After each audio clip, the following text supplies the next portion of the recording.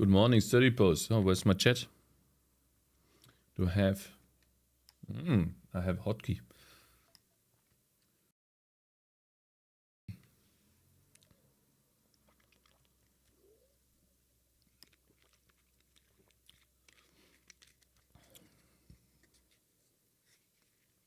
Curious to know what you like about Odin.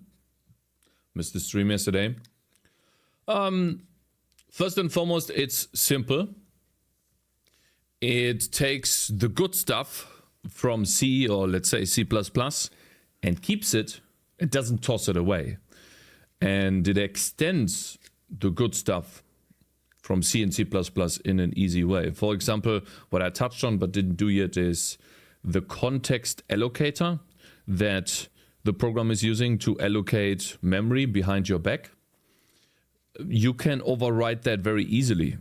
I have never seen that in C and C++. I know that it exists, but I've never seen that just stumbling across it looking through code. So you can potentially write your own custom allocators if you want to. And then by default, any default construct of the language will be allocated in your way and not the, let's say, malloc and free way, which is cool. Call the creator so he keeps Cakez a check. No, I don't think I will find anything annoying about the language at this point, to be honest. I think at this point, I already know the language good enough even to make a game, I think. Yes, there's a couple of constructs that are a little bit blurry for me because, or for example, the arrays and the question mark inside of arrays. I need to explore that a little bit more in order to understand fully what that means. How is it compared to J? J's downfall is that it doesn't have LSP.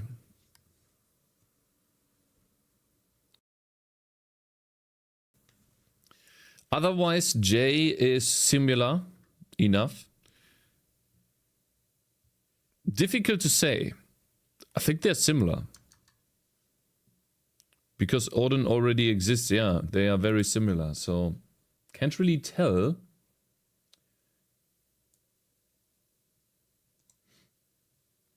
It does have LSP though, not just heavily advertised.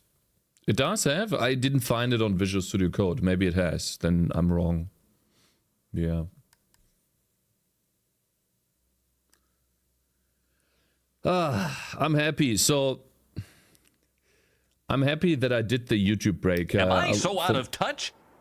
Hey, Ninx. No. Nix or Vandil just subscribed. Thank you very much for subscribing. Support for 14 years. What a huge support all this time. Thank you very much. I appreciate it very much. Thank you. Thank you so much. It's maybe not on the marketplace. Maybe the author doesn't use VS Code. Maybe. But then it's not, then it doesn't have LSP for, like, I don't know. How many people do use Visual Studio Code? Like 80%? 70%? Maybe I'm wrong. I think there's quite a few that use Visual Studio Code. It's your second time for Odin. Yeah, it is. But clickbaity is first time. So I'm gonna write first time. First time, day 2. That's how it is. You know.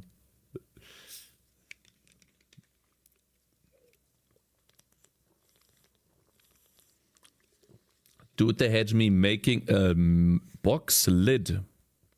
I feel like a child. What is a box lid? Time to learn something new, boys. Let's see. Box lid. Oh, like something that you put on top of a box. Like just something so that you could close the box. Okay. Am I so out of touch? Oh, that's no, really Anonymous small. Is gifting 1 subs to the community. Hey, thank you. I love boobies. Thank you very much. Yeah, me too. Big and soft, Thank you very much for the support, Anonymous Gifter. Thanks, bruh. Let me see here. Discord attachments. Oh wow. Oh wow.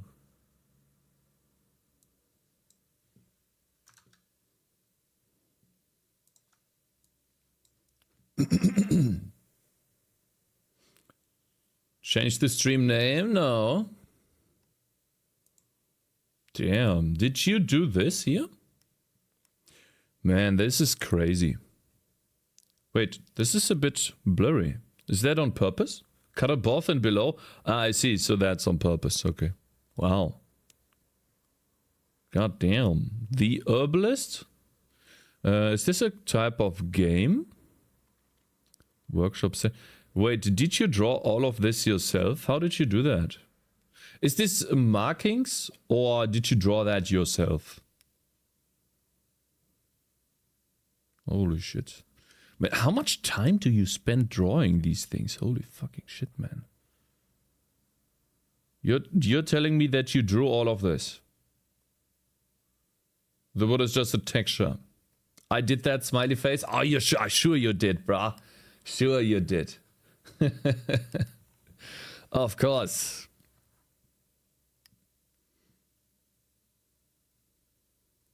Task to create a box lid. This is your task, right? You didn't do this yourself. And this is what they gave you to, right? You didn't draw that yourself as well. And then this is the result. Cool. Right? I drew it. No, I drew it. Zoom in. Really? Hello, Cakez. Hello there. What gets up? Good morning. The strokes? I don't see strokes. I fucking drew it. Hello, really super cool. Good morning, guys. Has anyone seen Asen? Is Asen match? That I wasn't streaming. Where's Asen? Guys, where's Mr. Asen? Anyone saw him? Asen? Hello? Those who know. Asen is also taking a week off. Aha. Cool, this looks really good. Did you mirror this? No, you didn't. Maybe you did mirror this here. Some stuff you did, right?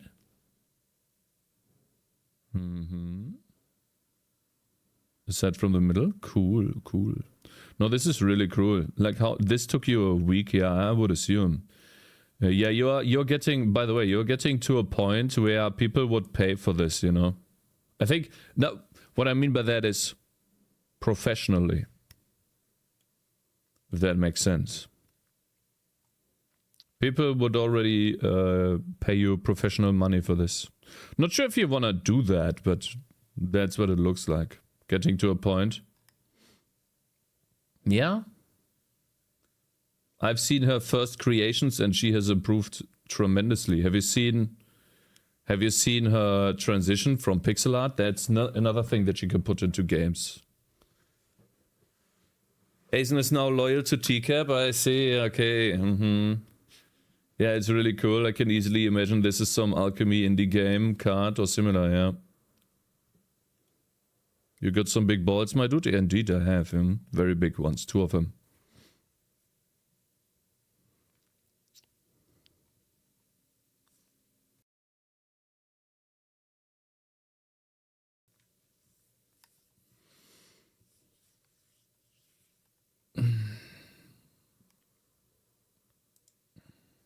Cool. Okay, let's first check out some of the Discord stuff. And Collector of Stuff also has an idea for a video. I saw that on my phone.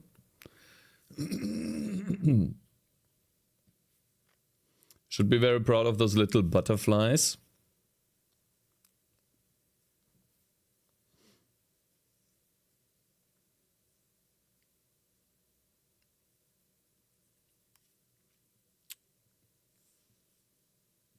Dude, are you watching my schnitzels all the time? Yeah, all the time. I go to sleep with them.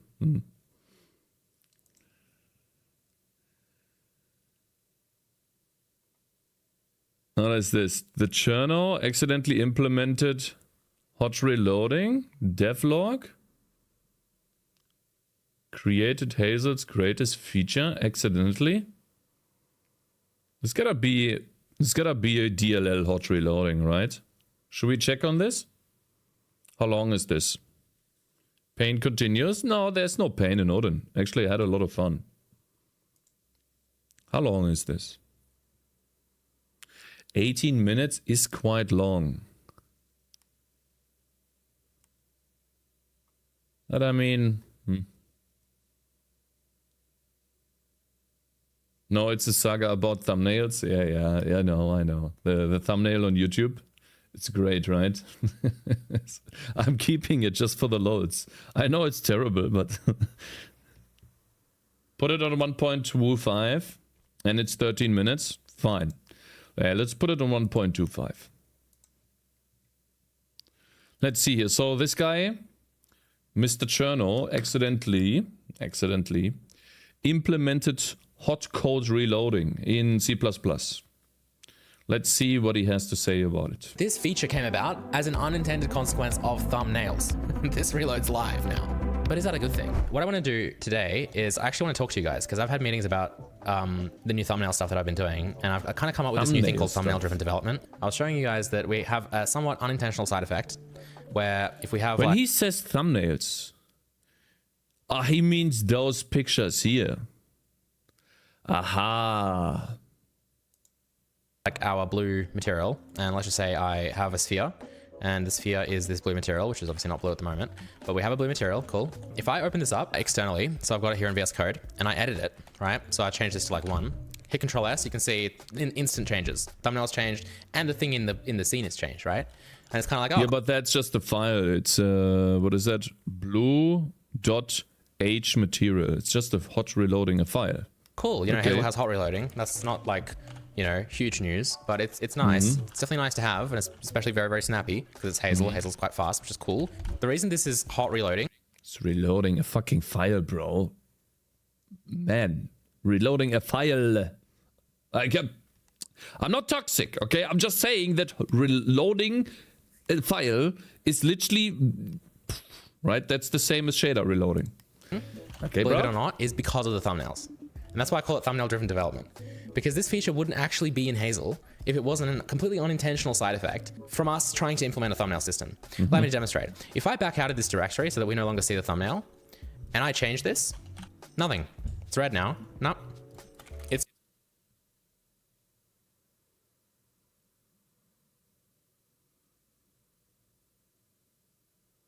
Why doesn't it change? That's a bug. That's a bug. Okay, so he's fixing the bug. It's emissive now. Let him cook. No, it's not. Until I step back into this directory. Ready? There it is. Isn't that wild?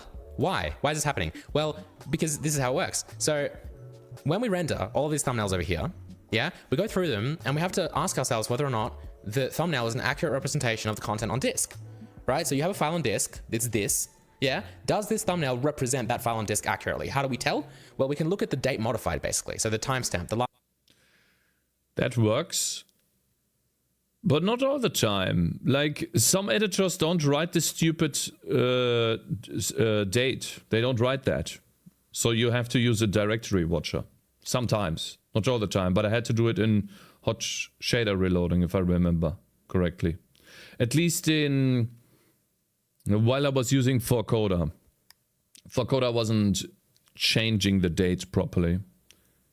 Better to have a watch on the directory, yeah. But again, like, it does work. It does work.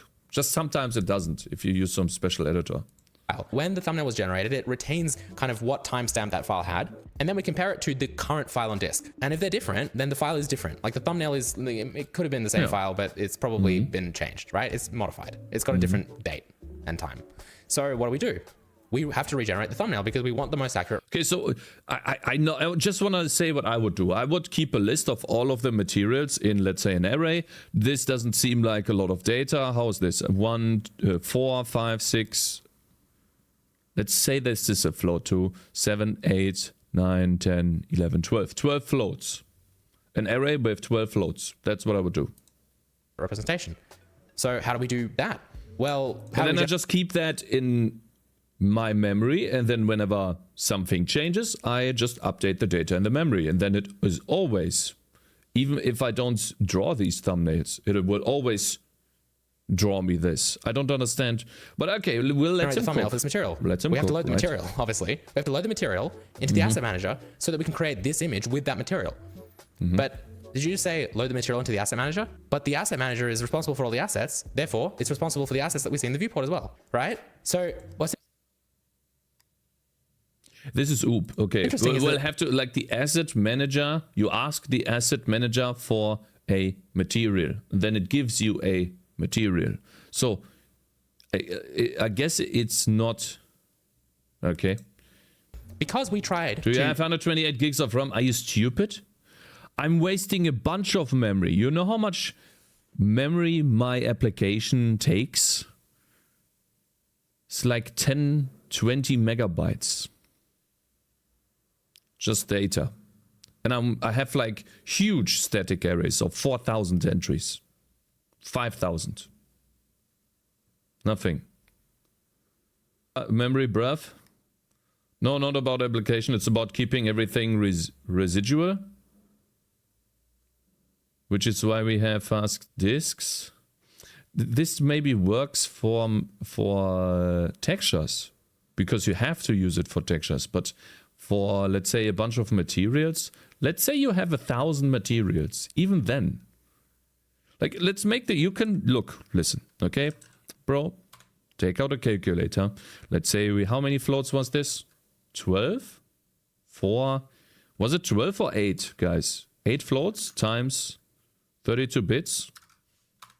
This is how many bits one of them has, right? 32 float. And then times 1,000. And then divide that. No, wait. Times 1,000, that is how many bits an array of 1,000 of those materials will have in your memory when you start the application. And then if we divide that by 1,000, I guess we have bytes then. 256 bytes. Not even a kilobyte of memory. You're talking about wasting space? When a texture is literally over a couple of megabytes? Maybe I did the math wrong, man. Like, did I do the math wrong? Probably not, right? Do I have to divide it by 8? Do I have to divide it by 8? Wait. I'm not divide by 8, not by, okay, let's divide it by 8. So we have 256, right? Wait, what do we have? We had 8 times 32. And then we multiply that by 1,000. And then we divide that by 8. Okay, so that's gotta be a couple of kilobytes. 32 kilobytes. No, 32 megabytes. Wait, is it? What is it now? Bits, bytes. No, this is bytes. This is bytes. So that is 32 kilobytes. I got fooled by Happy Rosenroth, yeah. So that is 32 kilobytes. A texture, 1K textures, they are easily over 4 megabytes. Uncompressed. Uncompressed, okay? Not compressed, uncompressed. Just to let you know. So you're not wasting space when you just keep this in memory. The amount of data that is required for other things is just way outweighs this type of stuff. Regenerate the thumbnail to make it the most up-to-date representation of this physical file on disk. It caused an asset reload in the whole engine, and it gave us this. I mean, this is weird. It's cool. Like, it's really cool, right? Because again, we can completely 100% lean into the fact that Hazel can reload assets this fast, because no other engine, as far as I'm aware, can reload assets. It's a fucking fire reloading, man. Okay, but commercial engine. This fast. Sorry. Right? Just by modifying this, you just change everything immediately. Like, this seems amazing. And again, like, you know, if we open up Fork, and we look at, like, you know, this, and here it is over here, and blue, right? If I revert this file, hey, it's back to what it was, right? So picture this. You're working with an artist. You're playing your game. He reverted this file. Oh, it's Git. Is it Git? Okay, was Git, right? Yeah. Cool. Yeah? They update some 3D models or change some textures, you pull their latest commit live while playing the game, it uploads like that. That's cool. And that's the Hazel advantage, right? So we lean into that because that's what we want to do. We want this to be nice. I feel like I'm watching an ad right now. Guys, you want to buy Hazel yet? Right? We want this to be cool. We want to take advantage of the fact that because Hazel is simple and not bloated and crazy, yeah, we can do this that quickly. Now, if you guys are trying to learn programming and math, listen up, I got something for you. Brilliant.org, the sponsor of this video, that you can try out for free for 30 days. Brilliant.org is an amazing website filled with lots and lots of really high quality courses on various STEM topics. Recently, they've been expanding on their programming courses. They're really good for beginners to learn how to think like a programmer. They'll help you learn essential coding elements like for loops and conditionals in like a fun visual way. And they even have these Python courses where you'll actually start building programs. But then they also have this huge library of really good math courses, which I think is super important if you're trying to learn programming, and especially if you want to make game engines like Hazel. And the reason why I love Brilliant specifically is because it depends on how you use materials. Let me check something. their courses are Let me put this here. It depends on how to use materials and textures. I guess you mean you. If you have one material with 4 textures per material, it can quickly add up. What do you mean? But if you go with the road of PBR and layering like in Cyberpunk, you will have 250 plus base materials that you can then mix using text files. How do you mix materials, Lovey Dev? Can you explain to me the act of mixing materials? That would be interesting to understand. Because for me, when you have a draw operation using a texture, you apply one material to it, right? Maybe I'm wrong there.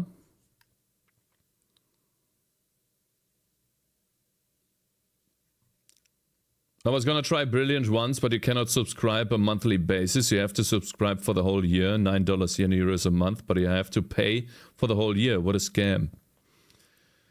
It's designed that way that you forget it. Yeah, you have to. What I do when I do these things, I put a reminder on my phone like 5 times on 5 different dates before it expires. That's how I get out of these things. The moment I sign up, at the same time, I do these dates.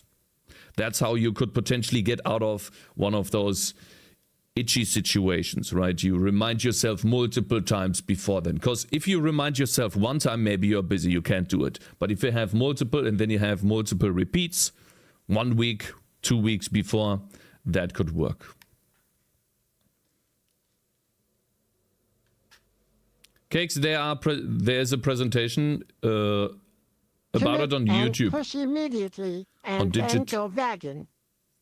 Cakes, there's a presentation about it on YouTube on Digital Dragons. It's a Polish game dev conference, but if you ever need explanation on it, would be easier to do so via voice/text or Discord. Okay, I see. Okay.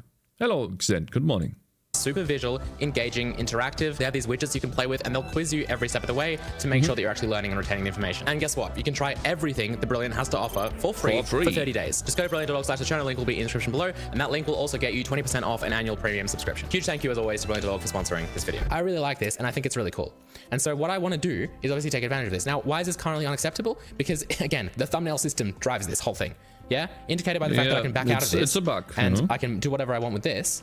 Yeah, but it doesn't show you. Until I go back in, it's not going to change. That's weird. The other thing that we were thinking about was the asset manager, right? And I'll probably make a video about Hazel's weird asset manager. But in general, like, it was weird that, you know, most engines, you import assets. Like, you have to physically drag the asset into the engine, and then it will import it. Like an Unreal Engine will make a U asset out of your mesh or whatever, or out of any asset, I guess. And then that lets you pick your import settings, all your metadata, all of everything, right? And then the U asset will Sorry about this. Give me a second. I turn off the music. Sorry, guys. retain a path to the original source asset it was kind of created from as well in the metadata, whatever, right? And then every time you change the original file, it has to kind of do a re-import into that U asset, or you do a manual re-import, whatever. It's going to have to regenerate that U asset file because the file that it is using inside the engine that you imported is not the same as the file you're editing as an intermediate format, which to me has always been weird because it's like, well, you're in the editor, bro. This isn't a shipped game. So why are you in a custom format already? Why aren't you just leaning on the fact that this is intermediate? What we see here, this editor, this is intermediate. This is not final published stuff, right? And like, you know, there's lots of reasons to transition to like a runtime format in the editor. I'm not saying it's bad design. I'm just saying that there's a good point that maybe Would be cool we should if be he treating this kind of explains as... how these materials are mixed and merged together, but I guess he did that in another video. I'm pretty sure he did, right? It is, in fact, the intermediate design level kind of part of this. Manager. So why not just retain the fact that we have an FBX file or a GLTR file, because that is our intermediate format, and we use that, and we want to maintain that reference, that link, because that we're currently working on the game. That's why we're in the editor. So clearly we expect these files to be updated and changed. The way that Hazel works is that you don't ever import anything. Yeah. If, like, check this out. Yeah. Here are my meshes. Let me make a new folder here. I'll call this stream. I'll copy avocado.gltf. I'm going to show this in Explorer. This is this, right? I'm going to paste it in here. I'm just going to refresh this view. Yeah. Here's my avocado. This, yeah, I didn't import this. I simply placed this into a directory, yeah, that is part of the assets directory. And I did have to hit this refresh button because we've disabled automatic file watching and stuff like that, just because it tends to cause problems and I don't really like it. Yeah, so we have to press the refresh button manually, or we can just restart the editor, obviously. If we dump a bunch of assets here and then start up Hazel or load the project, then obviously it will find the fact that there are new assets. Yeah, so that happens automatically. So then how do you use this 3D model though? Because here's the problem though. When you go down this route into the and you don't have like this whole, like, I'm dragging my file into Hazel now, yeah, so give me like my import options, then what happens is that you have no way to specify certain import things, right? Like, for example, does this have a skeleton? Like, do I want animations imported with this? What kind of submeshes do I want to use from this? What about materials? What about whatever? Yeah, but here's the thing. Even though this is here and you see this here, you can't use this. If you want to use this, and you can try use this, yeah, but you can't use the mesh source directly. You need to make either, and I've talked about this before in Hazel's new mesh system. I made a video called something like that. It's like a devlog from 2 or 3 years ago. There are two types of meshes. There's a static mesh and there's a dynamic mesh. And so when I try and use this in the scene by dragging it in, hey, look, that looks like an import dialog, doesn't it? And then what I can do is I can pick static dynamic mesh. Let's just go with static because it's not going to move and I don't want to replicate the hierarchy within this mesh as entities, right? So I'll pick a static mesh. I can pick a path for it. Sure, I'll just leave it in assets meshes, whatever. You can see it's going to be a .hs mesh, Hazel static mesh, right? I can generate colliders for it. I can do whatever. There's no skeleton. I'm not going to create an animation graph or whatever. Yeah, there's my mesh. I hit create. Now it's in the scene. There's my avocado. I love that I picked an avocado because I'm a big fan. And so what has it actually done? Well, let me go back here and I'll search for avocado. So here's my two avocados. I've searched for it. I've searched for avo. Yeah, that's why they're both here. One is a mesh source. One is a static mesh. So what is a static mesh then? Because it looks a lot like the mesh source. Well, if you open it externally... Those of you who have worked with 3D models and stuff, like...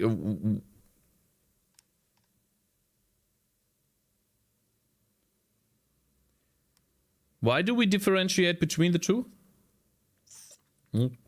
Basically, what you do is you have a mask which tells you how each layer should be blended with the next one. Obviously, I'm skipping a lot of steps, but that's the oversimplified version. So, let's say you have a list of materials on a texture, right? 5 materials layered on top of each other. The first one in the list is applied first. And then I guess you have a mask. If you don't have a mask, it's completely white. Then the entire material is applied on top, overwriting the previous material, I would assume. Just like it works in Photoshop, right?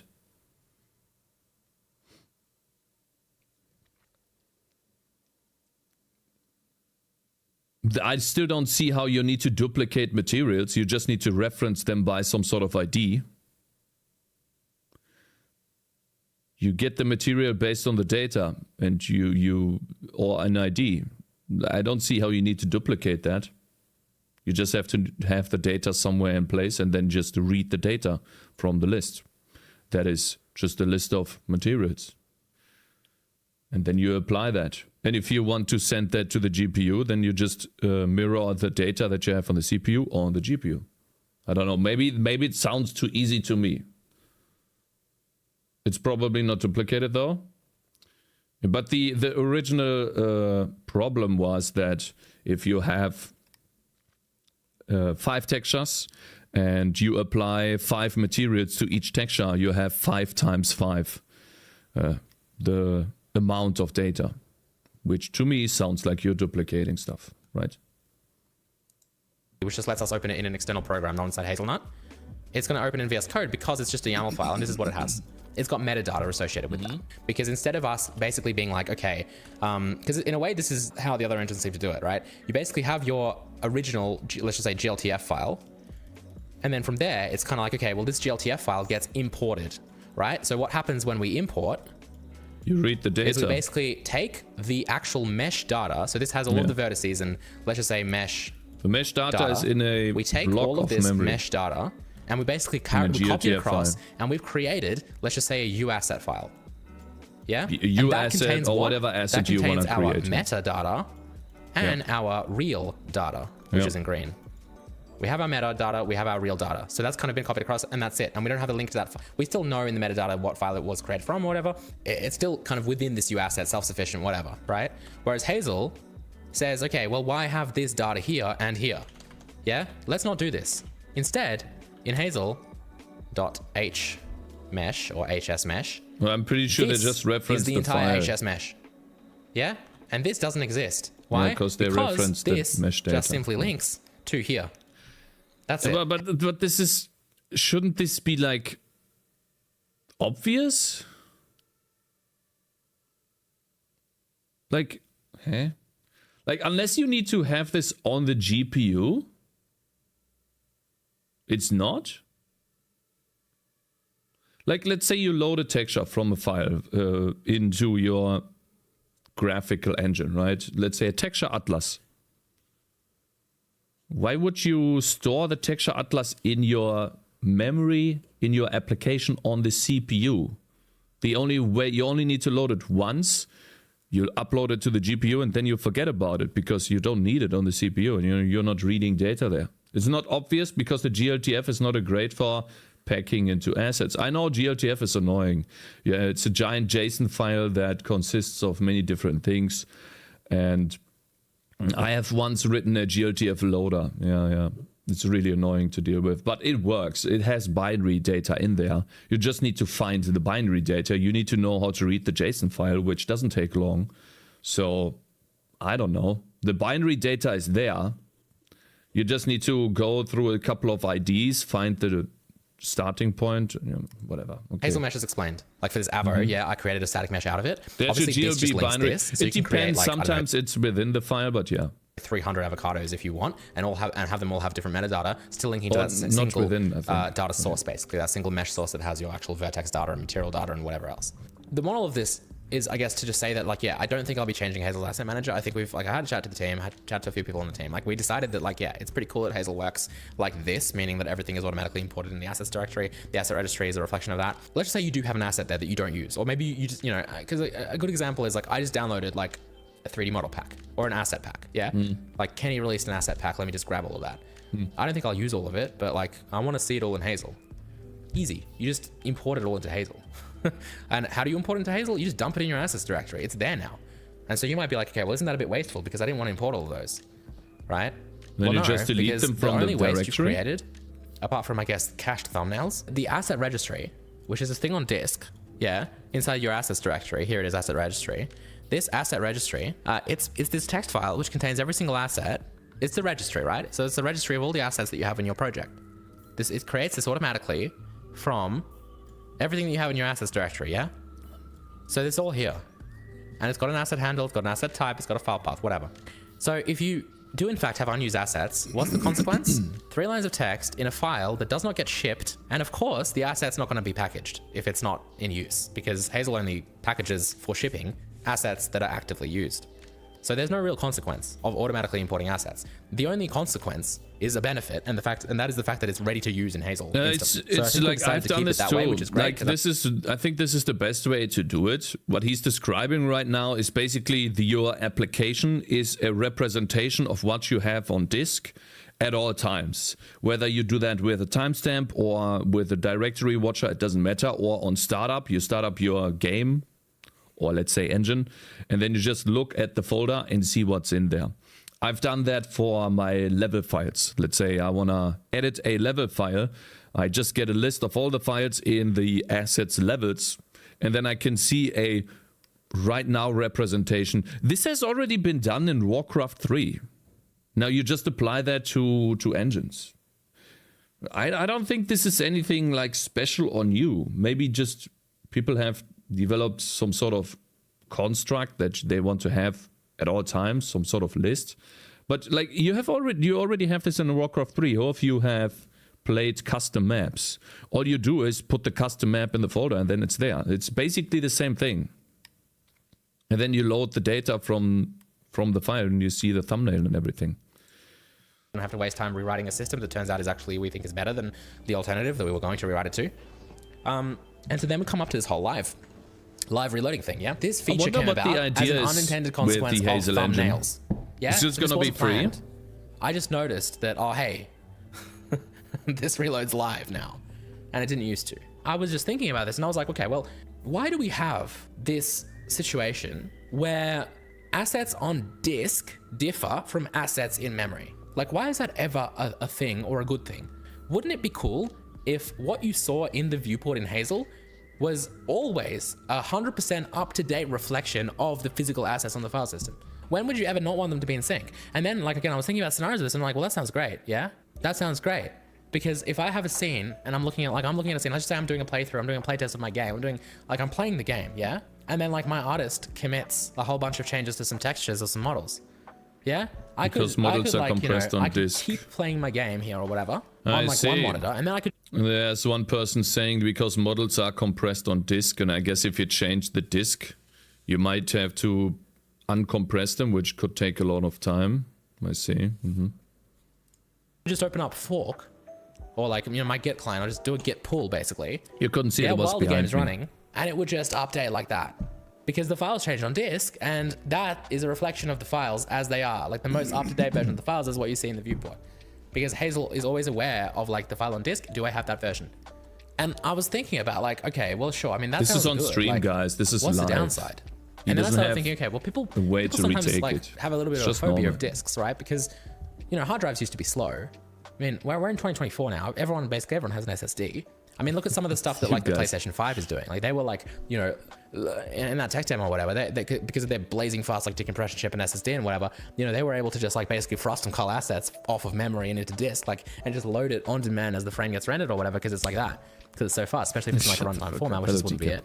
But sure, and then obviously we have like Windows 11 and we have DirectX 12, which has that direct storage or whatever thing that can load straight from disk to GPU memory. Like the future seems to be just, that coupled with the fact that SSDs are getting faster and faster. I've got an M2 SSD here that's really fast. We're kind of trending towards the fact that like disks, RAM, it's beginning to blur. It's beginning to kind of, RAM's still faster, but like it's, it's a lot closer than it used to be back in the day. So then what would be the big deal with loading all these assets all the time?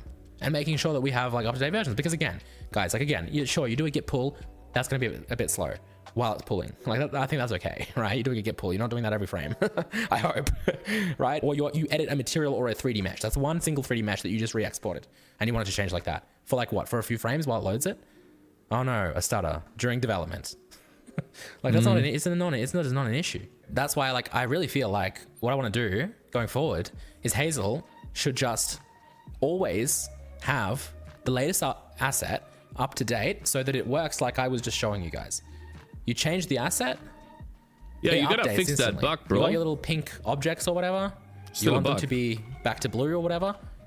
You just save the file, it's done. Yeah, because the files are what you see in a way. Like it's almost like, yeah, it has to store stuff in memory because that's how we get it to the GPU, unless we're using a direct storage thing or whatever, but like that's how we get it to the GPU, and the GPU needs it in memory because reloading, yes, this it is would in fact need to slow revolutionary. just read I knew what this you need was from gonna disk come every from single, TK. cycle of the fragment shader or whatever if you're reading a texture, right? Yeah. We still need to store stuff in memory because it's still I guess faster. we are not impressed But because we have been anytime something using changes on this since disk, day one. we get it Yeah. to memory instantly. It's just all live, baby. You are seeing the files you are editing. I thought What it you was see is hot what you code get. reloading. WYSIWYG. I just invented an acronym, and I want to stress this is the editor. Yeah, you're not playing a game. This isn't going to ruin your gameplay experience. You still gotta fix the bug, development. okay, This is Mr. editing. Cherno? This is just how the editor works. Yeah. I just like the fact that, again, I like the fact that this accidentally came about because of the thumbnails, man. Like that's cool. And You now wouldn't it's like even we know have about it we without almost have a new Casey? design philosophy for Hazel. Cool. All right. Does Thank you that guys for matter? watching. Hope you enjoyed Where you the get stream. your ideas from? Does that really matter? Where you get your ideas from? Or does it matter whether you adopt some good principles? Mr. Gets Up.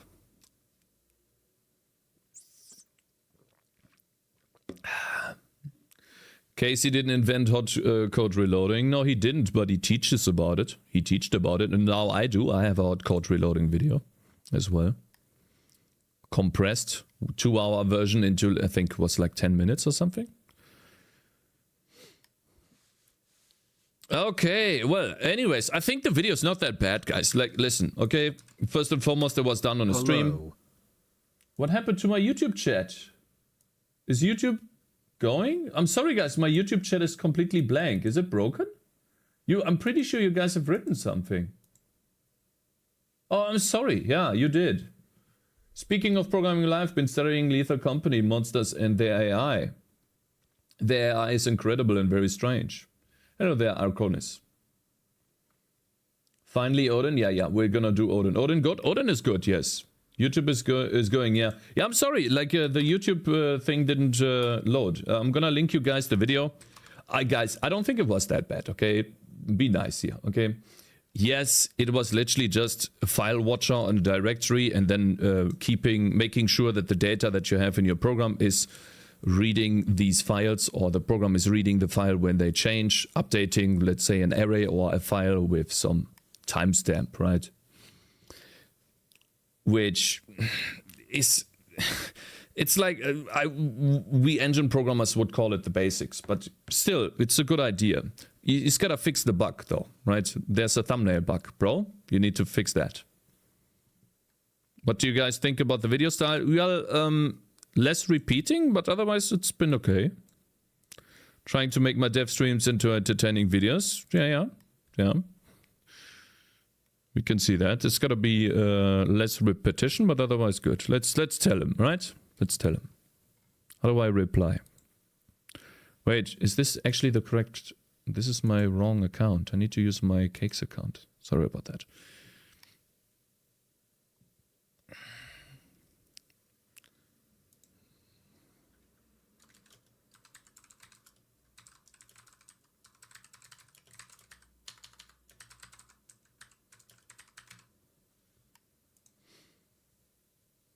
Cakez TV. Yeah. This is I'm splitting up my gaming YouTube channel at the moment, so it's all in development.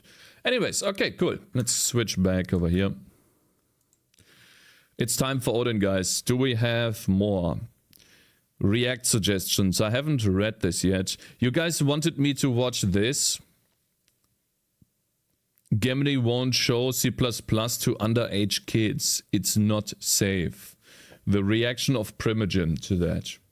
How about we do that tomorrow? What do you guys think? Is this something worth looking into? That's yesterday's news. I know that. It's been a while, but we can still take a look. I'm kind of tired of Prime videos. Yeah, I have never watched any of his, actually. I don't really consume that type of content, but I'm pretty sure it's interesting to talk about C++. That's the 5th of March. And? I watched too much Prime? No, I don't think so.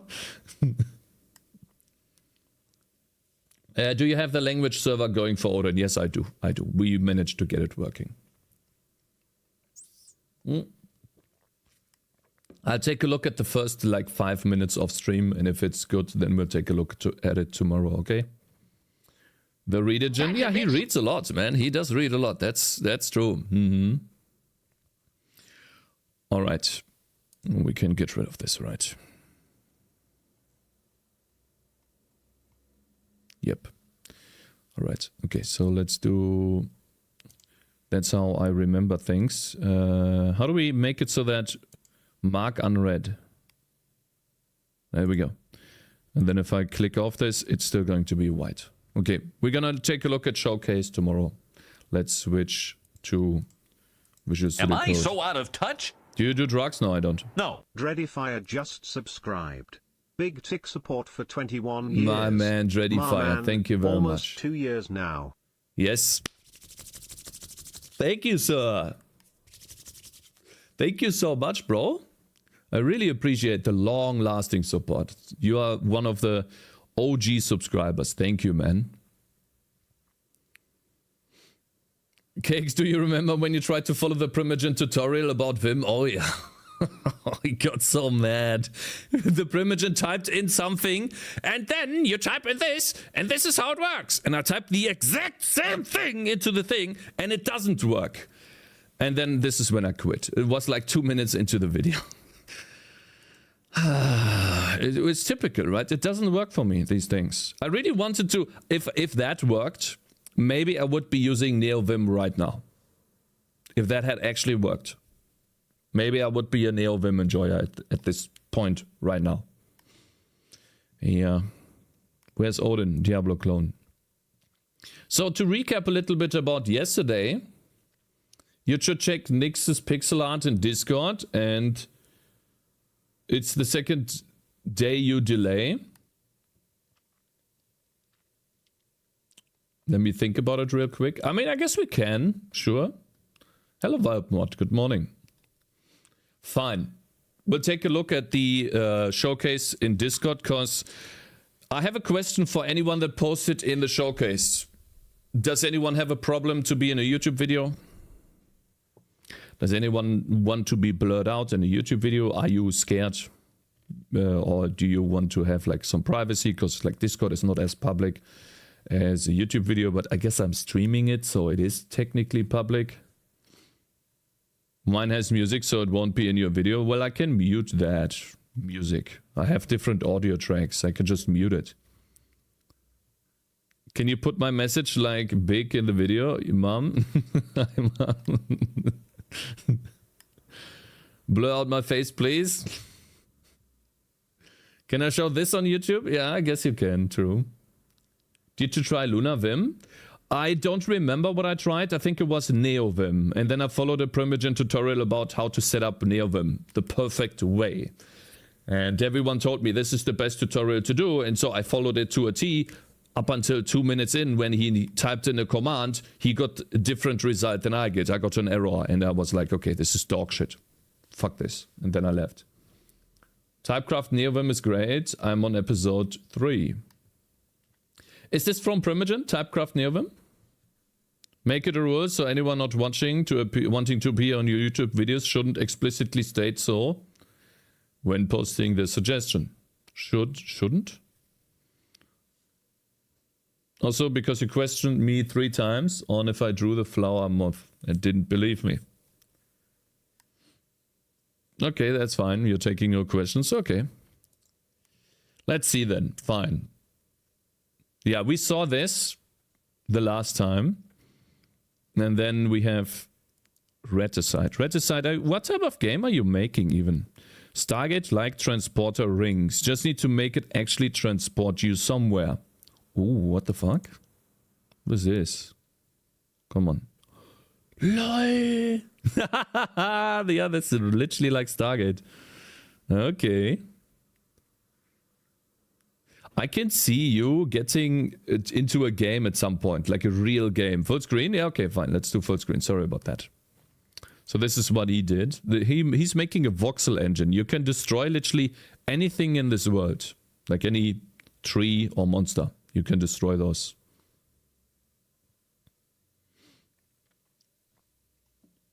Yeah, this looks really good. And it's all running on the browser, by the way. This is the web stuff that we are looking at right now. Try to make them come up one by one with a bit of delay between them, unless you don't want to copy how it was. Like an, yeah. And then we have, I think Pikachu's Glitch is right now trying to recreate his game in Unreal Engine, a 2D game in a 3D engine, which is looking a little bit weird, but also very good because it's so zoomed in. What is he doing? Well, is this in Unreal Engine now? It looked different last time.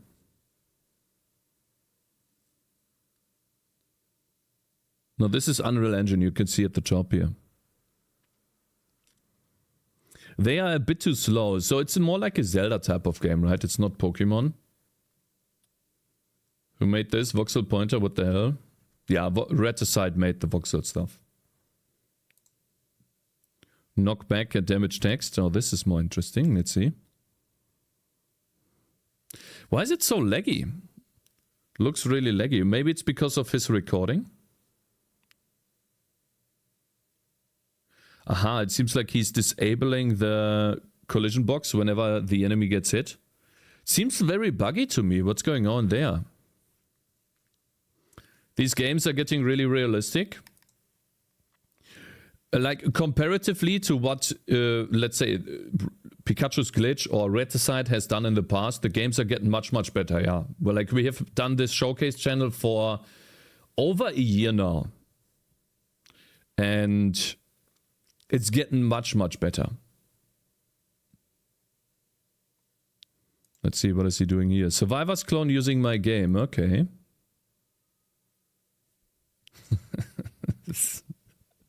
Okay, bro. Hey, they can't touch you. What are you doing? Where's your HP? Everyone is making a Survivor's clone. It's like the game to make when you're starting a game development journey. I think it's one of the best games to make even. I'm getting called. Who's calling me? Sorry about that. I guess I need to call back. Who's calling me? I don't even know this number.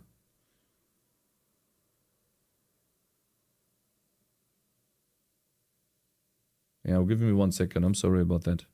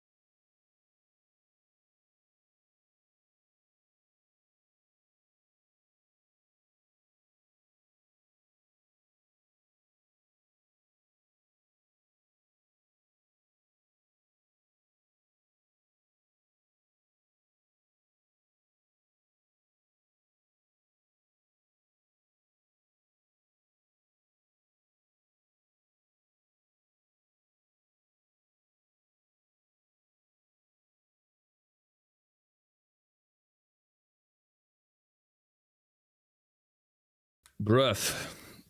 Huh? How did it start this? Can you hear me? Guys? Can you hear me? Am I unmuted? Okay. Sorry about that long interruption.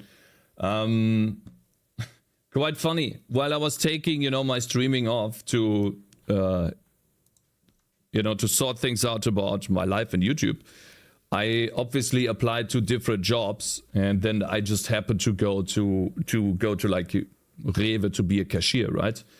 Looks like another person just called me asking me if I wanted to take a look at their job and what I could do there. It's more about writing PowerShell scripts than be a cashier, right, for them in like a mini job basis.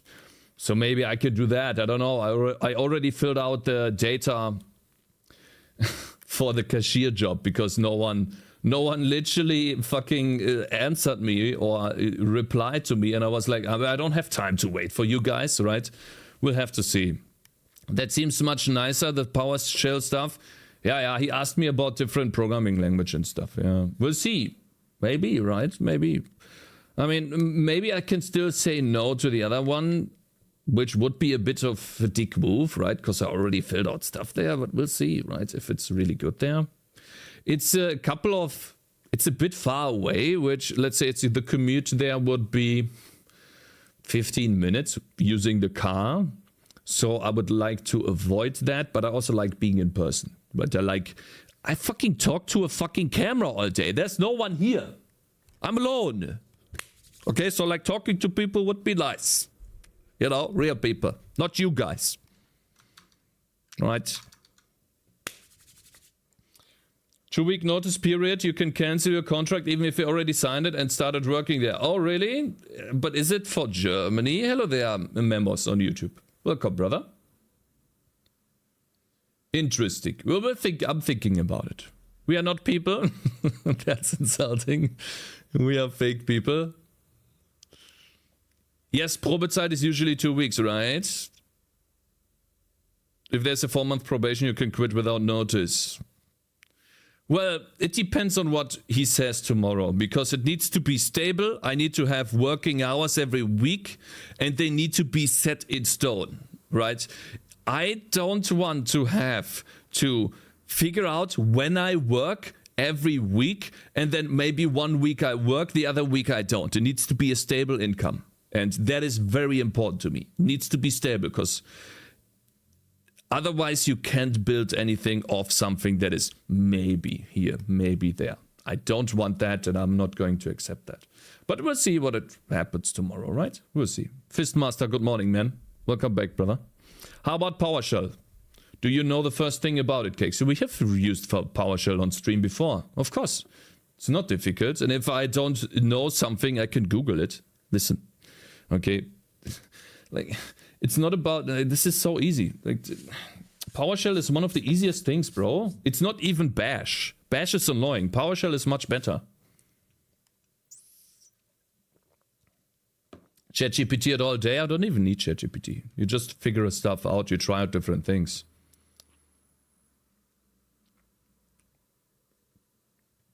Yeah, I can learn PowerShell very fast. Yeah, that's true. Okay. Let's go back to this. So, Coffee Lava made a vampire... Coffee Lava. Not Coffee Lava. Why do I always say Coffee Lava? Pikachu's Glitch, who is called Light in Discord, has made a Survivors clone in Unreal Engine 2D Survivors clone. I personally prefer Bash. Really, you do? ChatGPT. Actually, I have written Bash scripts before. My build script... Oh, excuse me. My build script is that, literally. I'm sorry. Congrats, Godzilla. Oh god, man. Okay. Let's see. There's no voice. There's no sound. I think it's shooting automatically, which is cool. Why'd you put the banana in there? What banana? Shooting sperms? Yeah, the questionable, what is it called? The projectiles are a little questionable. That's true, yeah.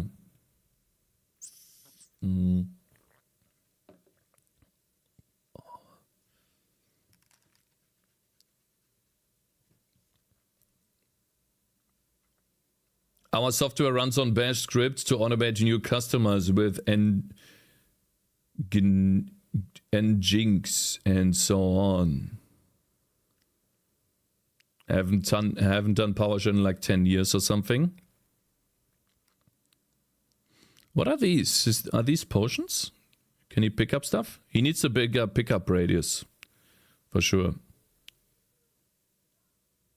Cool. Yeah, Coffee Lava is learning. And at least he's continuing. That's really cool. What do we have here? Oh, blooming marvelously. How do you do bloom? Is it advanced bloom?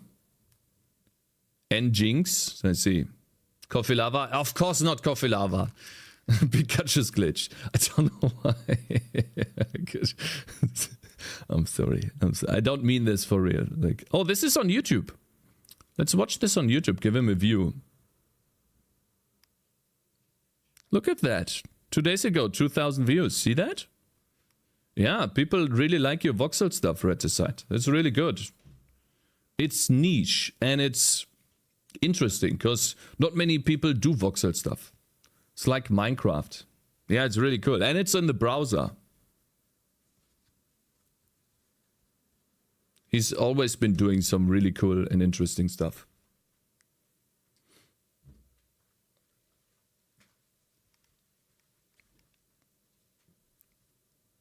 You know what you could do? I know everyone does this, but you could already, with this, you could already make a Vampire Survivors clone. And maybe you could use those portals, you know, as like transportation between zones or between, yeah, maybe like between zones. And you can destroy rocks to create new pathways, like the latest Survivors clone that we have seen, or that I have seen. What is it called? Deep Rock or something? Deep Rock Galactic? Have you guys seen that? Heard about that? This is, let's see.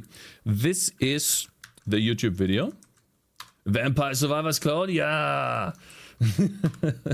This is the YouTube video. Give him a like, guys. Give him a sub. He's doing cool stuff. Redicide has been posting these videos over a long time. Yeah, he's been very consistent with this. Already did? Yeah, very nice. Very good. This one looks cool too. Cakez, can you make a Vampire Survivors clone in PowerShell for practice, you know? I'm not gonna do that. Ob ich was haben will? Yo, wait, I need to order food right now, you know? My wife's like basically the food lady right now. Das mit der Vanille, die du immer isst, holen. Hm? Dieses Vanillegebäck. Ja? Ja. Schnitzel? Brezeln brauchen wir? Da ist ja was. Ist leer. Hast du jetzt alle gegessen? Ja. Brezel und eine was noch? Snickers? Nein. Ah, Couch. Softkeks. Okay, und Snickers? Nein. Ein? Nein. Okay. Du kriegst Bauchschmerzen. Mm. Das war's schon. Okay, fine. Okay. Nein. Du kriegst Bauchschmerzen. Currywurst? Okay. But how many is there left? Okay, not much left. Okay, fine. Guys, we need to do Odin. We need to make our game. Okay? Let's see, what is Coffee Lava doing? Fuck! Pikachu's glitch doing here. Sorry, I'm so sorry. Spiel machen. Percent. What is it? Is he like explaining something? Oh, it's transparency in Unreal Engine? Man, look at this stuff, bro. This is what I had to learn, or I'm still learning if I want to mod. LOL? Oh, it's like this. Okay, cool. It's like making a heart, quarter heart and stuff like that. Interesting. Vector to radiant value. Holy shit. Does anyone of you understand this stuff? The RGB is connected to base color and the opacity as well. And then the base color is also going here which is a floor, I don't know, something that is on the ground, and you add that floor to a vector to radiant value that is connected to an angle, which the value is here. I don't know if this type of visual scripting or... Crazy, bro. This is not visual scripting, but holy. You could write C++ in Unreal Engine and expose parameters to blueprints, visual scripting. Blueprints is my jam. We need to learn blueprints. I think after Odin, maybe we learn Unreal Engine. What do you guys think? Maybe in like 1 or 2 weeks from now, we start with Unreal Engine. Like, really learn it. Because the last time I didn't really learn it, right? We just unpacked and then tried to write a mod. Blueprint's a really cool way to learn programming for beginners. It is, yeah.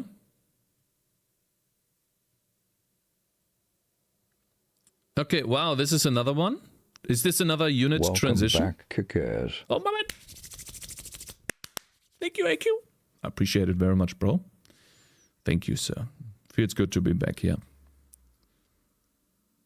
You get a lot of utility function. I learned shaders this way. Okay.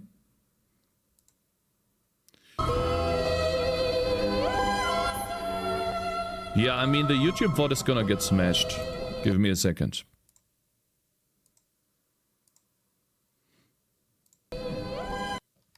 We're gonna watch this on YouTube too, because we need to give Ninx a sub and a like, guys. Okay, guys?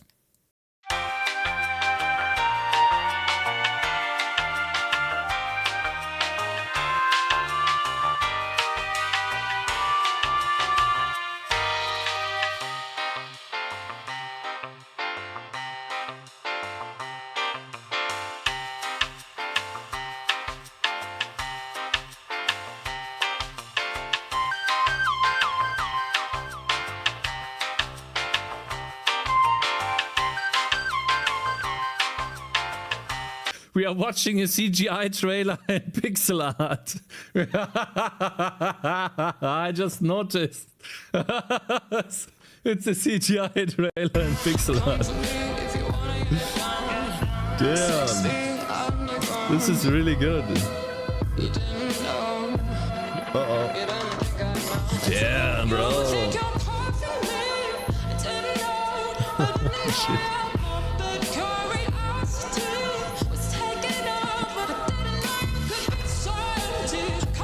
Lol. Damn. Aura? What does that mean?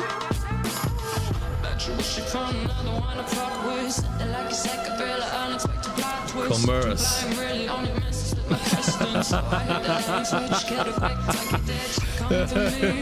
Artistry.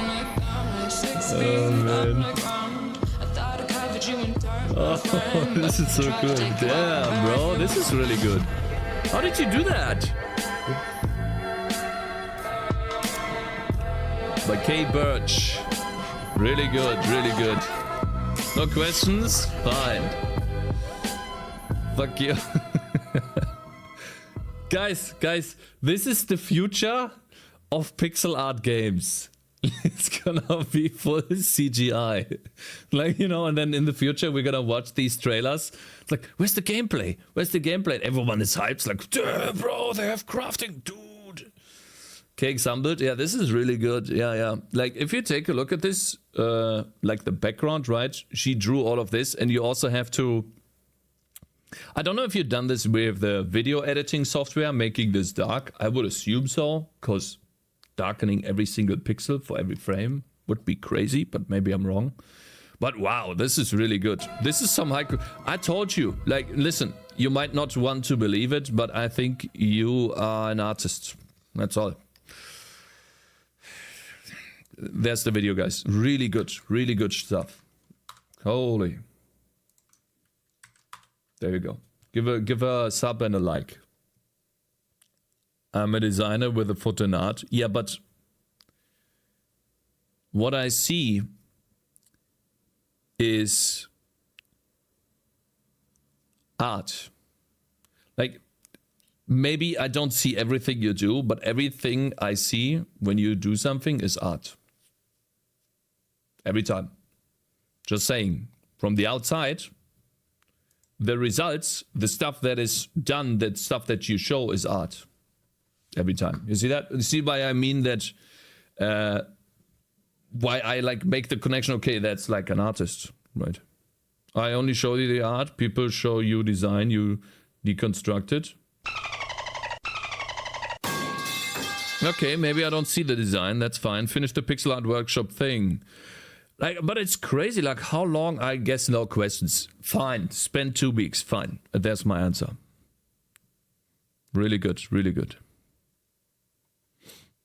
Your favorite song? I did a recreation of your favorite song. Is this?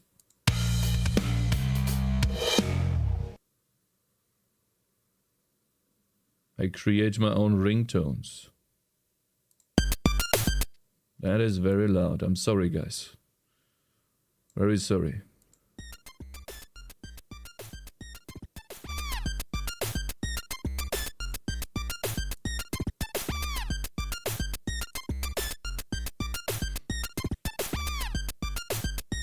It's a little bit repetitive, but I guess.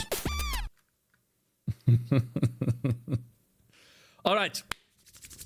We are done with showcase. I guess we can look at general then real quickly.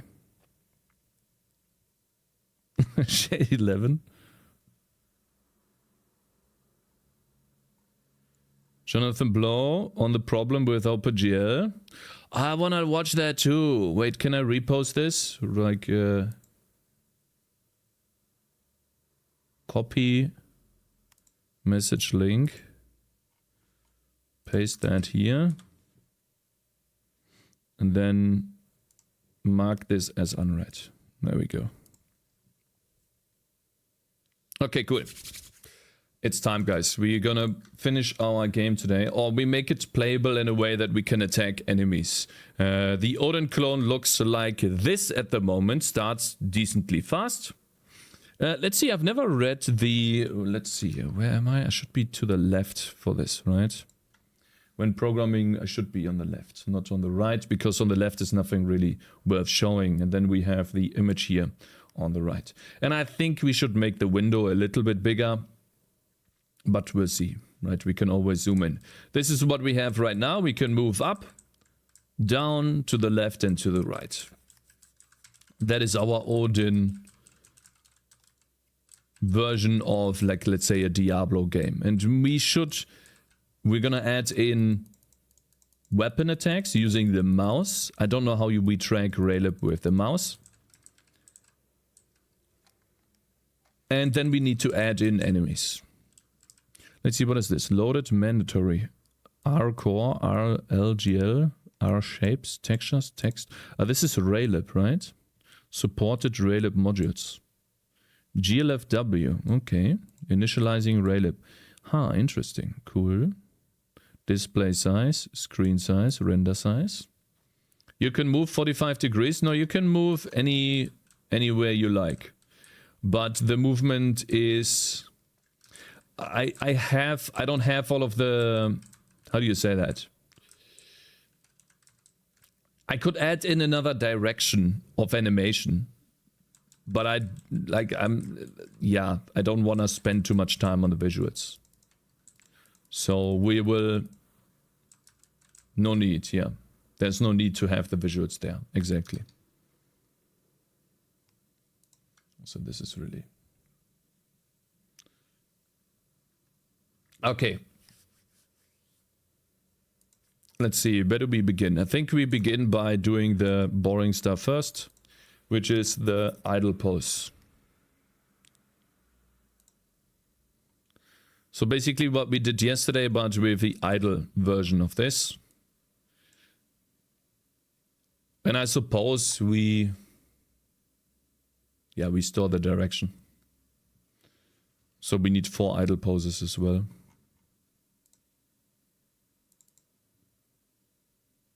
Where did I put that yesterday? Do you guys remember where I put...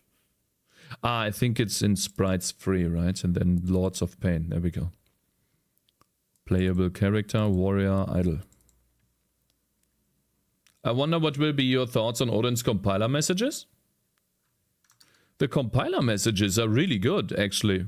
You mean the error message stuff? That was really, like, literally, yes. Ah, it's just an image. Okay. That's making it much easier.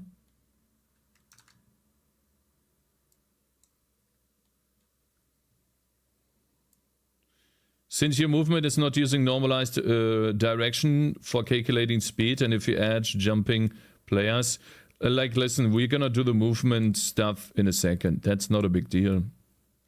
We can always make it exactly 1 pixel. That's fine. Hello there, Jay, on YouTube. Welcome, bro. North, south,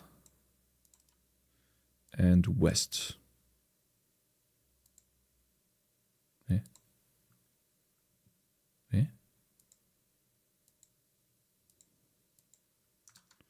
Eh? Or did I try to put in... Okay. And then we turn all of these to 96 by 96.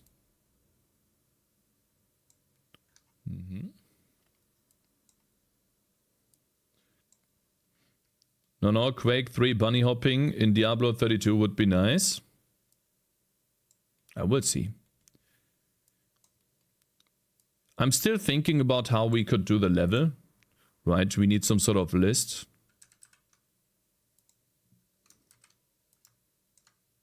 This is number 1.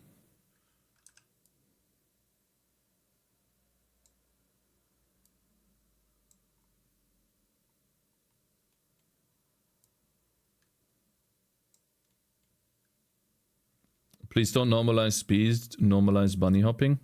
I don't think you can do this in this game, guys. I will just walk faster diagonally, that's all.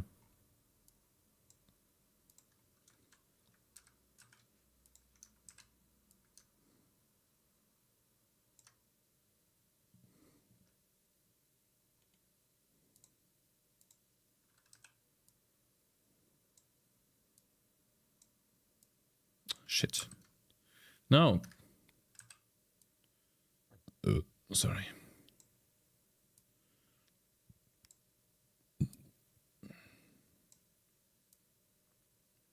Okay.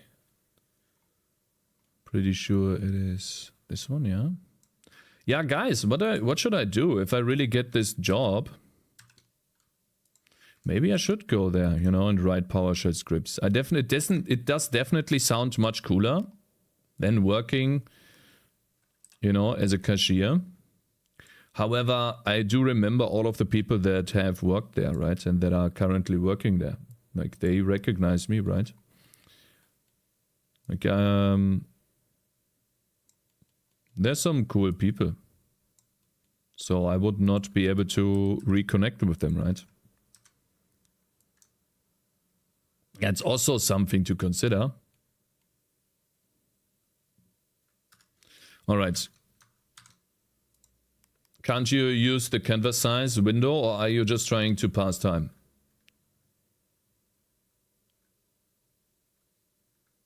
That's just how I do it, bro. It's fine, okay? Yeah. Okay. Oh, I noticed something right now. We can't... I guess there's no LSP for jumping into this here. Jumping into the sprite player thing. Okay, we have player run, and then we just turn this into idle.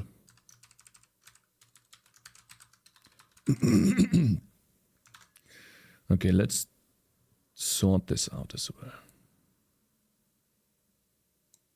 Ah, whatever. North is here. 193, no.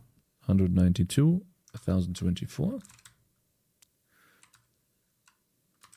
This is so cool. You know, the coolest stuff about Odin, I guess you can do this in C++ too. I didn't know that. But in Odin, you can basically index into the array using the enum right when you are declaring the array, which is really cool. I still have to learn this. I wonder what that means. And what does the question mark mean? Lithi, thank you very much for following.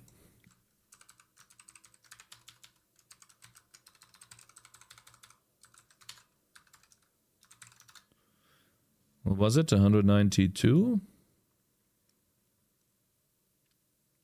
1024.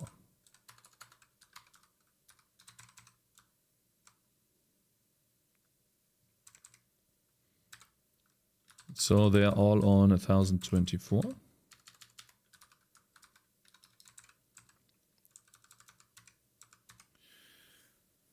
A sprite ID on sprite is an enumerated array. I highly recommend reading the docs for both that and the question mark thing. Both are very well documented. Okay, we'll do that. Fine. We'll do this. East, southwest. Okay, what is east? East is to the right. I think it's here. That is 96. And then south is there, and west is 0. Then we just need to do south. That is 288. Welcome back for fixed arrays. Thank you. I don't even have to look it up. Okay, so let's see here. Because I would like to understand what the question mark means. Switch F. Case dot. Let's see, for example, implicit selector, member name. Using can also be used with an enumeration to bring the fields into the current scope. Okay. Implicit selector. What about breakthroughs? Not breakthroughs, fall-throughs in Odin. What about that? Subscribed, I'm a fan. Thank you, Majay. On YouTube. Thank you, sir. Fall through is a thing. Okay, so by default it is break. Break by default, so you don't have to specify the break all the time. And if you want it to fall through, break. Okay, so what if you do this? Let's take this example, right? Just a question. If you take this, right? What if I do this?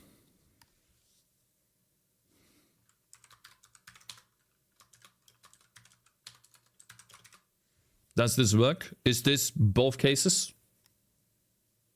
That does not fall through. So for case A, it would do nothing. So I would have to do fall through. You need to do case A, comma B. Aha, that's good. Okay, like that.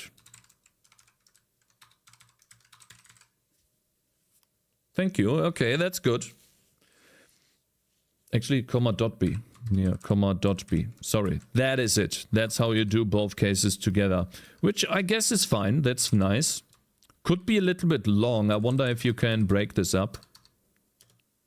I think you can, right? Let's test this out. Actually. Can I... Wait, can I build here? I think I can already build, right?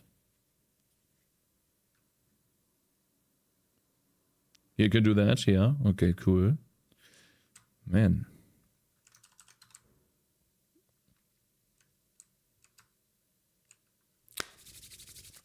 I'm liking it so far. Alright, so if we don't move...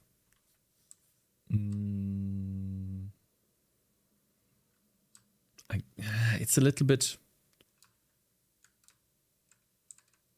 I guess we do it like this.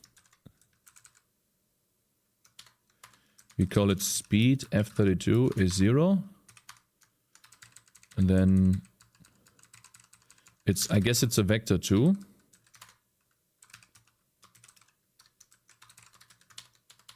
Every frame this is 0. And then we set the speed on X. To 1. Actually minus 1. This is speed on X 1. This is speed on Y. Minus 1. And this is speed on Y plus 1.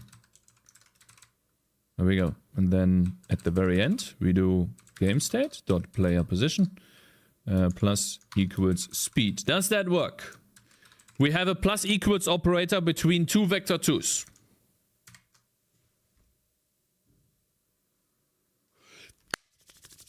So, can anyone explain to me why Zig doesn't have that? People already told me because it could be custom behavior. Okay. That can be confusing. Okay. I see. I'm still mad about Zig.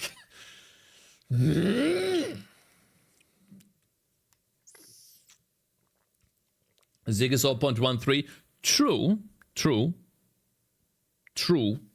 But it's been out for multiple years now. Because Zig is dog shit in your words. Zig is for firehead. Odin has array programming as part of the language that is not operator overloading. So, but it's doing what I'm expecting, right? Isn't that correct? Gingerbill, it added the speed onto the vector2 of the player position, right?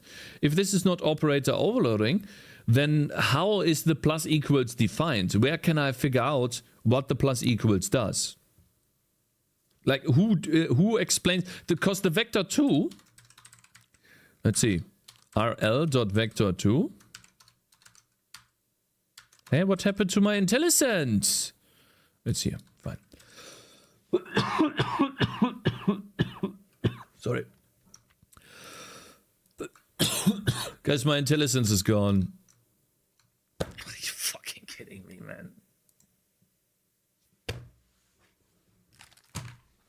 God damn it!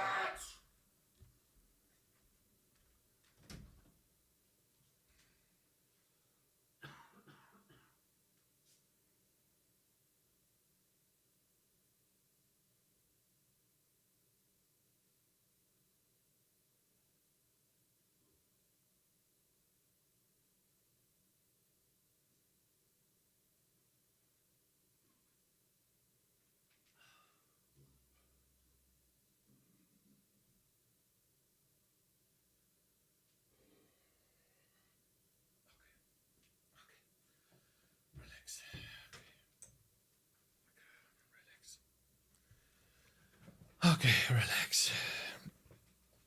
It's all good. What happened? Nothing. It's all good. I'm sorry.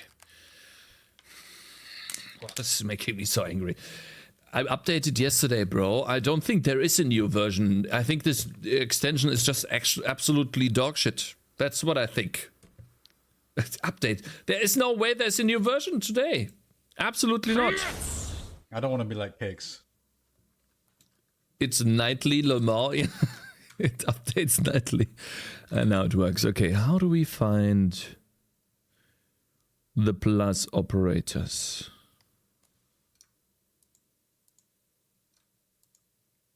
Lina leg. Excuse me. Lina leg is a package. Use a Lina LG. This is why you should use a real text editor. Nightly is every night. It's not even a joke that this is what nightly means, updated every day. Really? Yeah, but why does it stop working? If I decide to not update, why does it stop working? Can someone explain that to me? That makes no sense. If I decide to not update, it should still work because I have the software. VS Code, yeah, it knows better. Literally, it's literally a language feature, not operator overloading. The language understands how that works. It's just two F32s. Aha, okay. Could you explain something to me, please? Where is the vector2 defined? Where is the structure defined? Is it here? Because this doesn't look like a structure to me. What does this mean? Vector2. Is this a structure? Distinct? Distinct. Microsoft knows what you want. It's probably just VS Code. I think OLS just stopped working, which needed a reload. It has nothing to do with the update. See the docs here, array programming. Neeb. Oh shit, I accidentally clicked on it and destroyed my stream manager. Fuck. Sorry. Okay, let's see. Let's take a look at the docs. Also, I would like to merge those two. No, I don't want the color, bro, and I don't want a group, man. This fucking Microsoft! Fuck you! I lost both tabs! No, I didn't.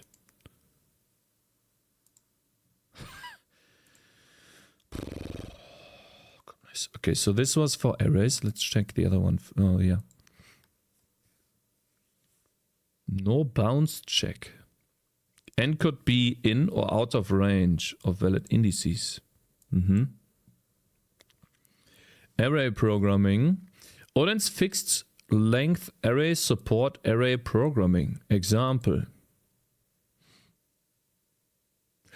Aha, Odin also supports matrix types. Swizzle. But this is a function you wrote yourself, right? Interesting. Built-in implicit swizzle. Holy shit, this is getting into five-head stuff. Yeah, I mean, this gingerbread person is really five-head. Holy shit. Oh my god. Okay. Like, you totally lost me here. Oh my god. So this is 3 distinct. Distinct type. A distinct type allows the creation of a new type with the same underlying semantics. Aha! Swizzle is nice. Swizzling is nice. What does swizzle do? It's an array? Excuse me. Sorry, I shouldn't have screamed. Fuck.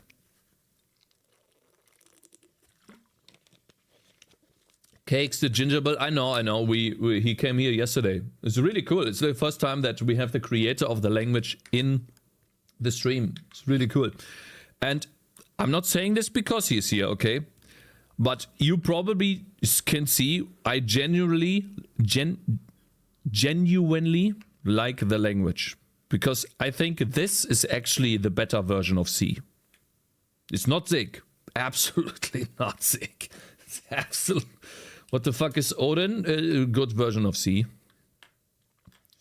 It's like in GLSL, you can do... You can do that? But wait. So when you do this, right? Where is it? When you do this, right? How do I know, or how does the... I don't know, programming language know that the first stop it! That the first operand is X, second is Y, and the third is Z. God damn it.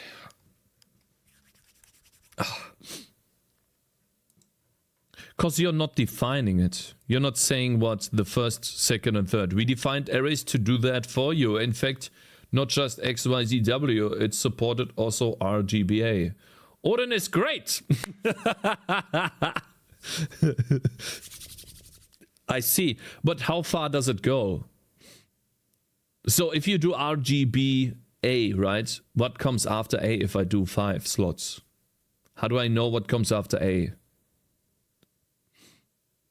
Only applies to length for arrays? Yeah, that's the question, right? What happens on 5? Thor is just better? You mean the streamer or the programming language? If you need more than 4 elements, you need to do swizzle. Wait, swizzle. Wait, wife's at the door.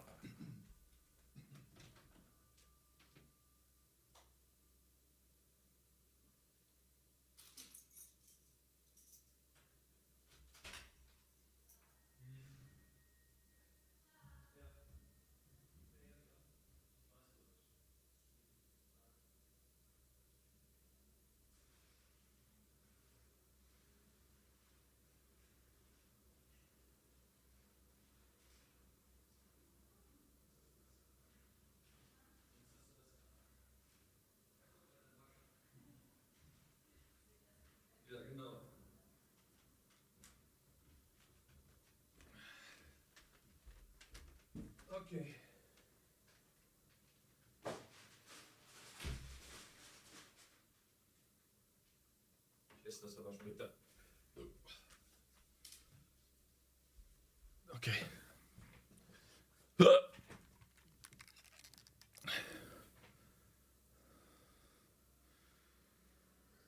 Both.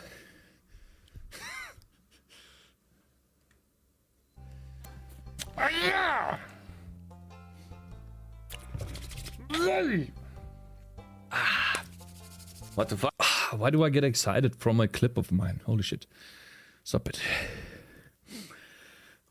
Okay. I don't understand the swizzle. B. Swizzle. 210. You have to swizzle your... I don't understand that at all. Swizzle? Wizardy? Swizzle these? Wife does not even have a key. No, she has. But she had 2 boxes. Swizzle 210 is the same as X, Y, Z, Y, X. Ah, I see. But I can't do X, Y, right? It's not possible. So, oops. Go back. Speed.xy is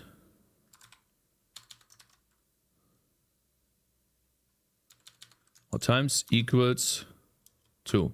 That doesn't work, right?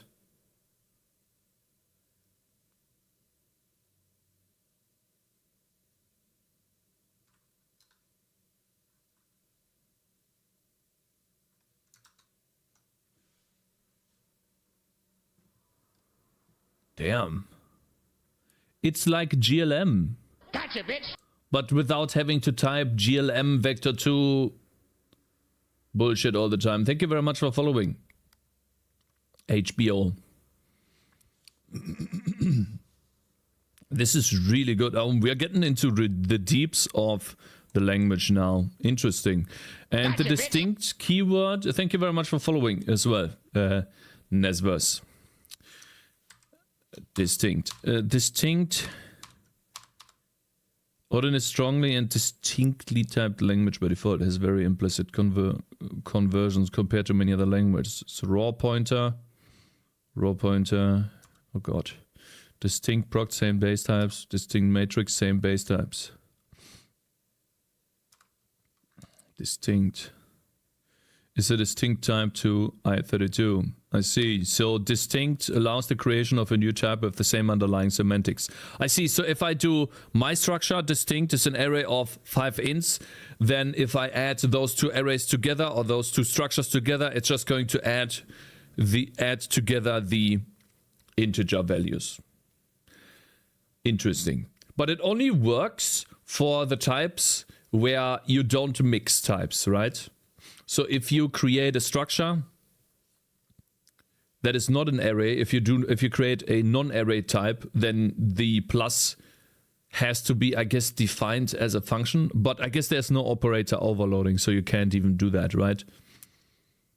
So I can't add 2 structures together. Stupid ads, yeah, that's on Twitch.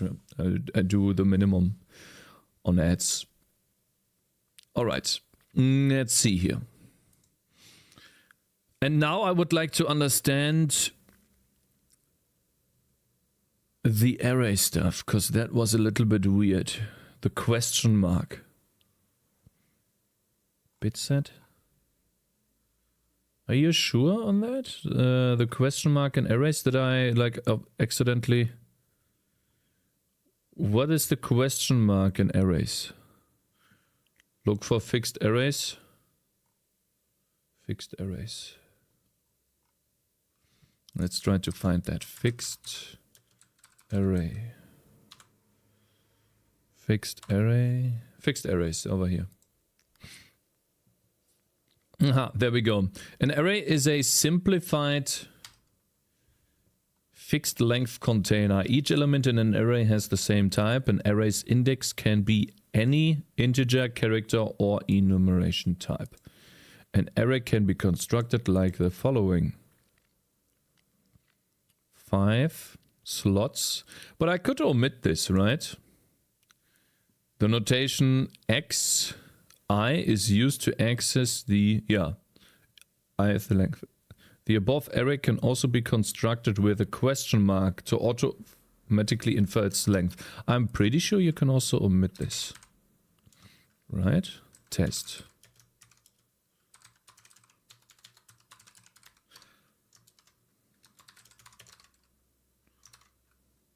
How about we do, instead of vector 2s, we do ints? Ah yeah, we don't have int, right?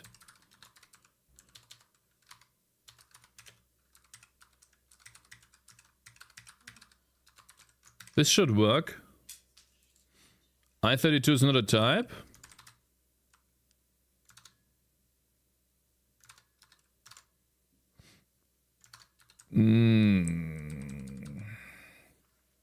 Auto.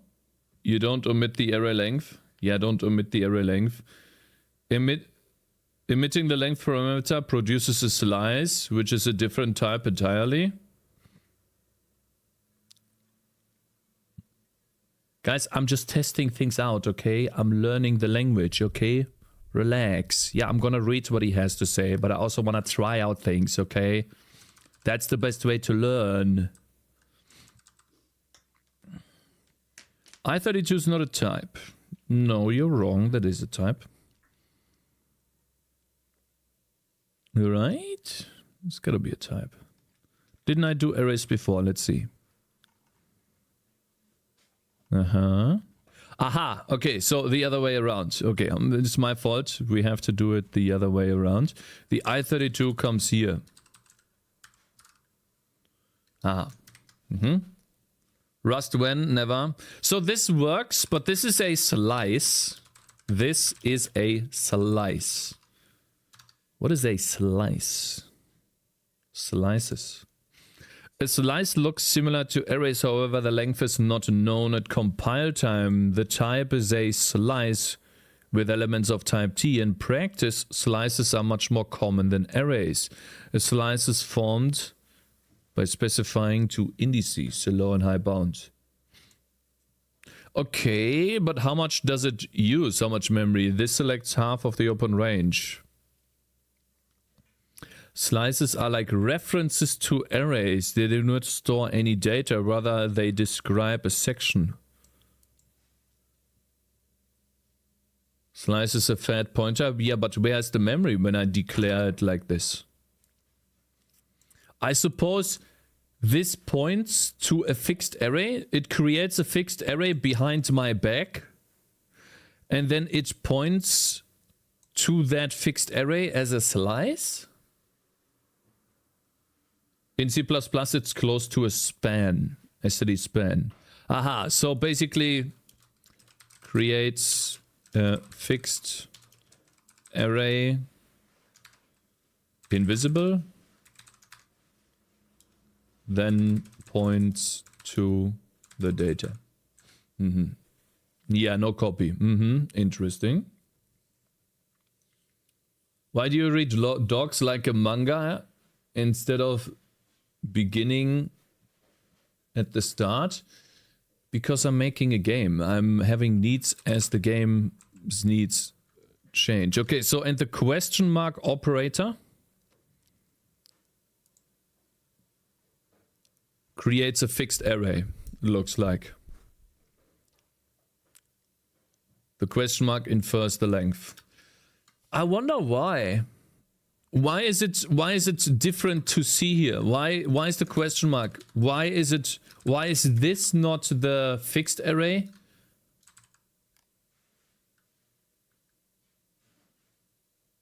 Why is that? C doesn't have slices, that's why. But this is a fixed array in C, right? This is a fixed array in C.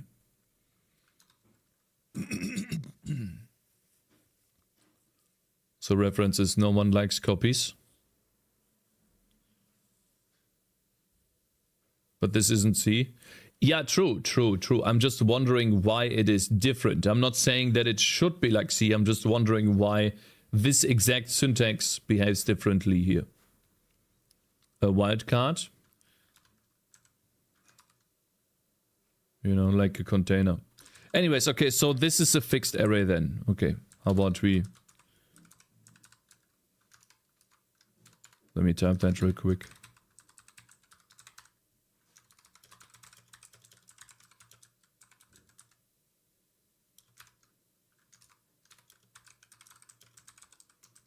Okay, so the question mark infers the size. Okay, fine. I guess we'll leave this on for a second here. All right. Do we have a way to create or infer the length of speed?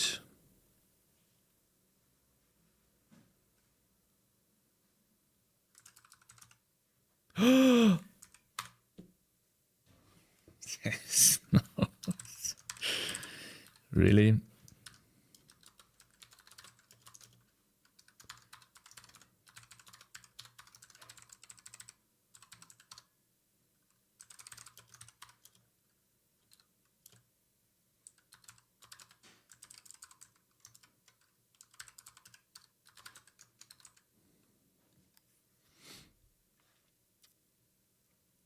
That's not it. Import comma the length. Oh, it's not. And then linear length speed. Length Python is here. I wonder what this does. Let's try to debug this. How about we do this? Length. Test length is length speed.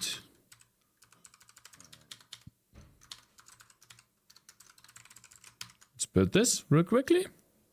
Sprite declared mod not used. Oh, I see.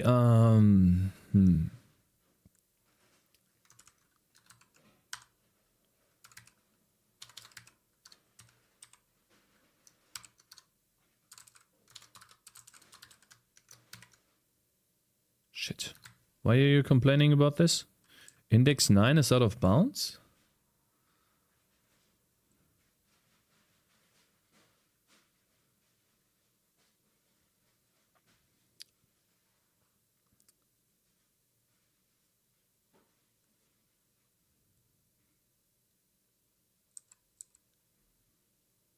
Hä?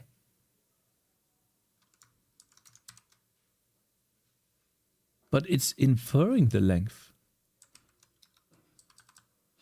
Hä?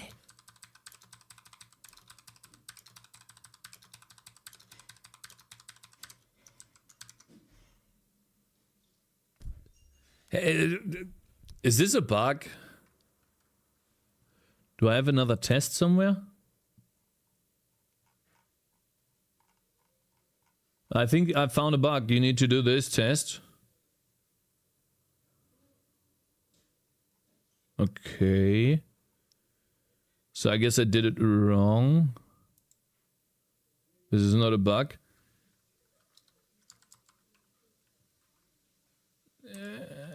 Okay. Interesting.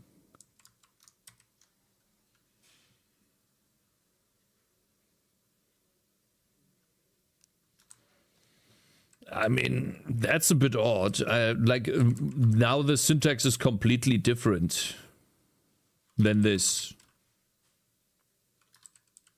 I guess we can do it like this too, right? I suppose. I wonder why. This syntax isn't different. You could do the same thing with the other. Okay. Weird. Okay, fine. Let's see here. What does this do? It should be 0. Okay, so length is completely broken. We need the import. What is it? Core math. Can't I just take math?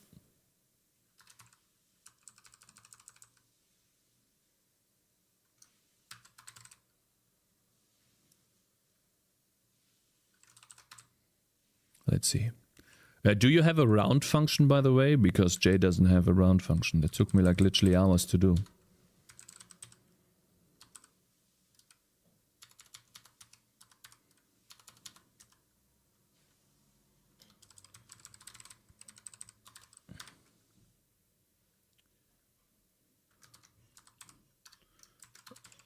Okay.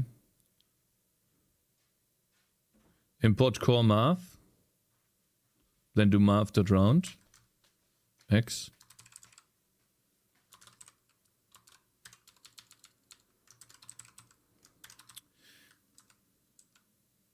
That's a bit odd.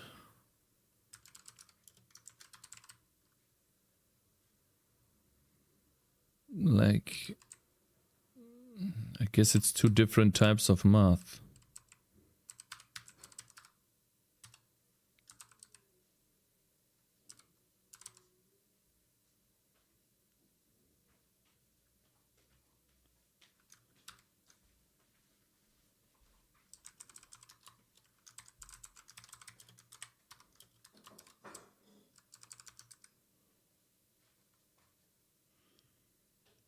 Length 2? Vector length? This is so weird. I can't, like, literally, I don't understand this at all.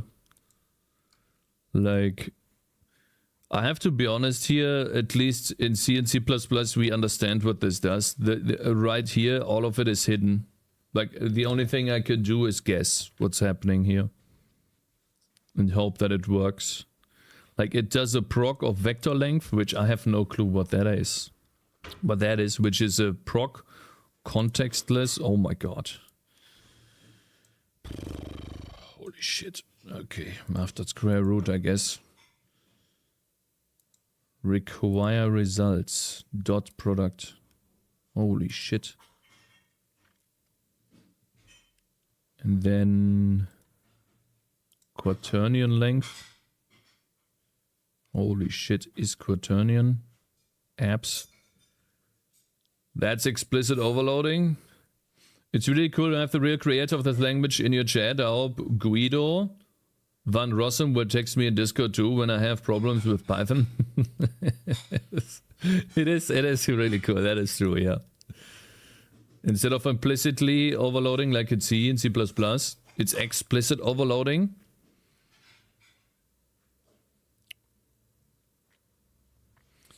Okay, I guess looks like alien to me because there's a string here.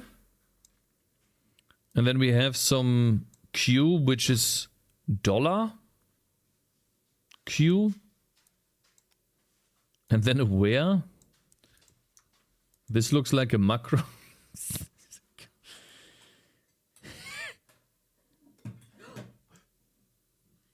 Bruh. Seems like a type variable.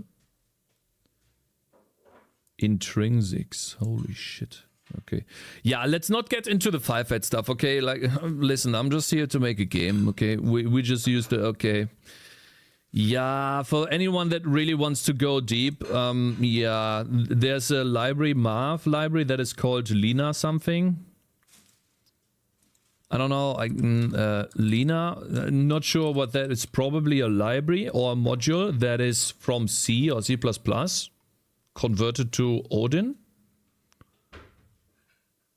So we want to do Lina.length. Linear algebra. Oh, I see. Okay, then how about...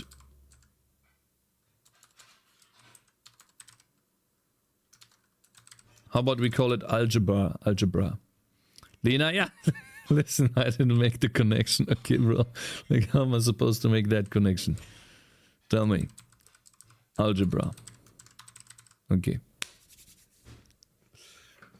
Lena something? Lena linear algebra? Just trashed. I think Lena's cooler. Alright. Okay, cool. Built.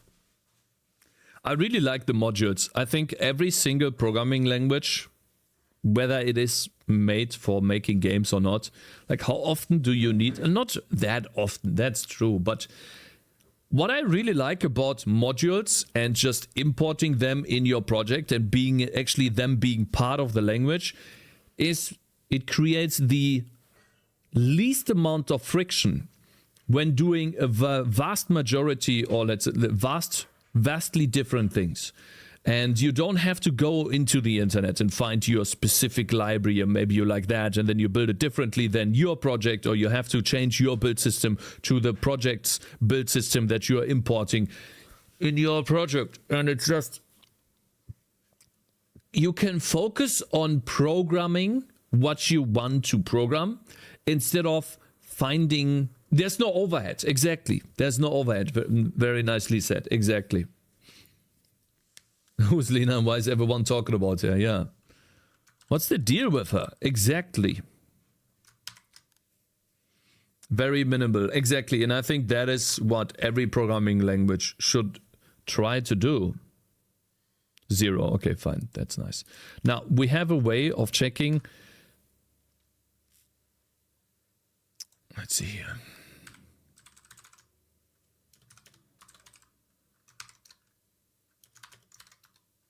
Does this work?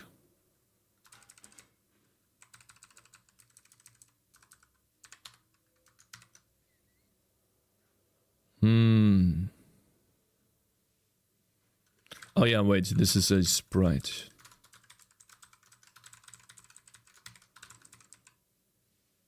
So if, how does else work? It's probably just that, right? And then we have sprite here. If the speed is greater than 0, then we get a directional sprite. Otherwise, and we now have to also change the sprites. Can we find the definition? Yes, we can. Aha, wait, direction sprite. I see. If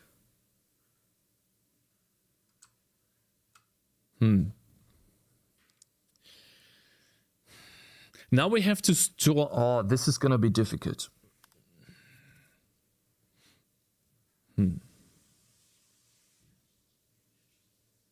Shit. This is difficult. So let's say we move to the left, right? We want to have the idle post to the left. We want to use that after we have stopped moving to the left. We don't want it to default to, let's say, to the right or to the bottom. And then we move down, and then we want to use the idle post down. So we need to store the previous speed,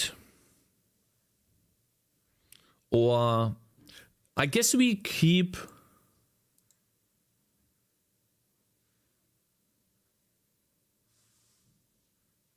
I can do this in a switch case statement, but fine, I guess we'll do a switch. Let's do a switch here. It's not perfect, but whatever.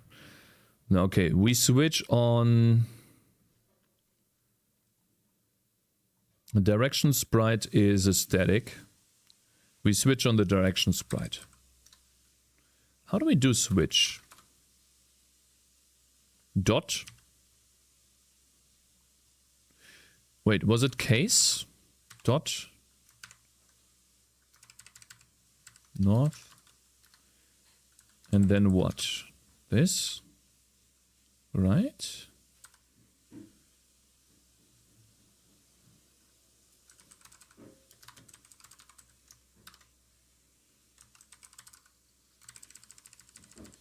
I wonder if this works. Oops.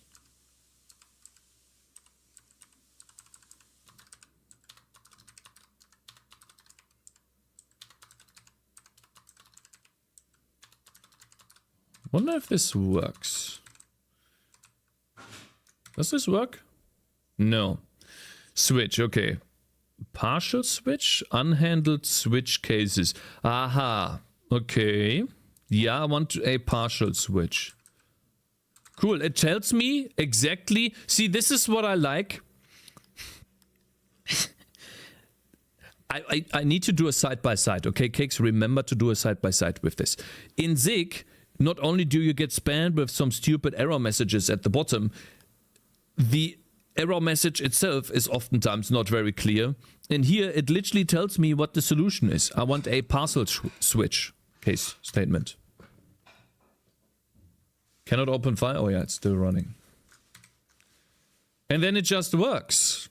See, this is so easy. Like a toddler could use this language. That's how intuitive it is. You just need a little bit of programming knowledge, right? Maybe you've used the language before. I love your beard. It fits your coding skills.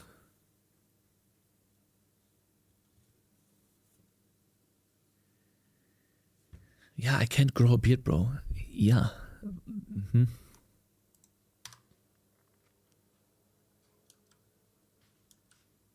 It does not.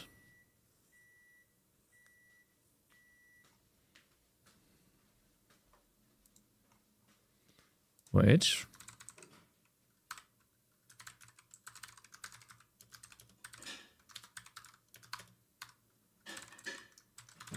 God, I love this. This is so cool. Let's see here.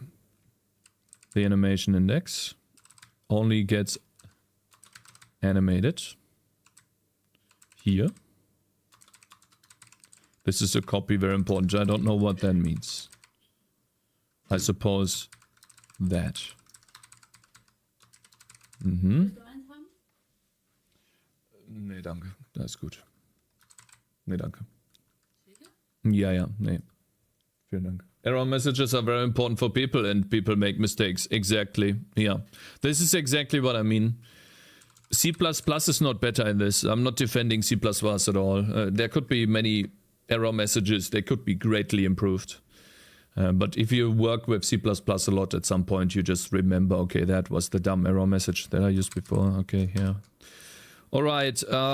It doesn't work because it doesn't seem to go into the else case, which I find weird, because it should. It does go here.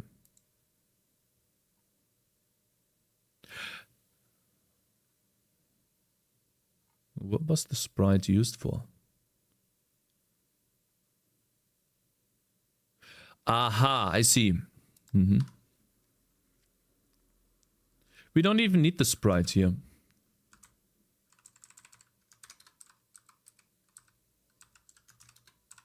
Hello there.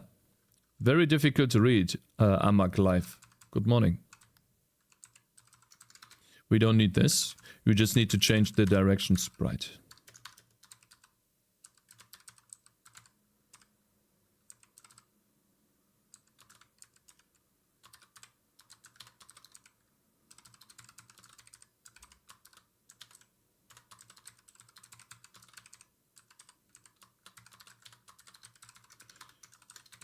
Okay.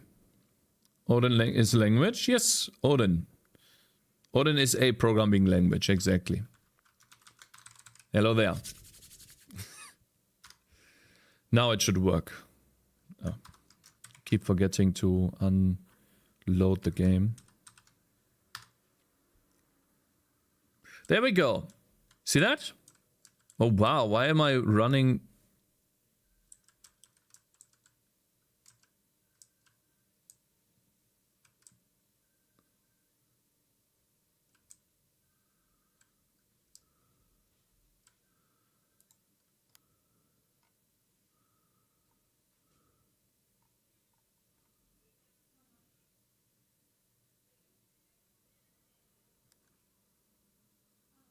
What did I do?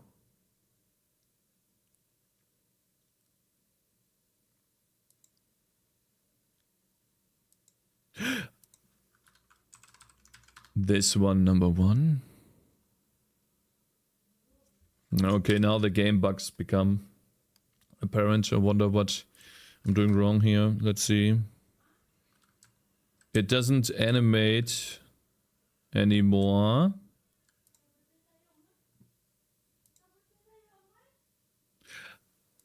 I know why. Because of this. Yeah, I'm defining a new... Oh, there we go. There we go. So our character is moving. How about we make the window a little bit bigger? Because holy shit, it's so small, right? You guys want to see it properly. You want to see a big full screen image, right? I have the classic beginner mistake. We are not any longer because now that I have a speed, all we need to do is this. Algebra.normalize speed.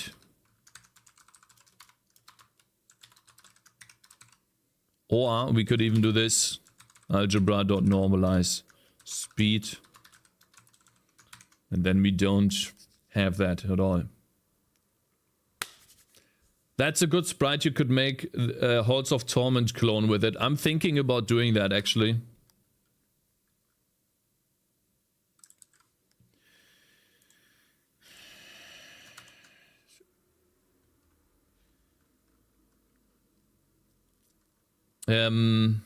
Guys. The guy left. Yeah, what happened? Looks fine to me. I have a feeling that the normalize function doesn't work when it's 0.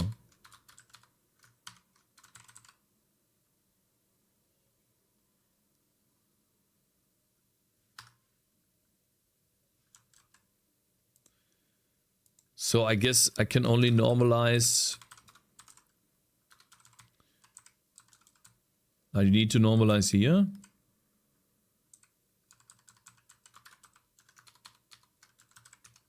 That's really annoying.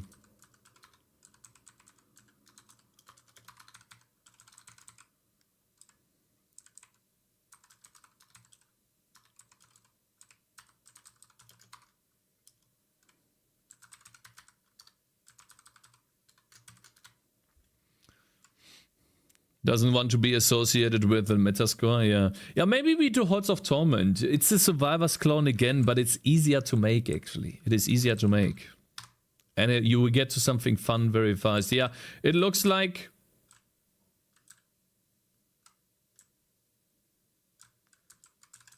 Instead of speed, you should change direction, normalize it, and then multiply it by speed. Yeah, I mean, we can rename speed to direction. That's fine. I don't want to rename, guys. How do I rename in...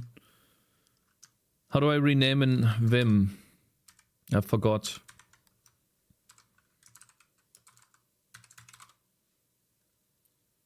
Renaming the current file. F2? No, not F2. I'm not doing F2 again.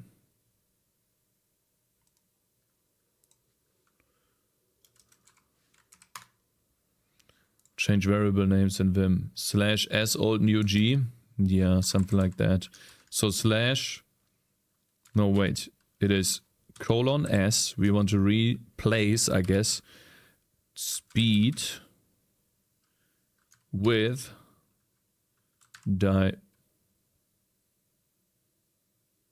Why are you speed? No. / speed. Whatever. Is this like a preview or something? Just Control F in the file? I don't have Control F. That's the thing. Visual mode, replace.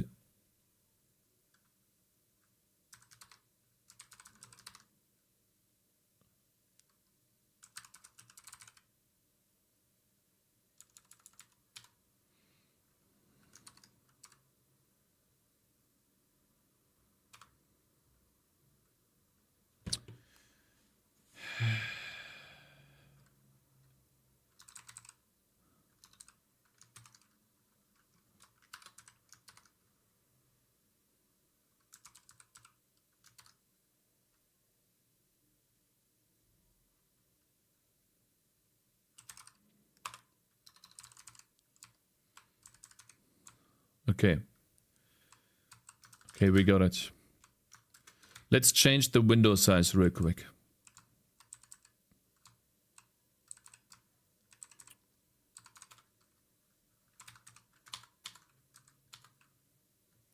Let's call it world space, but I want this to be global. Can we do globals in... Is it possible to do globals? Constants? Hopefully we can. Hello there, Poppy the dog. A long time no see, bro. How's it going, man? Good luck with Diablo, man. Thank you.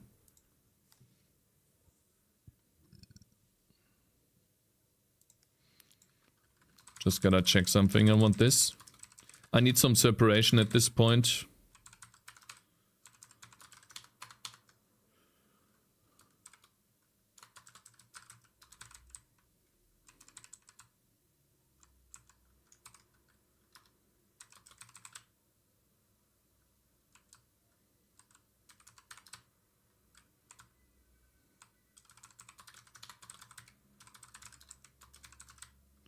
Rendering.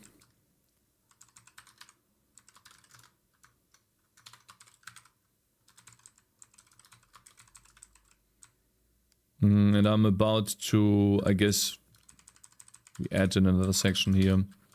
Engine / globals.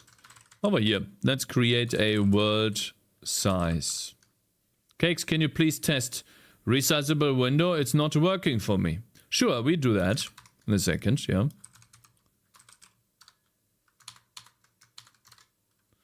Let's do, what was it? 1280 by 720? Is that it? That's a good size, right?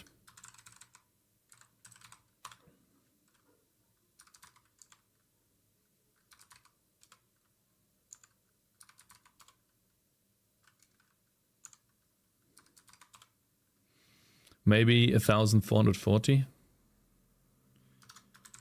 Let's try this first. Does this work first? No, it does not. And it's complaining about missing type. Okay, RL. Vector 2.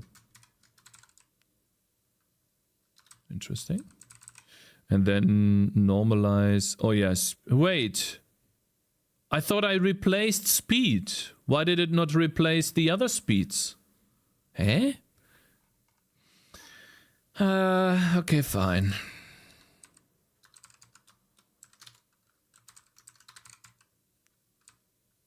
Where's the other one?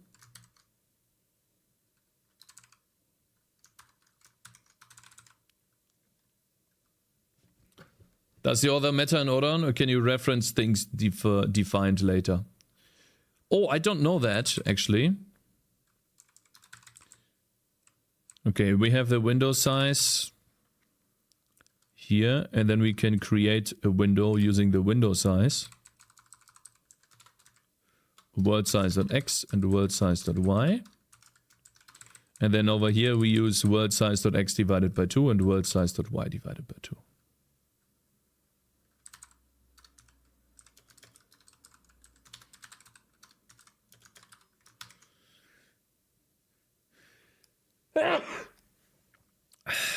Oh, I see. Shit. Do we have an integer vector too?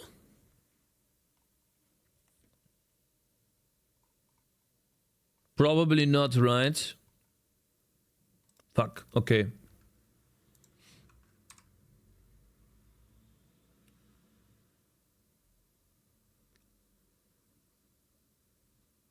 Wait. You mean I can do this?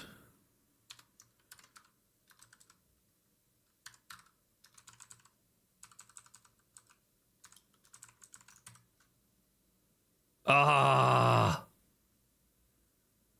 Why?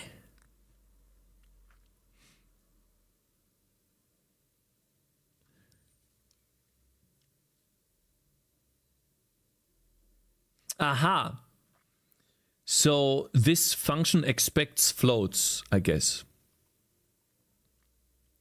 The image window expects ints, I guess. Yeah. But this expects floats. That's fine.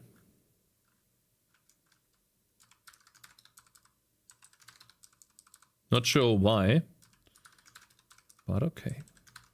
Let's see. Please tell me the camera is not fucked up. We should have a bigger window now. Oh, nice. Look at this.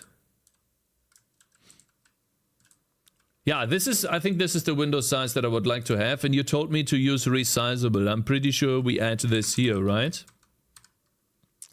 Do I add this like rl.config flag.resizable window? Do you do it like this? You add those two together? Remember, Odin has to be explicit casting. There's no implicit conversions between floats and ints. I think I like it. It's fine. It's a little bit more typing, but being explicit is also nice. Resizable window. Yeah, it doesn't work. I don't know. Let's try to just say resizable window.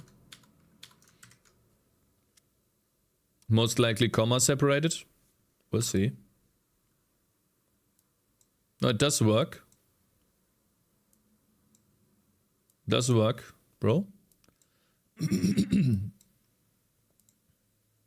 Yeah, does work.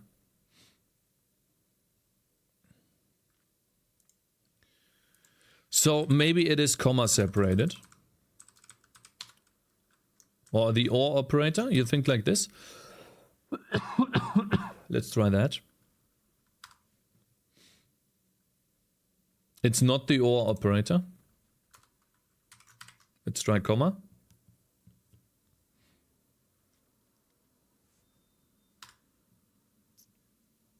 Okay, so it's comma. You have to use commas, bro. That's how you do it. Bit flags are comma separated. Okay, but I don't want to resize the window. I think that would just create problems. Okay, cool. Now that we have this, I want to add in attacking. And in order to do that, we need to track the player position relative to the mouse position. For that, we need to get the mouse position every frame. How do we get that? Raylab.get mouse position.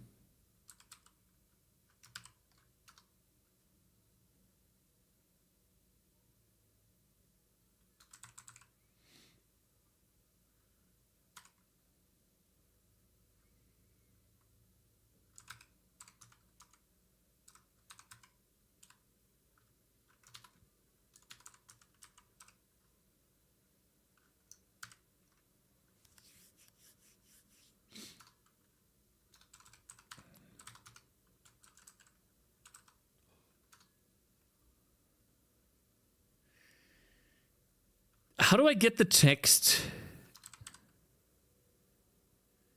Is there a way to format text?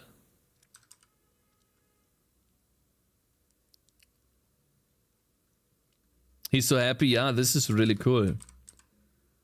Print line, SB printf, string builder. Pointer to a strings builder buffer. Oh, how do I do that? Can I do text of what? I want to draw a text on screen to display my mouse position. I want to visually debug my game without using the console. That's what I do a lot in my game. I draw a formatted text using the X and Y coordinates of, let's say, a unit or a mouse on the screen, and then I draw that in the top left of the window, allowing me to easily debug. Raylab draw text maybe? Yeah, we have the draw text, but the text just takes in a C string. So it would be draw, let's do mouse position. But what I need is a %F and another %F for the positions, right? And then I need to tell it the positions. Wait, is it like treating this as a comma or something? Interesting. Text format?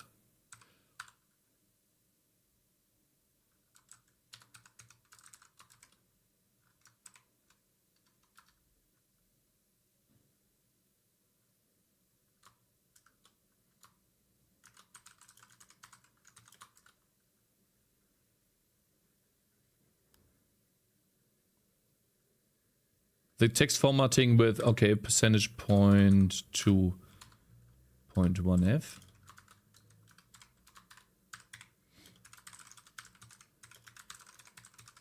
God, I love this. This is basically C++, right?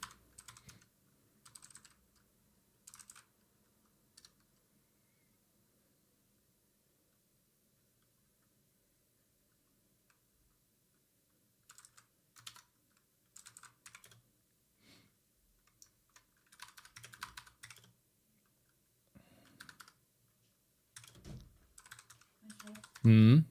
Hast du eine Sekunde? Ja, eine Sekunde. Ja.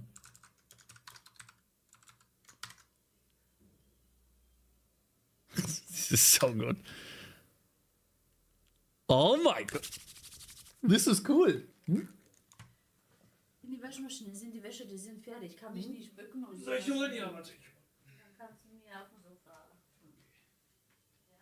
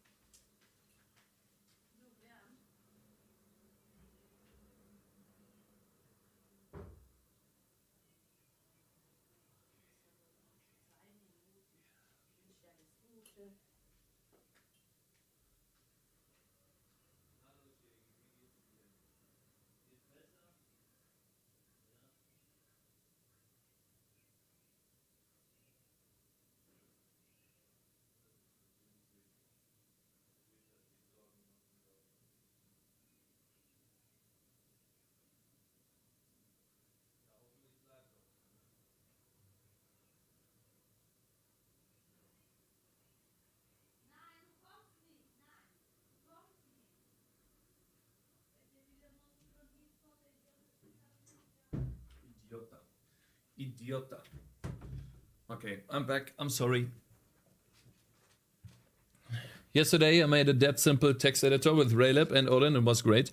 The text looks a bit odd, but I guess it's the default text for Odin. So I was thinking, all right, so the mouse position is the local window position. However, the player position 100% is definitely not where the mouse is. So we need to convert the mouse to the player, and it's easier to do this visually than default text for Odin. Shut the fuck up. All right.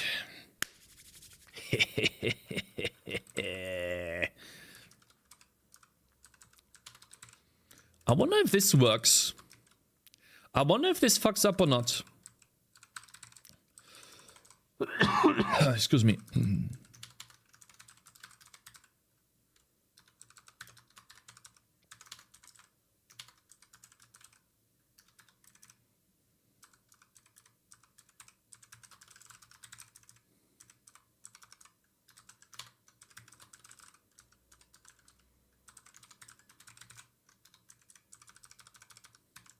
All right. When we have this, we will be able to attack in a certain direction, because we want to attack in the direction where the mouse is, not where the player is moving. That is very important. Boys finally got a job, not a need anymore. My man. Congratulations, bro. Very good. What type of job did you get? All right, let's see. So the player position. Oh yeah, I'm not drawing the text. Whoops. And of course, we need to draw the text on, let's say, 200 or 120. Back-end, English mostly. Back-end, engineer, mostly Go, Rust, and Wasm. Oh, wow, cool. Doesn't look nothing like Diablo Cone. Just wait, okay, bro? Yeah, player position is in the middle. So we need to, oh god, we need to convert the mouse position to the camera position again. I have the code for that, but oh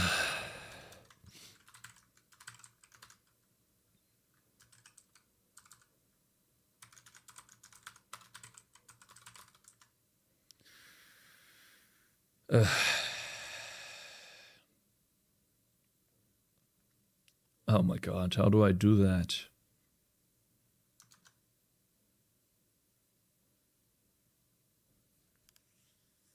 It is in Raylib.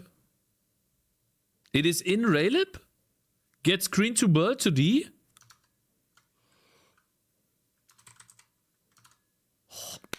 You really?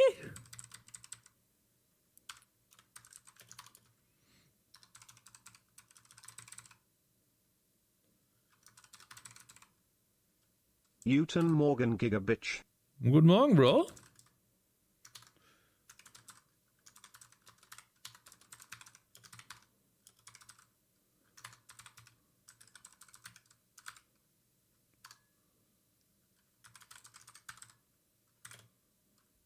Oh, the camera. Cam.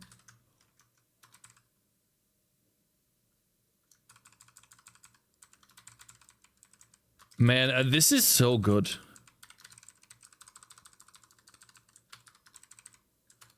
Hello, Mr. Amida. How's it going, bro? How's Odin so far? Odin is so far as good as... So good that I would wanna use it for 2 days. 2 days in a row.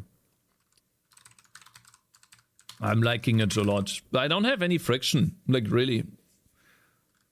And we even have the creator here to help us out, you know, when we have questions. Imagine going to a supermarket and being served by a cashier who doesn't wash his hands with soap. Shut the fuck up, Inuka. Fuck off.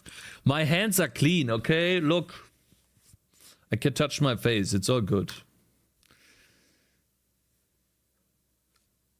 I mean, it's, I guess, yeah, okay, so I guess it is, yeah.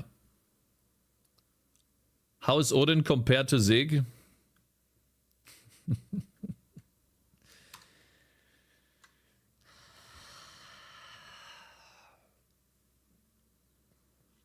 Gotcha, bitch!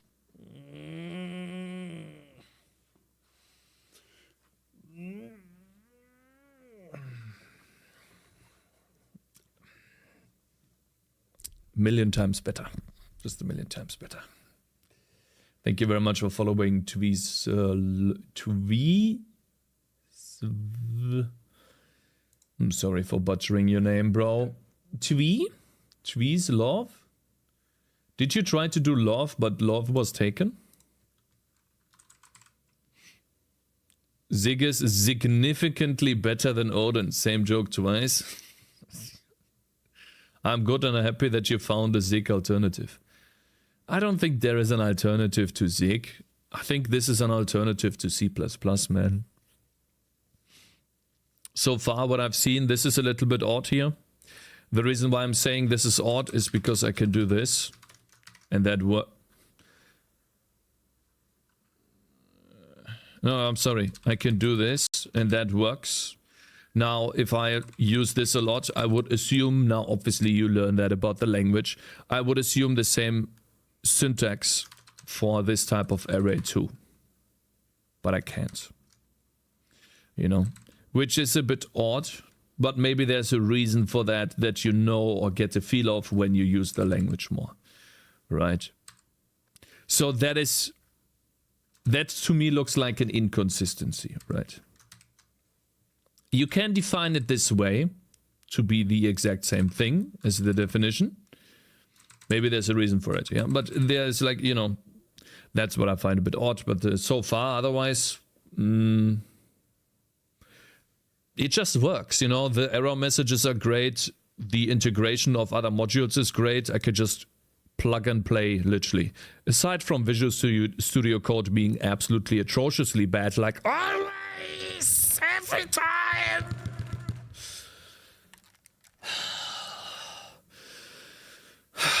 Maybe I need to switch to NeoVim one more time, man. But, man, like, it didn't work. I tried to follow the Primogens tutorial, man, but it didn't work.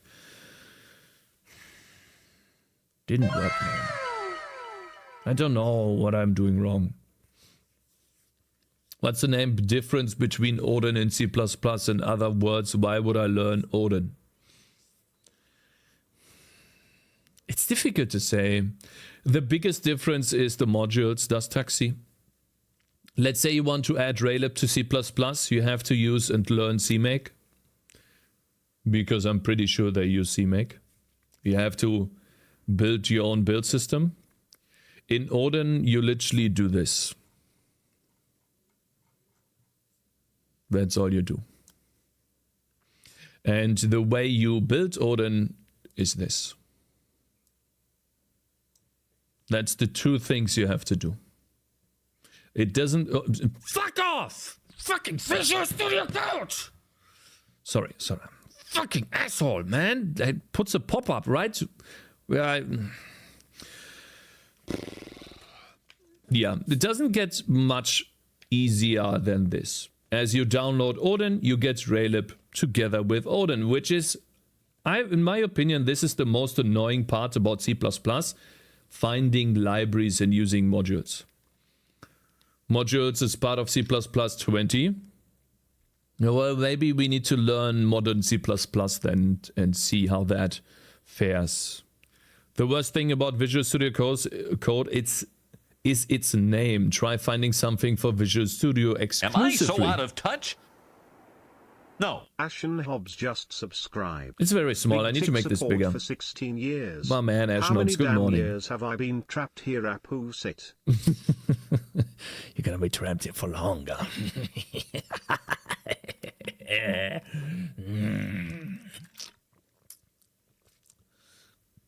Pre-make is way better. Yeah, pre-make, I've seen that on the Chernos videos a long time ago. Hello, Ashnobs. Yeah, I've seen that on the Chernos as well, but it's still a build system thing that abstracts away the actual command to build your game. Because if you do include directories, if you link libraries, this is just a wrapper around the actual command to build your game. And in my opinion, these wrappers, while they take away work, it's difficult to say. I don't like it very much because I like to know what's going on. And if I have this weird wrapped build script and then all of a sudden I'm left with just the compiler and the file, I'm like, what the fuck do I do? So it's difficult to say, but yeah. This is also the reason why I don't call Odin run. I just build an Odin file because in my opinion, it just makes it more verbose and I know exactly what's happening. We haven't loaded any other files yet. I wonder if it's just import. I'm pretty sure it's just import, right? Let's say I have another Odin file. Test Odin. How about we try that real quick? I don't know. Let's put a structure in here. Test struct. How do we do that again? Is it colon? I forgot. Totally forgot how to do that. Whoops. I didn't mean to do that. Sorry. Oof. How did I do that again? Actually, it was. Why are you complaining, brother?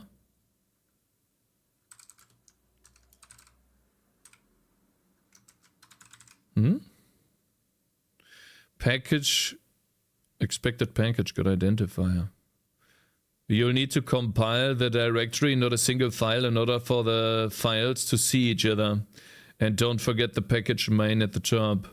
Aha, so there needs to be a package main at the top of every file. So I guess I can't do that then. I can't do import test.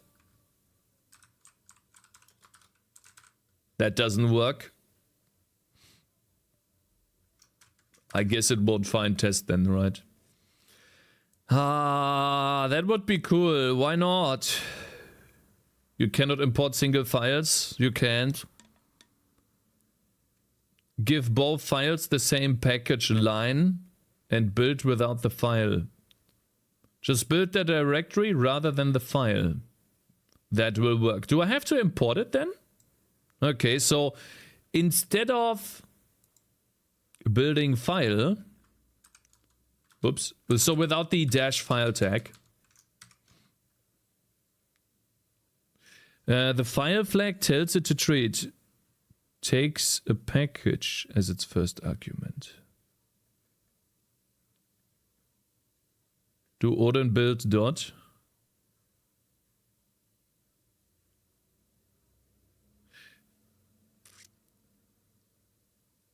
When is debug? But I want it to be called Diablo. It's gonna build the folder name, isn't it? Path does not exist.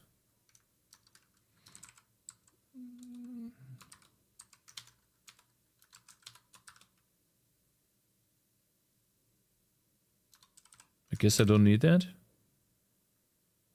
Yeah, it creates this. I guess I have to specify a name then, right? You cannot import single files, aha. Don't forget the package at the top. Dot means the current directory. If you want the executable to be called, do out Diablo exe. Okay, I mean, that's fine then. Okay, fine. I mean, fine. I guess it's just more like my C++ brain is like, oh, I want to import this file, right? But thank you. Okay, so out Diablo.executable, because we want to have Diablo, right? Oh, I see. It's running, I think.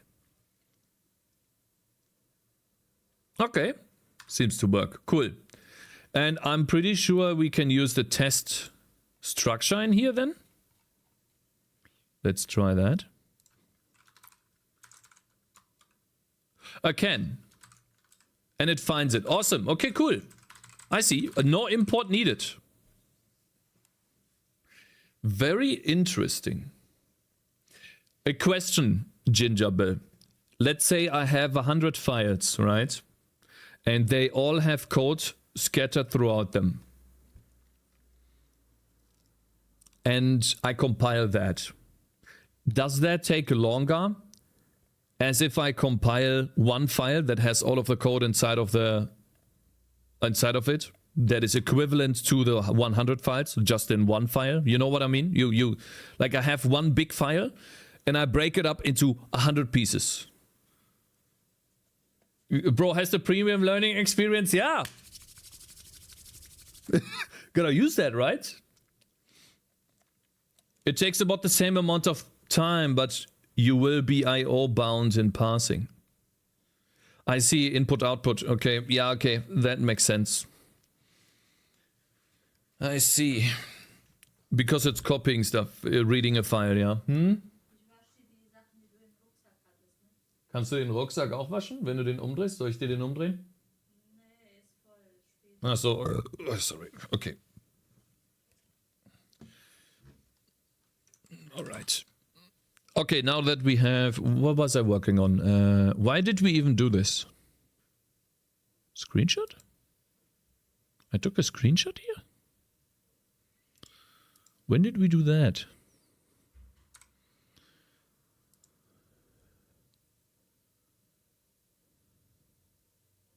I never used that. Okay.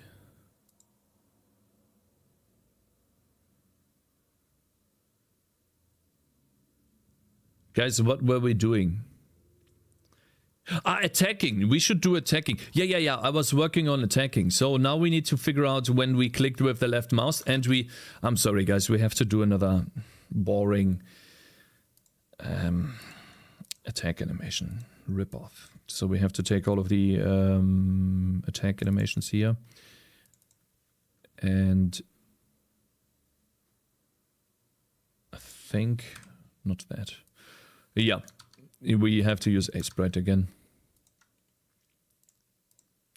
So for those of you who want to take a break and don't really care about the stuff, now is the time. Because I literally need to import these, then scale them down to 96. And import them into the texture atlas.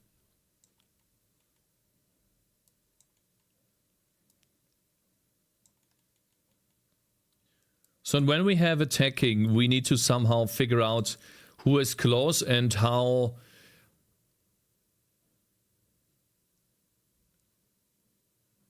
Yeah, we'll have to see. I probably use a circle around the mouse as hitbox, and then the mouse becomes the collision detection. So as to the animation is just going to be up or to the left, but if I have my mouse right in the corner, it's going to do a collision circle around the mouse. I think that is the easiest. All right, that's the first one. Let's add that in here. At least the cool thing about this is that it's always 8 animation frames. Okay, we have east, north.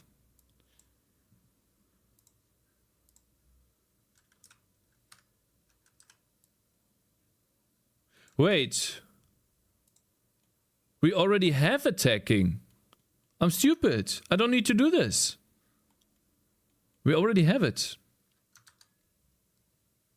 Did you do this yesterday? No, yeah, I did. I totally forgot. So we just need to create the attack once.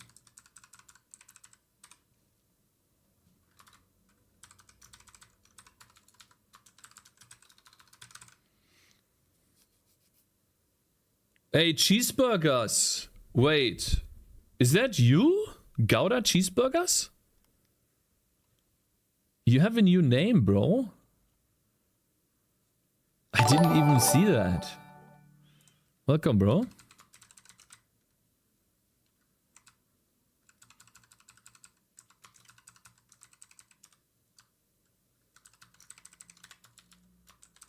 Moin, moin. Moin, moin, bro. All right, let's see. We have north here. This is 272. And then we have, this is going to be east. To the right, that is 352.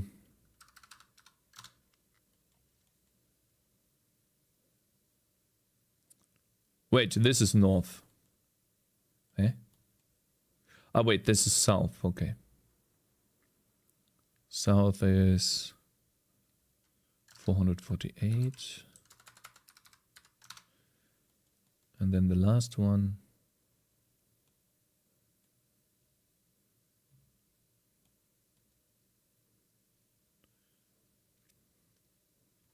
is 544.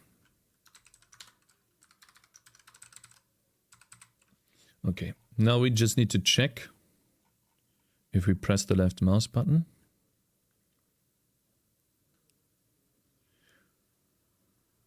And change the direction based on that.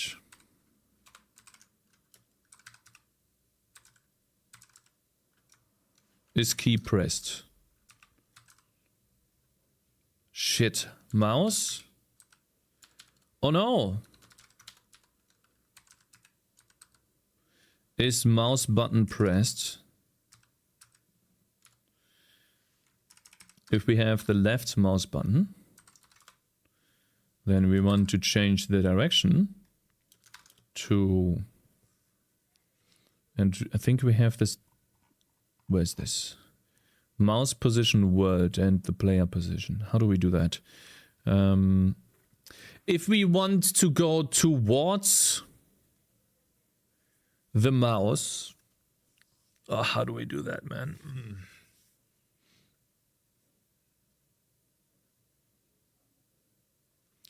I'm the player and I want to go to the mouse. It is from to, right? So mouse position world minus player position, right? That is from to, and then we normalize that.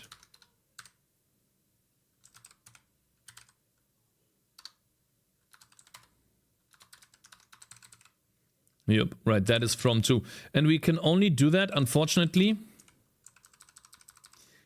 if the length of this vector is greater than 0, otherwise the normalization does some weird stuff, because it looks like it's dividing by 0 and then creates infinity. So unfortunately we have to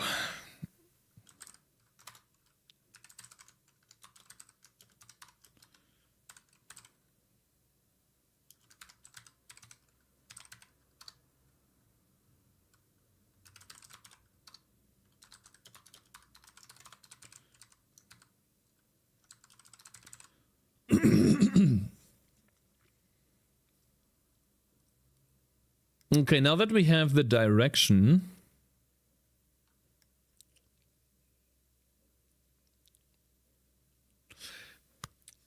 we need to change the direction sprite. Okay, we need to figure out where in degrees we are. So, I guess it's easier to explain this in Paint.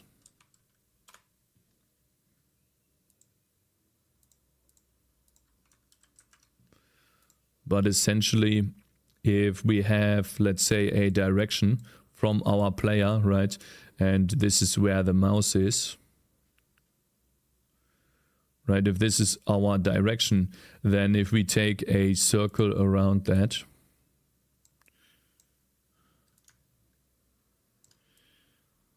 let's do a circle around that direction.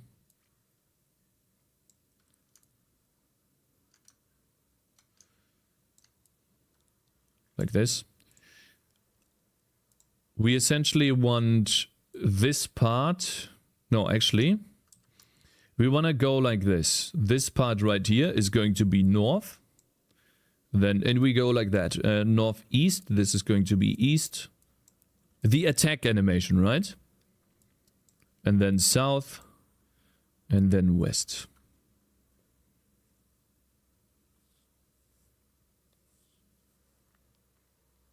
It's actually easier than that. RL format text slice of runes. This is what we want to do. And now that we have chosen the correct sprite, we need to somehow store that we are in this state. And at this point, it becomes a lot of annoying programming, which I'm doing very terribly, by the way. So, yeah. A10, 2F. The float angle is A10 of the direction, then radians 2 degrees. The A10 function will do it. It will give you a rad value, which you can then convert to degrees and check where it is. All right. Okay, so I guess it's in algebra, right? A10. It's probably A10 too, which would be direction.y and direction.x. And then we multiply that by algebra, radians to degrees per radian. I guess we multiply that, and that would be degrees.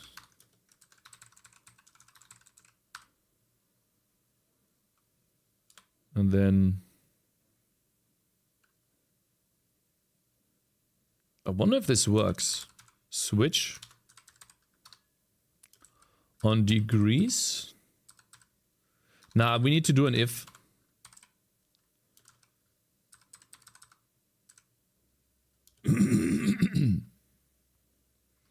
If degrees is greater than, what is this? 45 degrees.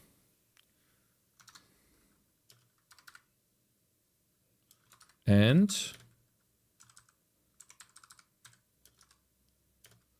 45 plus 90 degrees, that is 135. It's going to be inclusive here. I wonder if this works. Then I want to change the direction sprite to dot attack to north. Does this work? Holy shit. I'm programming on this for the first time, man, and it just works. There's not a single error that happens. Never. If you offset the degrees properly so that it lines up with the frames, you could just do degree divided by 4, degree divided by 8 to get the frame index directly. Oh no, we're going to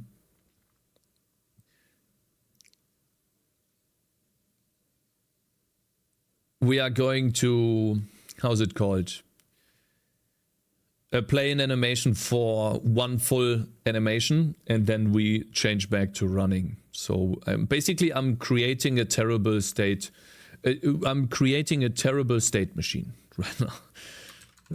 Basically, this is the state attacking, and then in the else case, this needs to be here.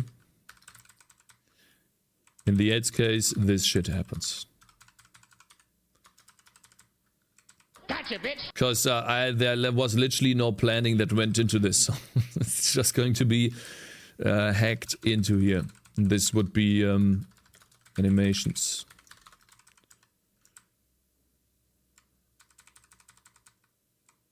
Actually, let's not do this. Yeah.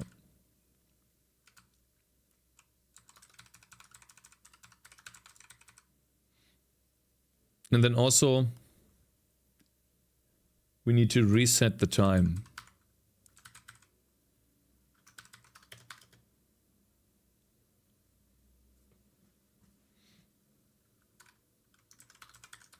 Start a new attack animation. Oops. Not by 4, but 360 by 4 rather. So like direction sprite is sprites on degrees divided by 90, assuming sprites is attack east, north, north, southwest. But lots of if statements also works. Oh, sure, we can do that. That's fine. I like that.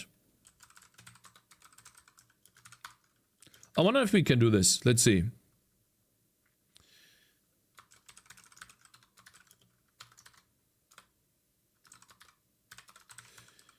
I always do this wrong.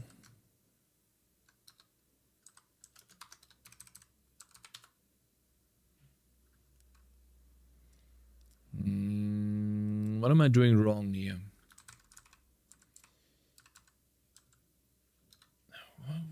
Where was the issue?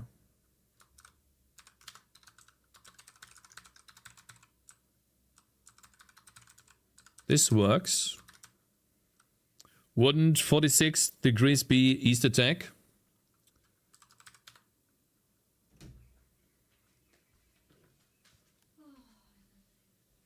Well, where does the degree start? Is the top part 0?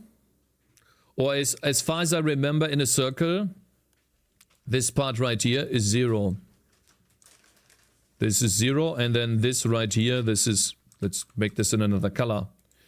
As far as I remember, this is 0. And then this is 90. So if we go 45 here, then we are at 45. And then north would be between, let's say, 46 and 132.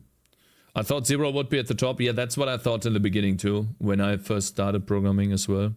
And then I created a bunch of top-heavy sprites, and now I have to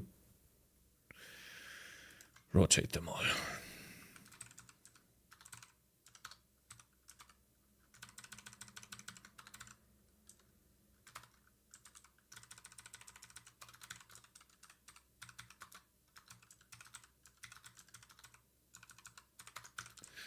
Let's see.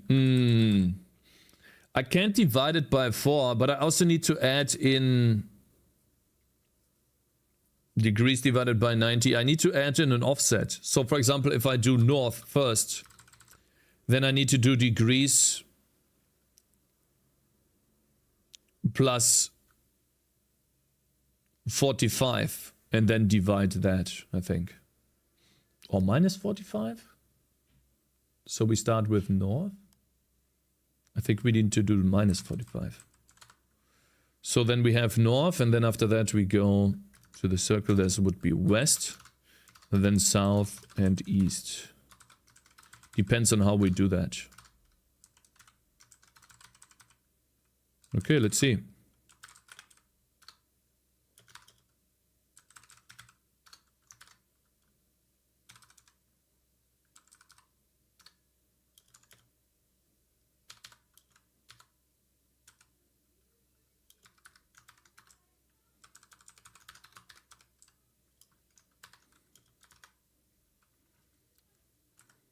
Let's say we have 270.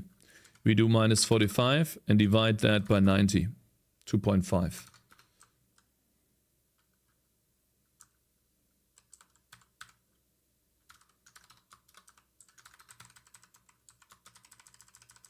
This is some 5-head stuff, bro. Guys, this is too boring, right? Everything just works. Everything just works. Everything we try, not a single error happens. Already know the language, already pro, can already make games. It would be minus then if less than 0, no content for rage, the edge.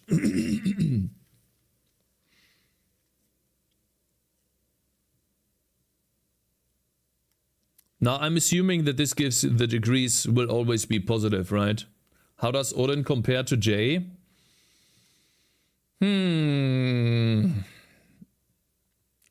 Well, the Visual Studio Code extension for Odin is better than the Visual Studio Code extension for J. That is mostly it. I managed to do 2 small games in J as well. So, I was having fun with J too. The downside of J was that I didn't have LSP in Visual Studio Code. I know that there is LSP at the moment, but in Visual Studio Code, when I tried it, I didn't have LSP, making it a little bit more difficult for me to progress in a meaningful way or in a fast way.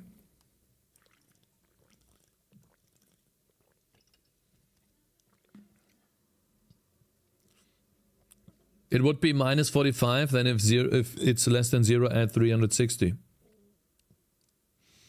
Oh, I see. I need to convert the degrees properly. Then I think I'm just gonna add 45. If I add 45, I just need to swap these around, I think. So let's say if I'm on 0 and I add 45, I'm just gonna start with east. I think that's how it's gonna work, right?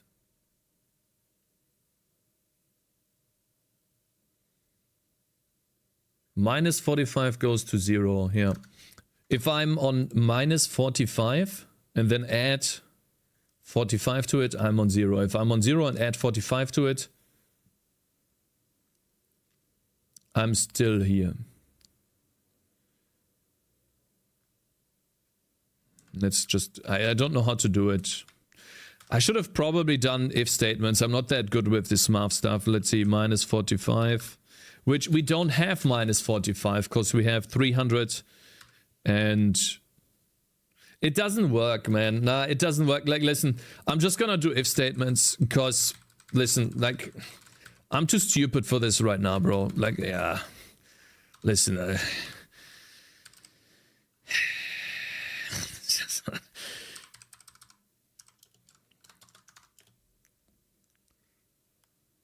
if degrees is less than 0, degrees with... I don't know what this is gonna do, but... yeah, let's just do... if degrees is greater or equal to than 45, or let's say greater than 45, and degrees is less than or equals to 135.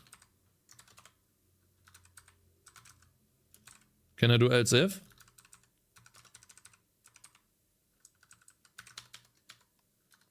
And then we want to do greater than 135. And less than, oh god.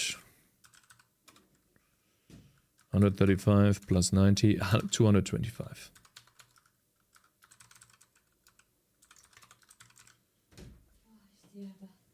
Minus 10 will become...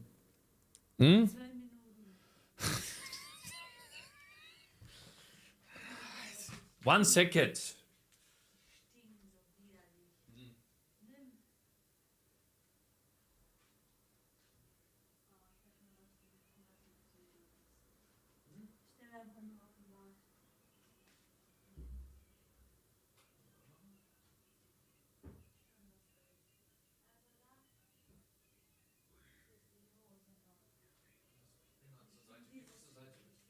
Diese scheiß Box auch hier raus.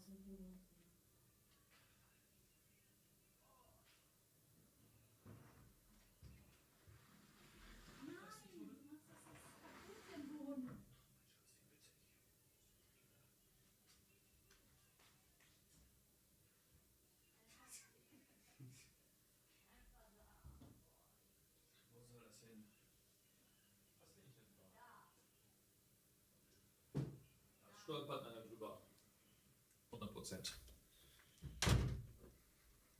God damn, man. These interruptions, I'm sorry. All right.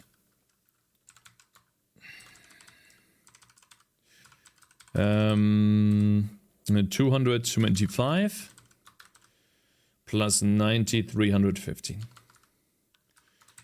All right, and then the last one is just the else case.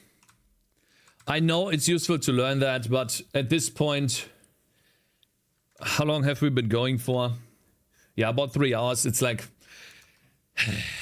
my brain is starting to like go down a little bit. So we're just gonna do this explicitly and it's fine. What was it? A direction sprite. The first one, 45 is north. Then this one is west. This one is south. And then this is east.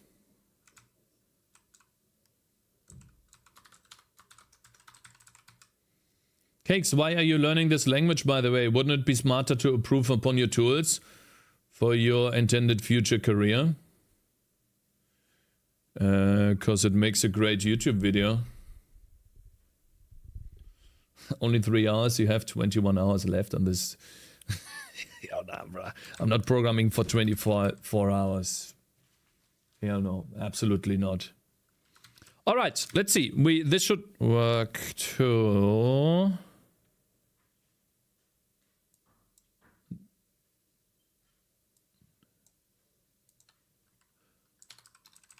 Let's see.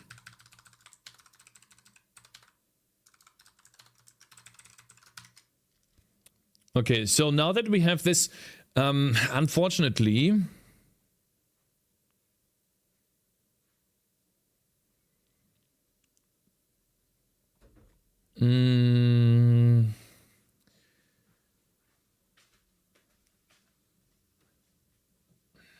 animation time. I need to figure out a way.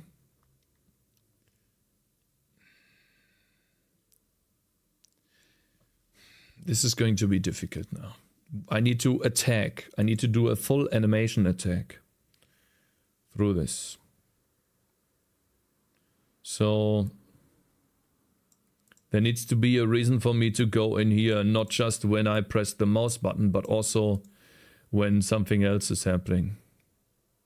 Mr. Streamer, why are you implementing everything in one file? Because it's easier. I don't have to worry about or make a decision on what I name different files. It's just all in one file. If I click the left mouse button, I want to change into the attack and I want to basically use a timer to attack. So I think it would be easier to do the following.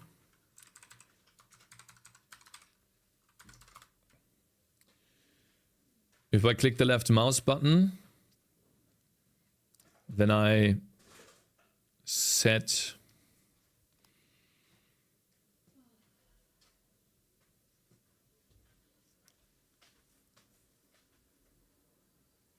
I think I have an idea. Or rl.is mouse button down dot left. If it's down or if it's pressed, then I want to have another animation time. This would be at static attack time or attack delay. Take it from TCAP, the naming. Right, we have this attack delay. And whenever we click with the left mouse or we hold down the left mouse, we change this attack delay. We take a look at that. So, okay, we're holding down the left mouse. I want to attack right now.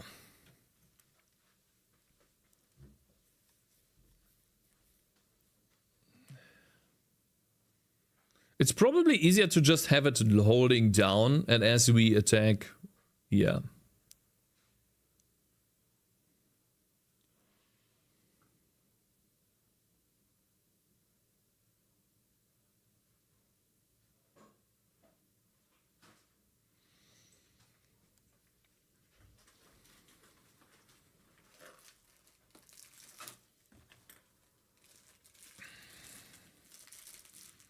Let me see.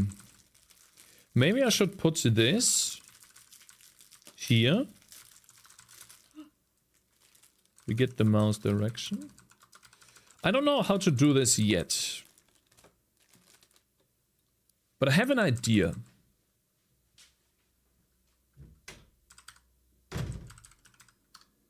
Take delay plus equals delta time. That's what we want to do.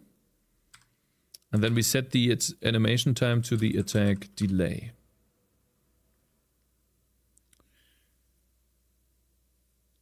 Yeah, attack delay will be 1 second for now. We will do that.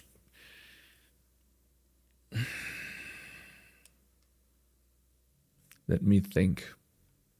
We get an animation index here. I have an idea.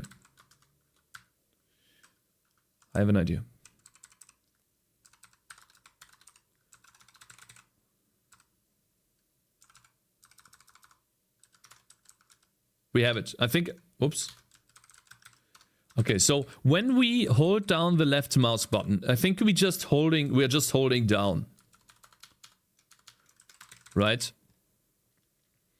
And then since we know how these... Let's try this out first. Let's build this real quickly. Sprite.frameCount. Ah, we need to get the sprite, right. Undeclared identifier sprite. Where is that? Aha, we need to get the sprite first. So we need to do this.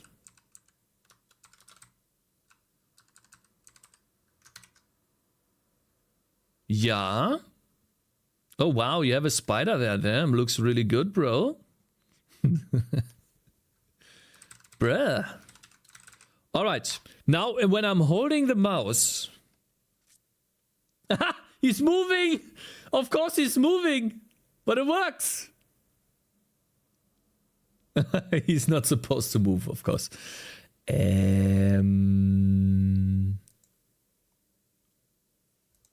I see.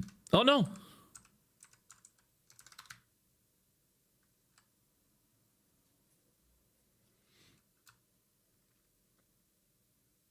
I have an idea. Cool idea. No.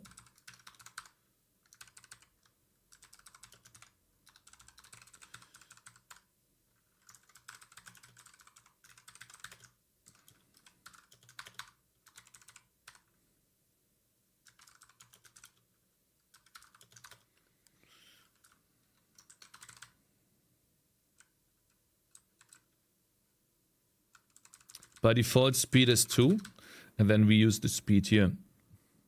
10-hour stronghold loop. You guys want stronghold? You guys want some other music? We can change the music in a second. Let me... We don't move when we attack. We are locked in place. Then we just multiply that by speed. Which should make the character stop. Hello there, Schumann. Hey, my man, Coffee Lover. What are you doing on YouTube? Good morning. How's it going, bro? How does Odin compare to Jay? I think I already answered that. Let's see. Cool.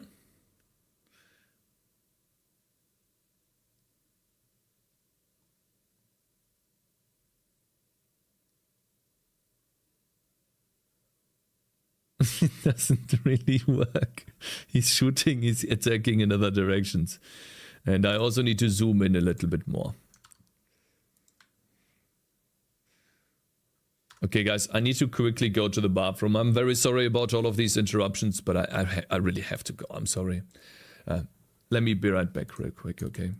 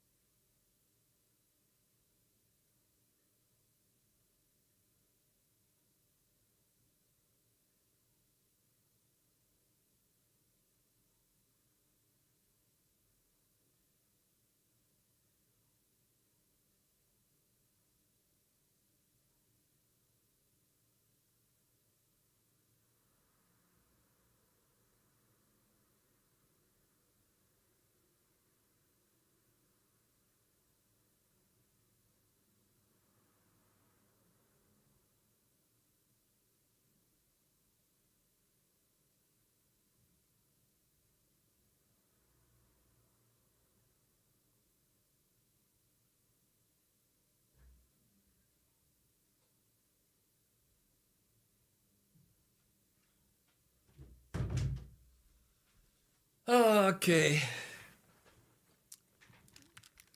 This music slaps. All right, I'm back. You guys want some other music? Let's see here. We could go for some of these stuff here. This stuff.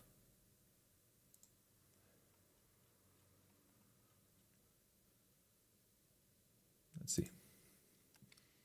All right. Now, it is obviously choosing the wrong degrees and stuff, so we need to debug, draw that too. Not sure what type of degrees this is giving me, but it's not giving me what we expect.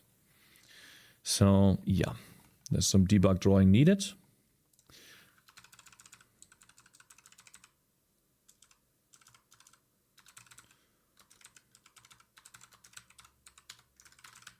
All right. Let's see here.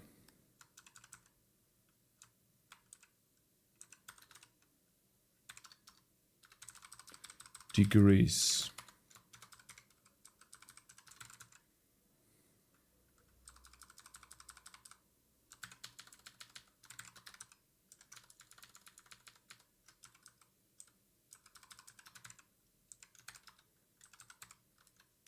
This is really cool.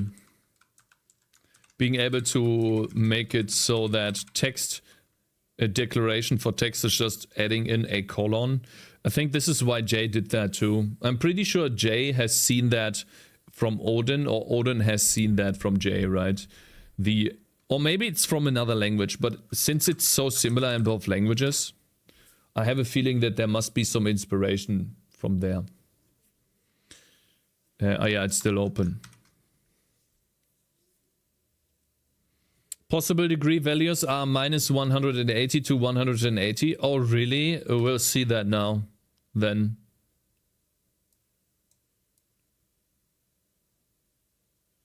Aha, so it goes to minus 180. Oh, I see.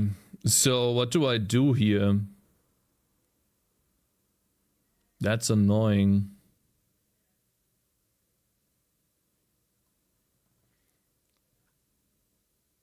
The colon equal is originally from Rob Pike's language Newsqueak.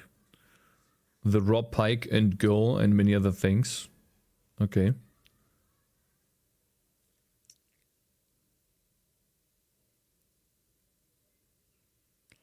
How do I do that? That's annoying. I guess we'll just hard code this. So if it's greater than 45, minus 45 and less than 45, we go east.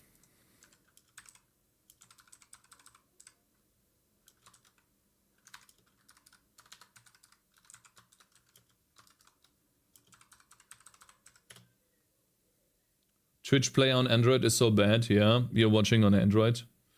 Yeah, it bugs out often. I used to watch my stream on my phone, and I had the same issues. I had a lot of issues, actually. Yeah. Okay, so 45. Now, let's see. What is top? It is less... It is greater than minus 1... Oh, God.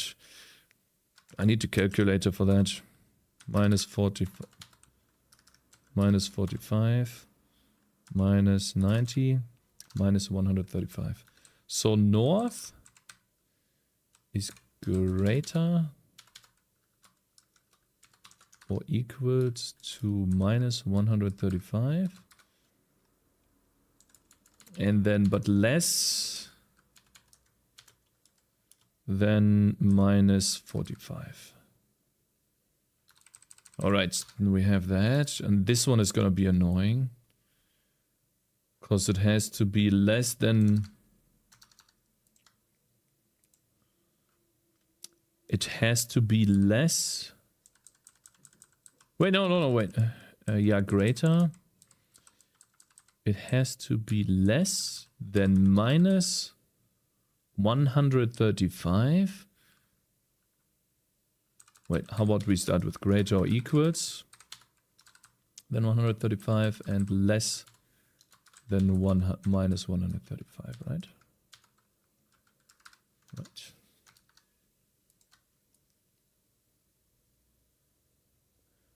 I'm pretty sure that's gonna be it, yeah. And then the last one here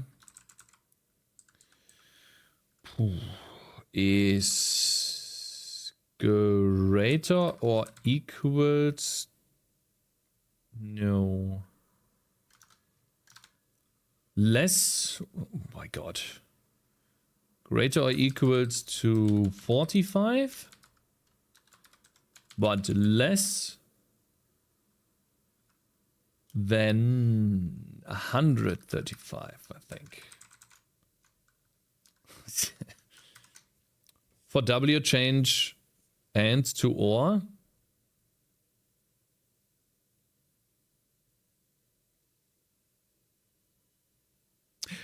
Yeah. Thank you. Yeah, thank you very much. Yeah, this has to be an or because of the... Otherwise it will never happen. Because it can't be bigger than a number and smaller than a negative number. Yeah, thank you very much, bro. Yeah. Awesome. Yeah. Yeah. Oh, yeah. It looks a bit odd, of course, because I'm not... attacking diagonally, but it works. Cool. We can now attack.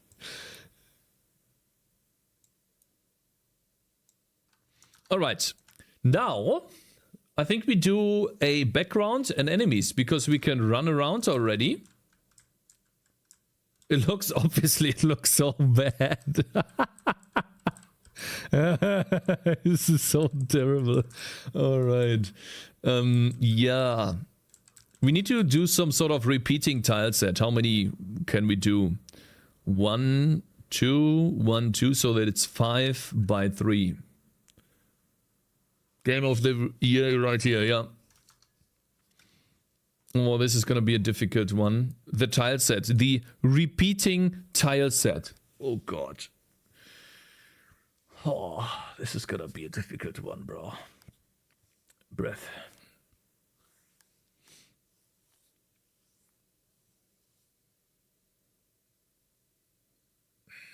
How do we do that?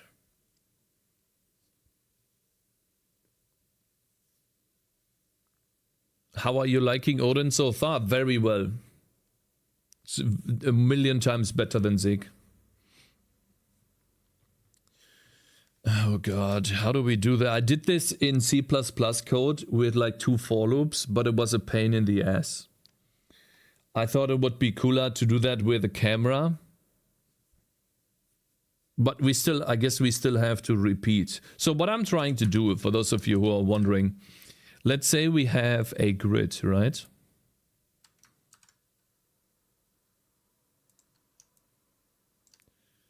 A grid like this. Give me a second. Let me move here and then you can see this a bit better.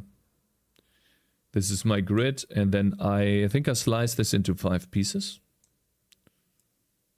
It's not gonna be 5, is it? Give me a second, okay.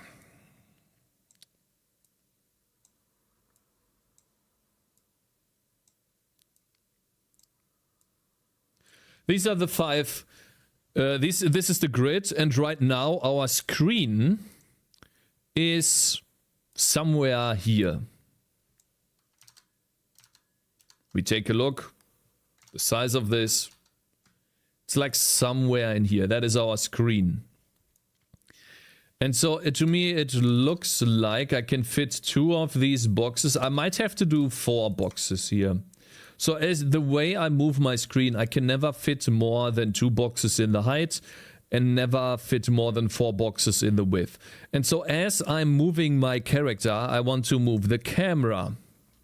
Right? So the screen moves with the player. The player is always in the middle.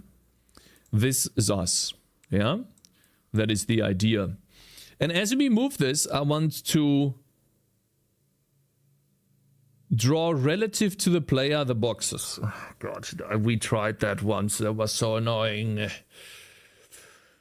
It needs to repeat.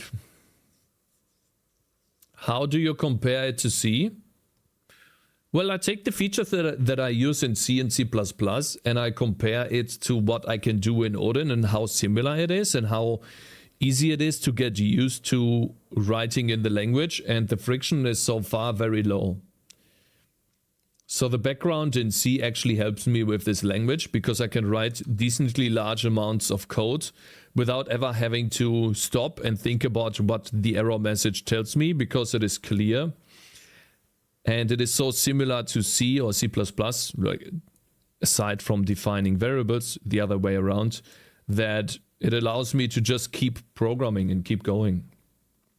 I compare the workflow and the syntax in a way. What do you like better than Zig?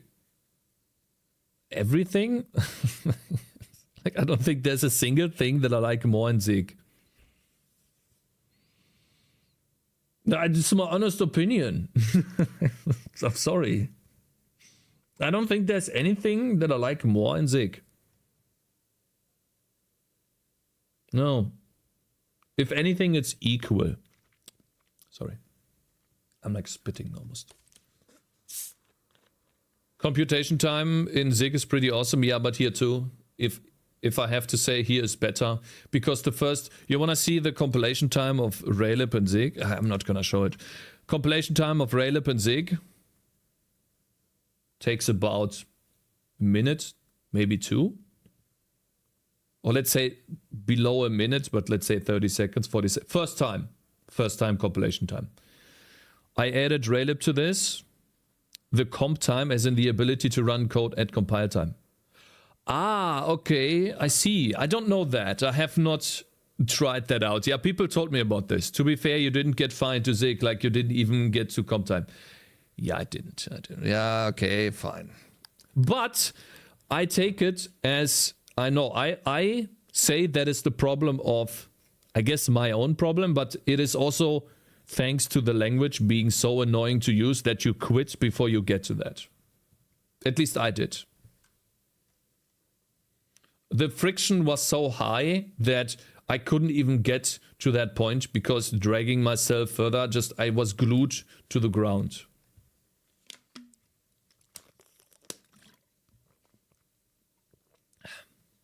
And by the way, Travis Roman, I saw your comment on YouTube about the different types of content on the same YouTube channel. And I think it can work, but it will probably require building a brand out of the personality instead of the product that someone does. So for example, if you do something about programming, it has to be more about the personality and you have to build your channel around that. What I noticed with the video that I posted about me playing a game, it was about 30 minutes long, and on average people watched it for about 5 minutes at most. And the same video on a different channel got an average view duration of about 12 minutes at most. So people watched that longer than on my main channel, which can probably be corrected over time. I would assume it takes probably a year of constant uploading to do that, though. Probably maybe a bit less if you upload, let's say, 4 times a week. Maybe then it's faster. If you upload like Asmongold, let's say, then it's maybe even faster. But it depends on how much you upload, because otherwise the algorithm is very confused. And it tried to recommend my gameplay video to a Godot engine devlog guy. Right? Which obviously doesn't make any sense, because the guy that is interested in a devlog is not interested in me playing Palworld, right?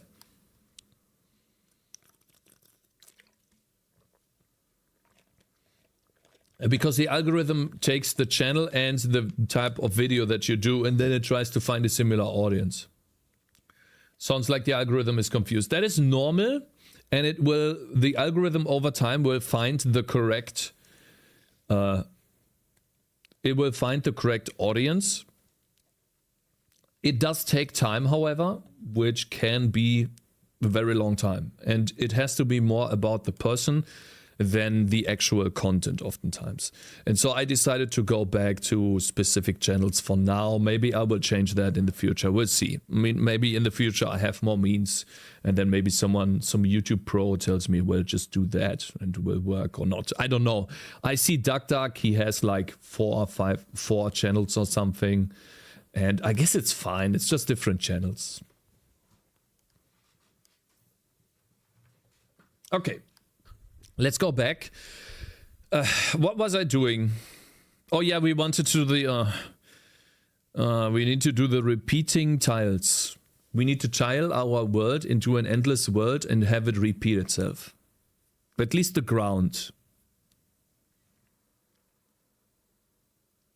I mean, I can create a fixed environment right now. I can do that. Maybe we should do that.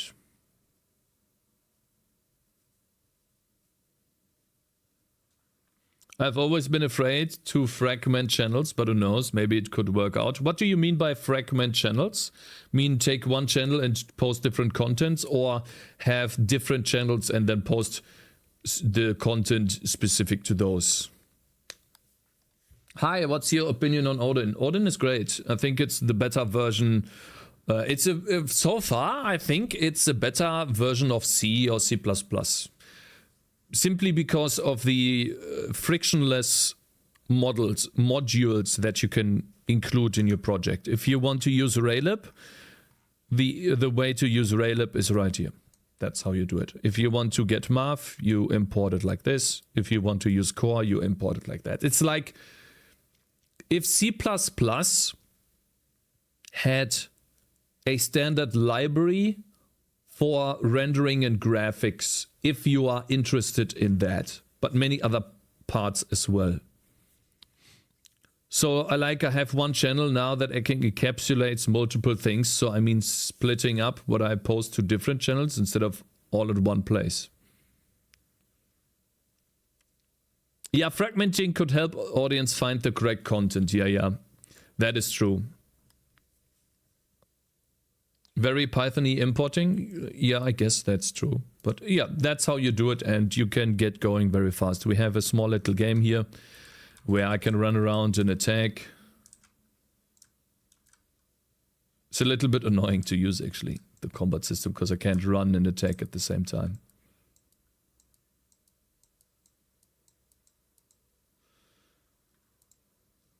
And I also need to make it more snappy.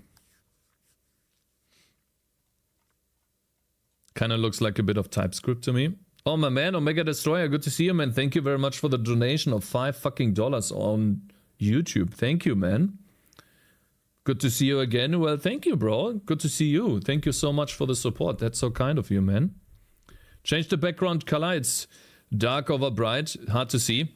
Yeah, we'll figure out. We'll do that now. Do I create a level real quickly? And then have enemies spawn in the level?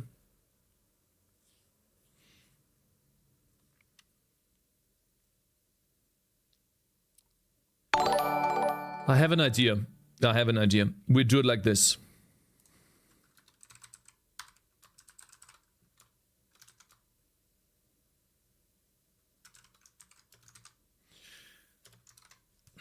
So this is gonna be a 2-dimensional array. I've never done that before.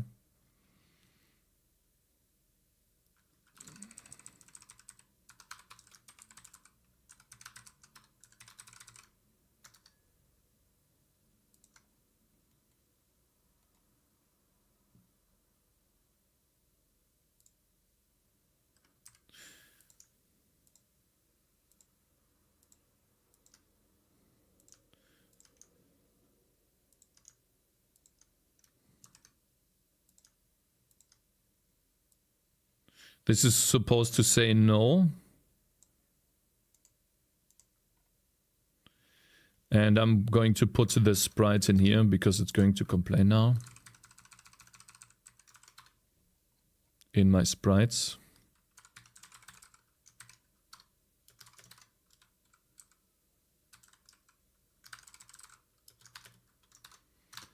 Atlas offset is 258 and 2. It's basically invisible. 1 by 1 and frame count is 0. There we go. Now that we have a non-sprite. Oh, I see. I forgot an equal sign. I have an idea on how to tile it. You can floor the camera position to the nearest boundary in both axes, and that would be the first position along that axis. Then you just tile along that axis until you've tiled past the camera bounds. Yeah, I guess we could do that.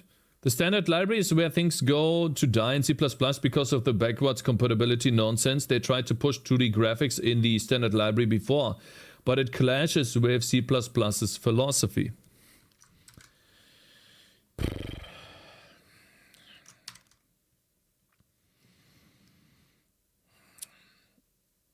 Sorry, you can floor the upper left corner of the camera bounds, not the camera position. Yeah, I think this is a little too 5-at for me. What we will do is the following. I have an idea. So by default, it will be sprite none. Hopefully this is 0. Is the creator of the language still here? Gingerbill, are you still here? Is this 0? Is this an int? I'm here. Hopefully it's not. I guess we can just talk to it. Yeah, that is 0. Okay, cool. This is 0. Thank you very much, because I want to use that.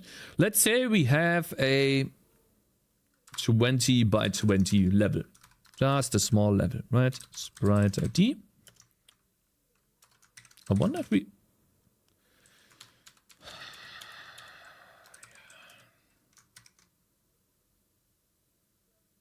Well, that works.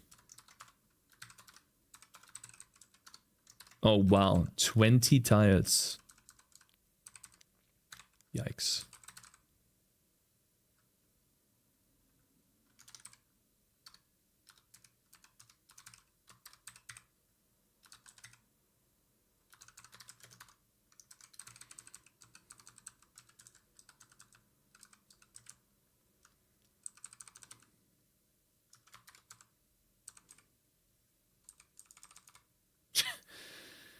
This is stupid. Yeah, this is dumb. I guess. Why not just draw a chord with repeating texture wrap mode and modify the texture coordinates with the camera?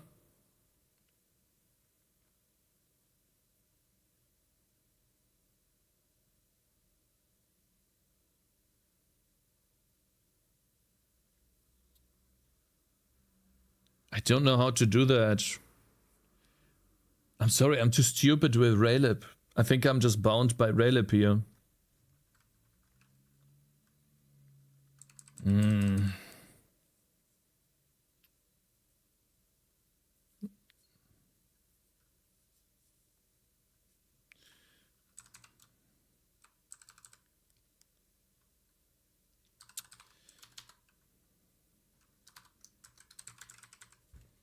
Well, dude, using the creator of a language to avoid reading docs. Shut the fuck up.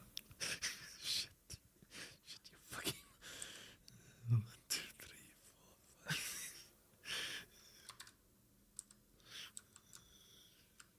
Fuck you. That is rude.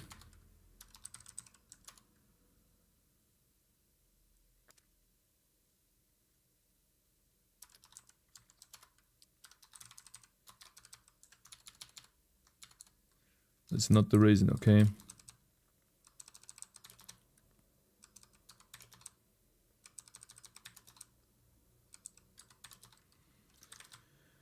Bruh, this is annoying.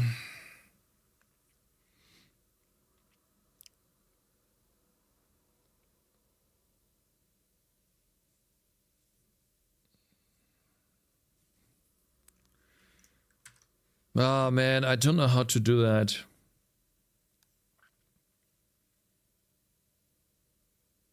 Blue is very high energy color. I'd pick green. I'll probably do black. Like pure black for the background. Okay, let's do 20 entries. 2, 3, 4, 5, 6, 7, 8, 9, 10. 11, 12, 13, 14, 15, 16, 17, 18, 19, 20. Okay. This is going to be our map for now. I have an idea. And then when we draw in our main loop, where is the ground? Here we do the ground. We need to do a for loop. All right, now we need to do a for loop over a two-dimensional array.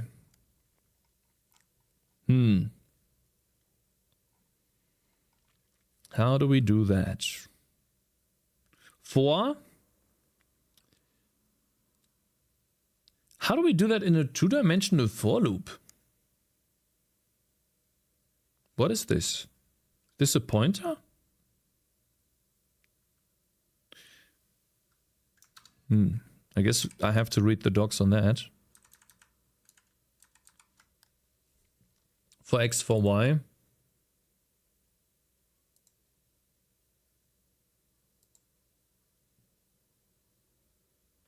No, it is different, you know. We have to do... Where's the for loop? Where's the for loop? There we go. For loop over two-dimensional array. I want to do this, but I can't because the array is an array itself, right? For value index some array, some slice, you know?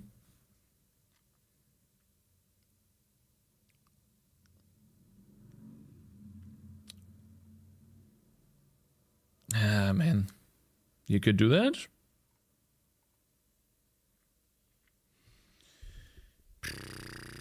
Key value pair and some map. I guess we can get a reference value to some array.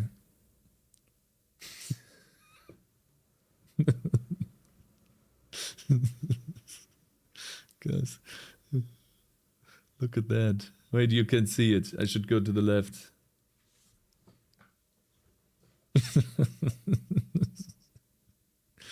Oh man, this is awesome.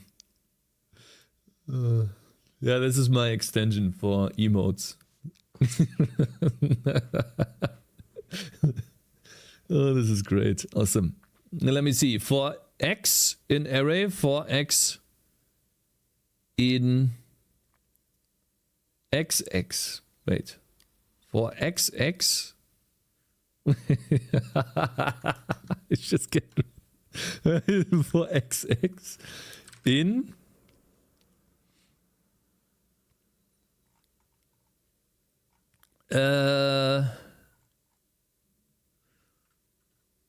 world map brace for X in XX.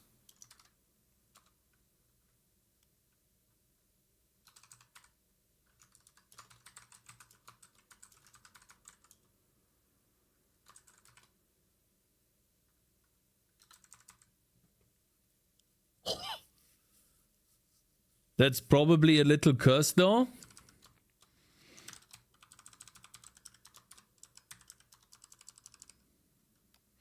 Now it's better.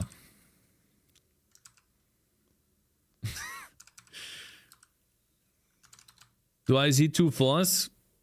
You do see two fours, yeah. Just do a normal C loop. How about we do this? For... Wait. Row.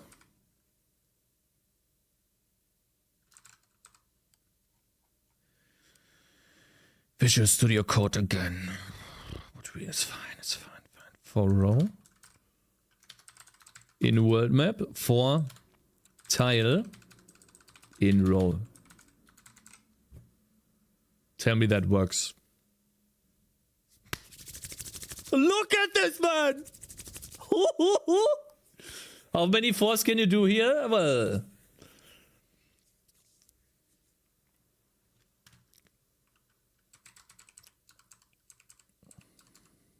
But there's one mistake.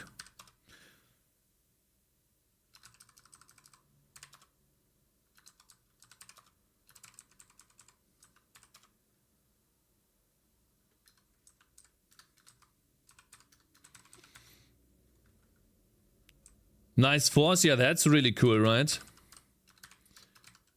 This is the coolest for loop that I've seen so far.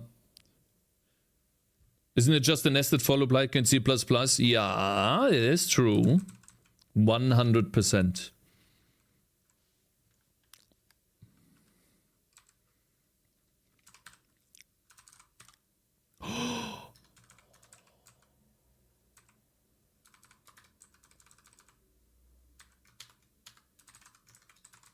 Okay, now about the position. Oof. We need X and Y coordinates. Actually, this is cool, but unfortunately...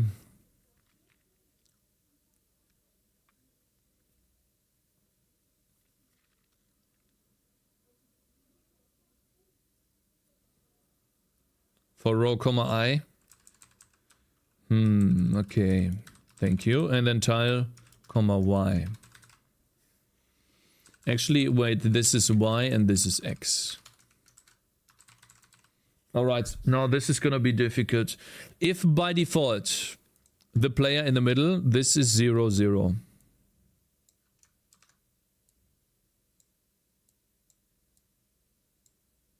This is the 0, 0 coordinate. So if we put the world in the middle,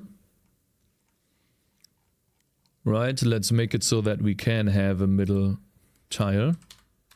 So we have 7, which means I have to quickly add one more.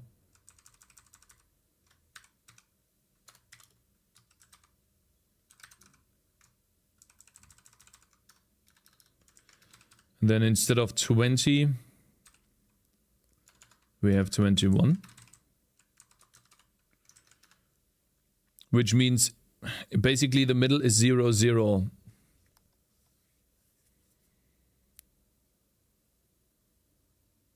What is this array? Yeah, it's terrible. Yeah, I know, it's terrible. No. Shrupter just subscribed. Fine. Big tick support for 19 years. Well, man. Less than 3. Thank you, sir. I appreciate it. Thank you very much, Prime Gaming. Thank you, Shrupter, for the support. I really appreciate it, man. Such a kind person. It's such a long time support, bro. Thank you. Hope you're doing good. Hope your job is doing well. By the way, are you aware of a basically infinity canvas called Milton? There are pre-built binaries for Windows, so you don't have to do anything crazy. It's just a nice draw software. Also, I really appreciate what you're doing. Thank you, man. Thank you. Very, very nice comment. What a kind person you are too, man. Cool. I don't know, like this always fucks me up, you know, the tiling and stuff. I think Casey used Milton at some point. Yeah, Milton is also a character in Gothic 1, you know. It's a good character. Look, Milton. It's a mage. Fire mage. Okay. Where's this?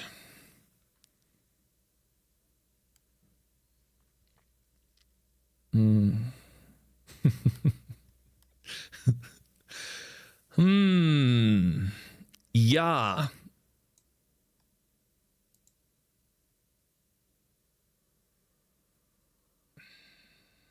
This is gonna be difficult.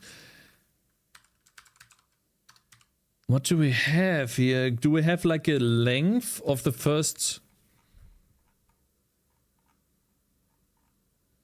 We have a grid.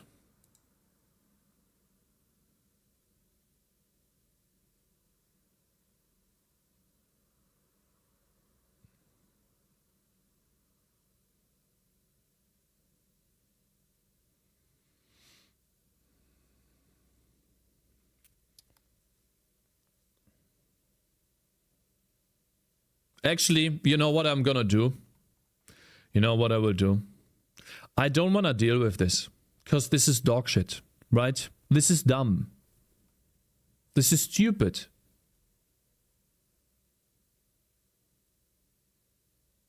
It's simple.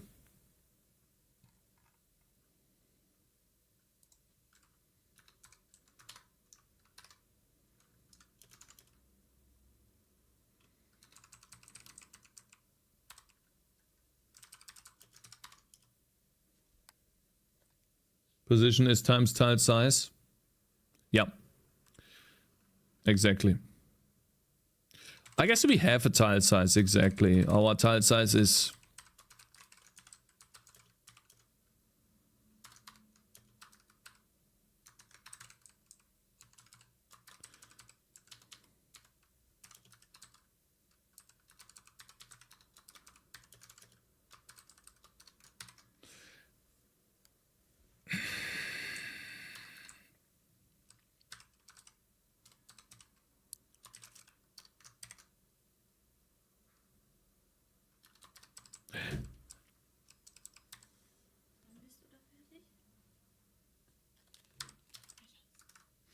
Sekunde.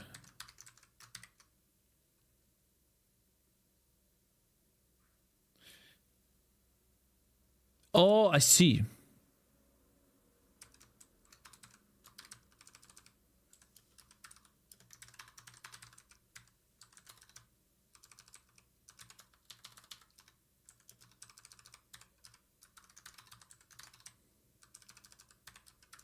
Yeah, you can do exclamation mark song to know what song is playing currently.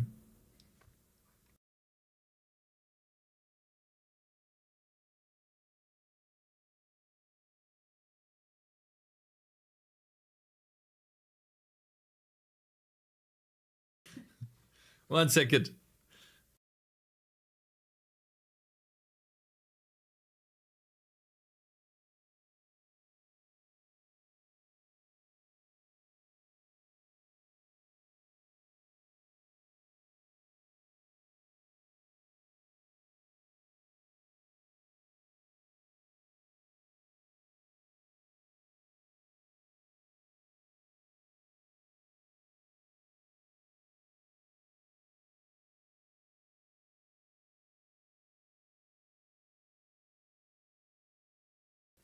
Okay. Wife just wanted to ask if I can bring her somewhere. That's fine. Okay, so now the tiles should be drawn. Exactly. Awesome. Now, it's simple. It's actually so simple. We put the camera where the player is first, right? That's the first thing. We need to put the camera where the player is, and it is important that we do this one way or the other. I think it's important if we change the camera first. Let's see, cam dot. Is it offset? Oh God, offset. I think it's offset.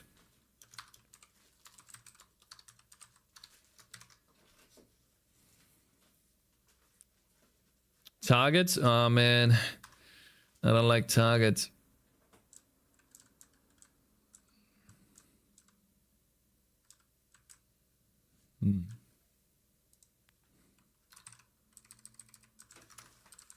I don't think it's well, I guess.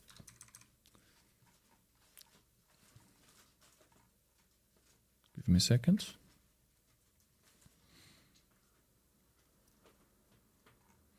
Where's the beginning of the camera?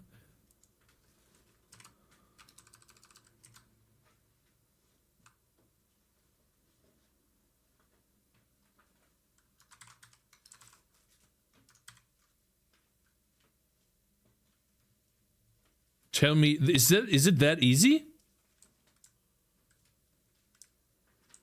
It was this easy the entire time. Why you flickering, bro? Don't flicker. Target is correct, but you want to update the player position before calling begin draw. Yeah, so this is the thing. We can do that.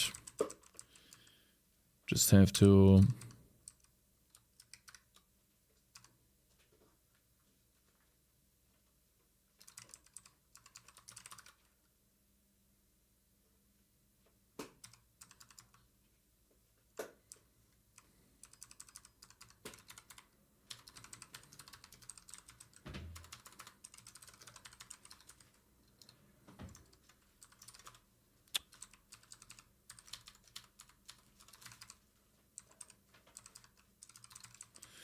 I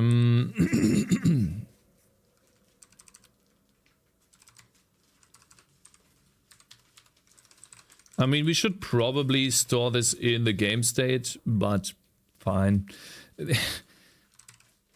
How about we call it player sprite? How do we do?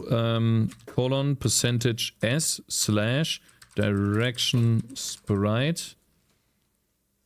Replace that with player sprite.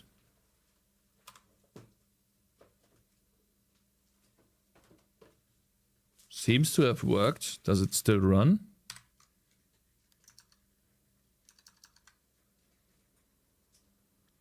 He looks like a douche. Who looks like a douche? Your mama? Alright, and then the player sprite. I guess we'll put this in the game state.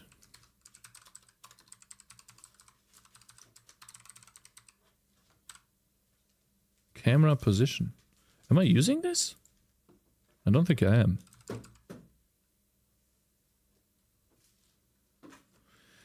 I don't really need this, but okay. It's funny, you could do everything basically without these structures, but okay, let's see. Player sprite.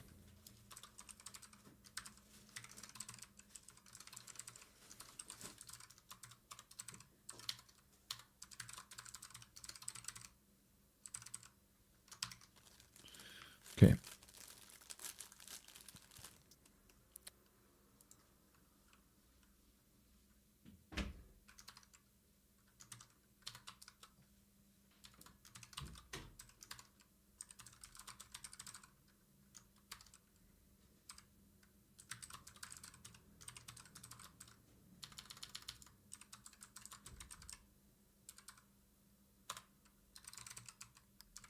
I'm pretty sure there's one error. Which line is it? 16. Over here. And then it's complaining about the game state players. Game state. Yeah. The IntelliSense is not helping me at all, man. This fucking sucks. Dude, go to the fucking file, you dumbass! Oh my god! It's putting it here? What a fucking stupid dumbass. Stupid fucking... Okay, we have this. And then it's complaining about animation time.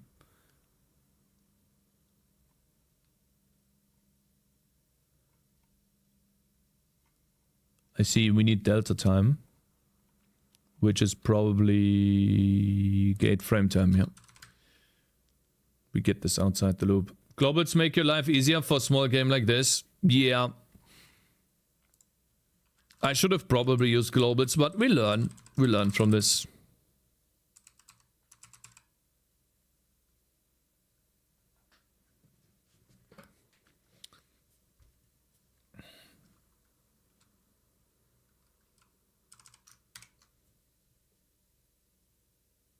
Okay, now there's just the animation index left. On 291.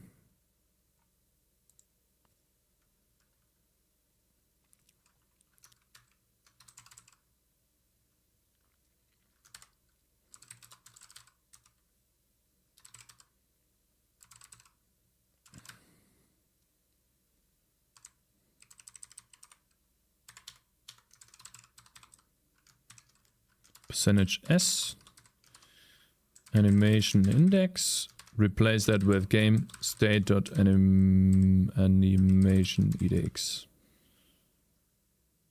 Actually, game state player animation index. Then we also need to add that to the game state.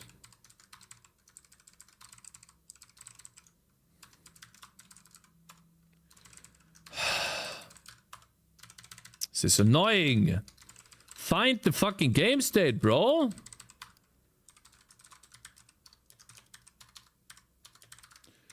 Yeah, at this point, I'm so comfortable with the language that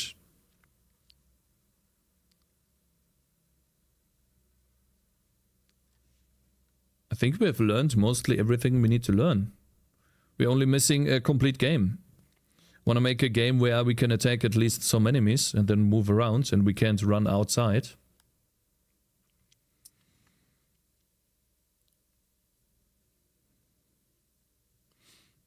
I think you can compile with error position style Unix to make it recognize the path. Oh, really?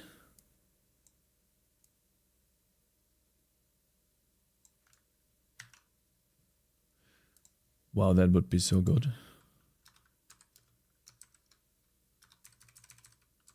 VS Code is dumb. Yeah, it is. It's stupid. But it's not only Visual Studio Code, actually. Oh, yes, it does. Yeah, of course. Right.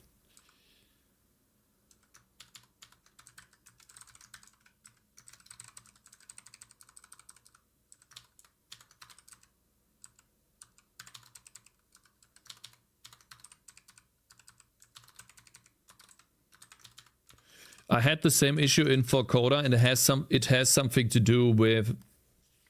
And now I can do F8. No, I can't.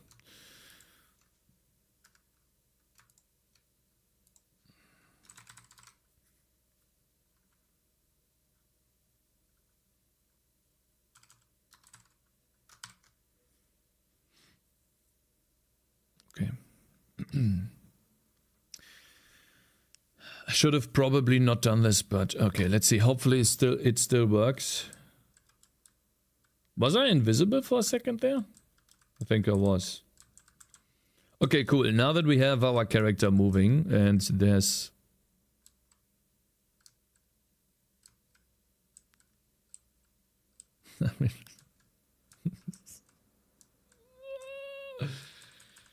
Okay, let's undo the change. I'm creating bugs.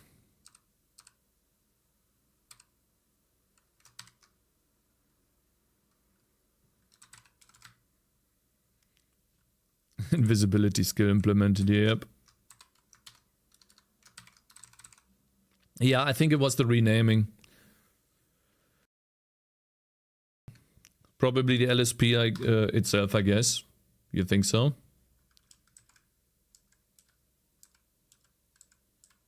Okay. Since I don't have a default value, it looks like the player is invisible by default.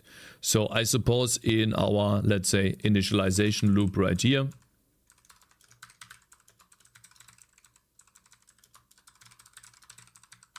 we do game state dot player sprite is dot sprite idle to the east. We idle to the east.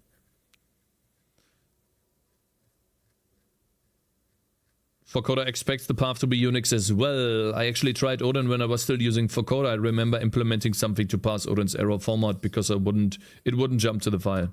It still doesn't jump to the file here. But okay, so now I want to change the camera's zoom first.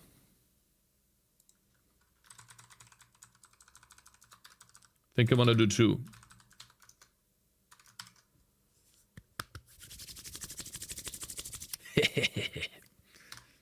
Let's do zoom 2. What do you think about this zoom? Is this zoomed in enough?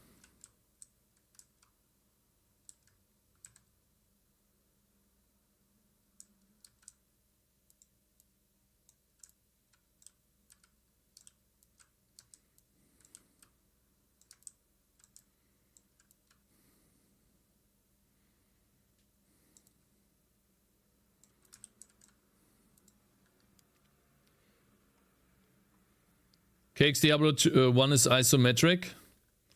Yeah, it is how it is, okay? We're gonna make it like that now, okay? I'm not gonna switch to isometric now, bro. I don't have... The end attack is displaced. You think? Are you sure about that? I think it works. It just looks weird.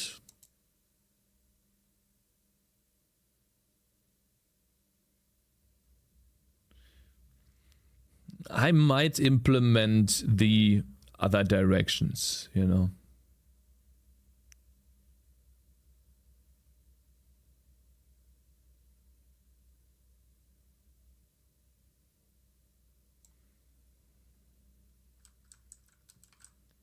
This is a bit annoying, the flickering here. Even though I'm scaling by 2, that shouldn't happen. Not sure why that happens. Bit annoying. Okay, so the idea is the following. And I don't know how to do layering in Railab yet. But we have a world map. And we have a world ground. I guess, world map. Let's call it world map 2 first. Here, we can do other sprites that we got yesterday, but we didn't use yet, right? We can build ourselves a nice little environment here. Actually, that's the ground.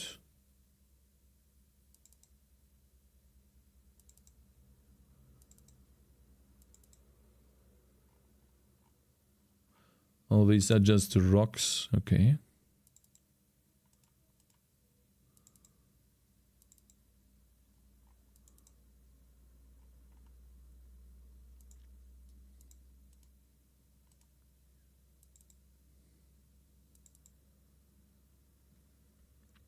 That looks so much easier than C++, the world loading.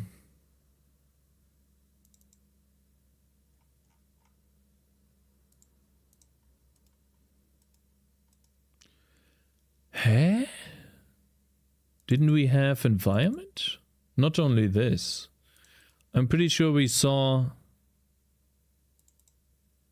G-Land, what is this?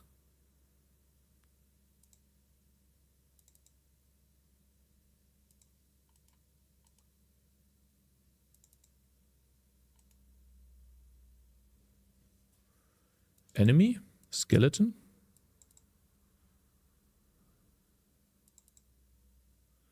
Oh wow, we have another, we have a skeleton that's walking to us as well. I thought there was an environment. But I guess there's not.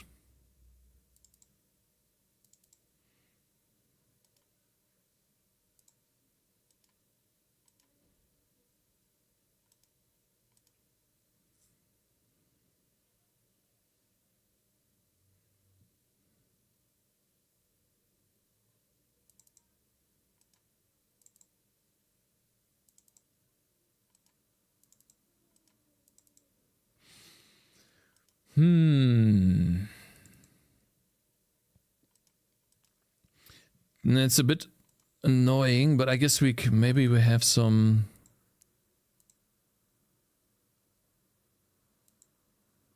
enemy sprites free. Maybe there is some other environment stuff that we can get from here. Isn't isometric the same as orthographic, just specific angle that shows 3 sides? It's just moving. It's literally 2D, but you move differently, bro. That's all you do. It has nothing, actually nothing to do with the angle at which, if at least for pixel art, you just draw differently and then you move in 45-degree angles.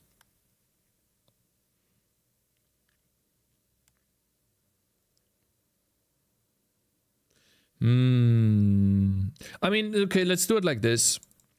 Let's get the skeleton in.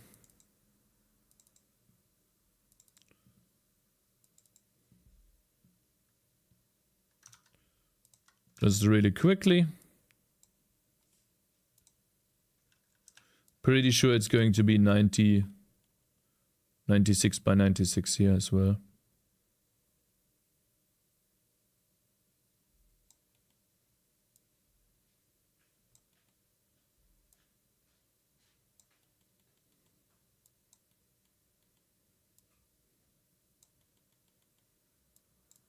Oh shit, oh no, I moved it. That's fine.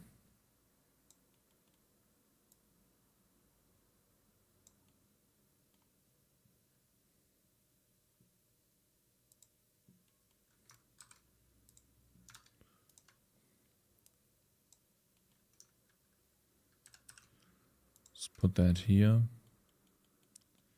Our atlas is starting to fill up, guys. Let me just get the skeleton in first. One animation.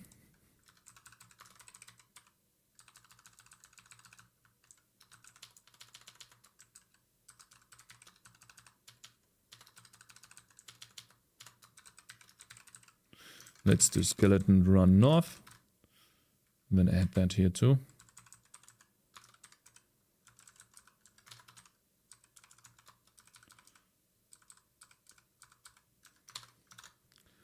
Where are we here? 1120. There we go. And it looks like it also has 8 frames. Very nice. Yes and no, because you can have many different projections, including isometric. I see. Well, I've only seen this in pixel art, so I was assuming first, but I'm pretty sure it's also different here. All right, let's see. In the game state, this is something we don't really have to put into the game state, but we can. We can have enemies. Array. Let's say 100.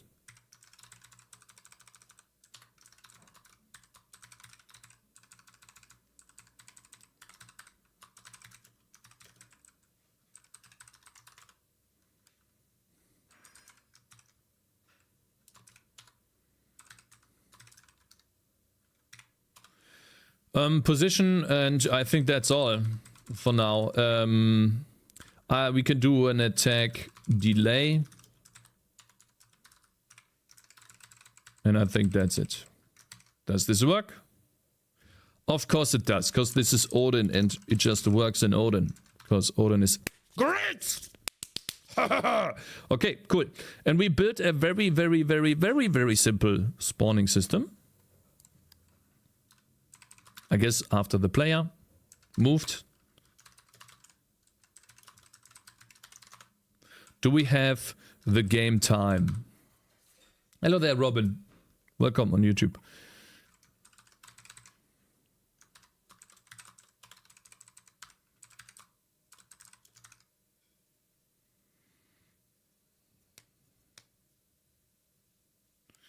I love this because I've done this so many times. So for example, right here we have structs and then we can create an enemies array. Spawn array or something. Which is an array of type... I need a struct for that.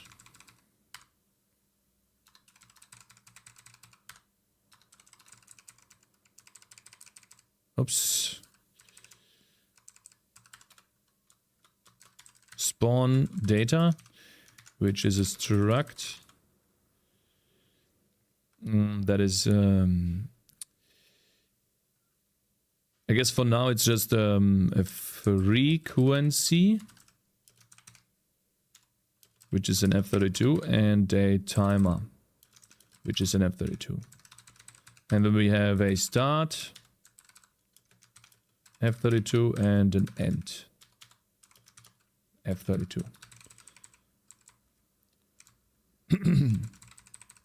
And then we have spawn data, a spawn data enemy, enemy array, where, for example, we put in one of that. The frequency, let's say, would be 1 a second, the start would be 0, the end would be after 180 seconds, and then the timer obviously would be 0. Right, that would be the first, would be skeletons. Right, and we can make this even more crazy. Let's say after 1 minute, we start spawning skeletons every half a second in addition to every second, right? That would spawn a bunch of them. And now that we have this spawn, and we can make this more and more and more, right? Very easy to extend this. Where's the spawn? It's after the player, right?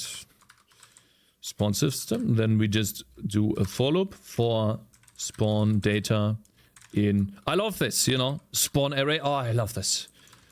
Oh, I just love this. And we can use a reference, I guess. We need to use a reference here. Then we do spawn data dot timer plus equals delta time. And then we check if... No, actually we need to first if check here. The spawn data dot start is less than game state dot game time.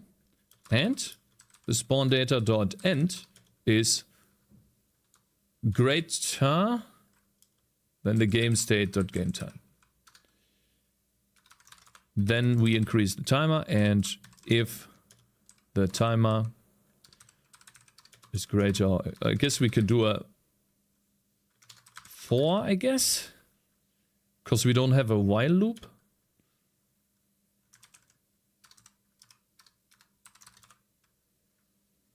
Let's spawn a skeleton on... Where do we spawn a skeleton? Hello, No Skill Gamer. Long time no see, bro. Where do we spawn a skeleton? It needs to be around the player in a radius. Oh, God.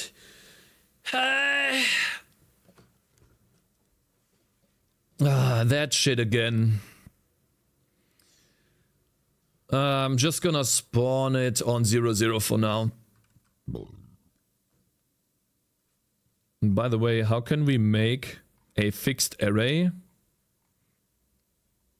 in the game state? How can I make a fixed array where I can add stuff to it, but it's not filled yet? This is a fixed array, right?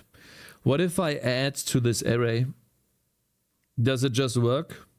Or do I have to keep track of, let's say, an enemy count? It's dynamic.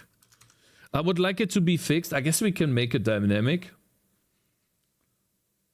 How many lines is your text, your code? How many lines? This one right here is, I think, 200. No, 400, yeah. Dynamic, same as vector, no reason to not use it. I guess we can, but I don't like it. Fine, how do we do that? This?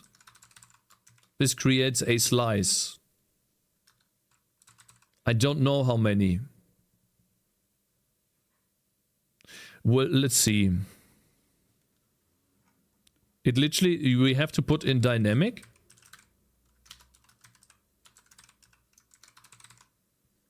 Okay. Interesting.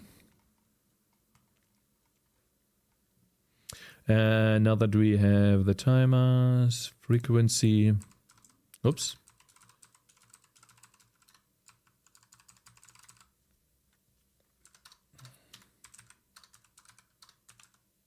But I can't add. How do I add to an array? I guess we need to read. Such a terrible. Why do you not let me switch tabs here? You can initialize that dynamic array. But do I have to? Shouldn't it be 0? Append. Oh, you know how to do that? Goodness.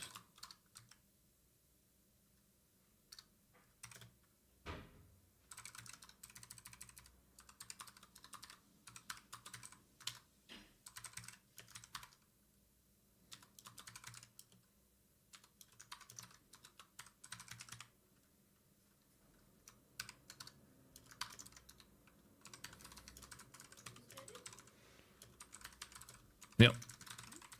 Second. 2 Minuten. Bist du noch am Essen? Oder nimmst du das mit? Okay. You need a name of array. Okay. It's so crazy. I type all of this code and it just works. It's so crazy to me. And then once we spawned an enemy, we need to do spawn data dot timer minus equals spawn data dot frequency, of course, right? We append it and then we need to make the enemies run.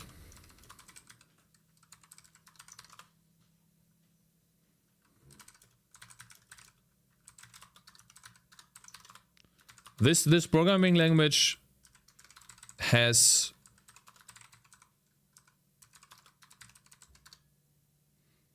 Fun fact, enemy will already be zeroed. No need to explicitly zero. Oh, I see. This.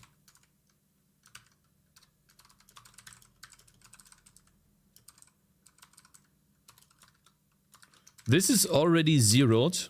Wow. Oh, cool. Yeah, we're gonna add the proper position soon.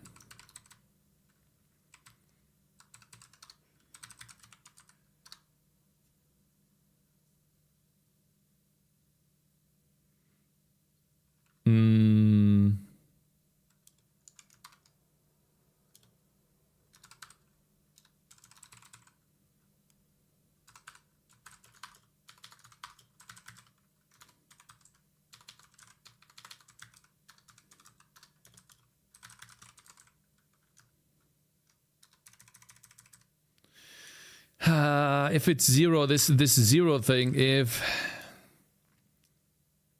algebra.length of the direction is greater than 0, then direction is normalize, or algebra.normalize direction plus equals direction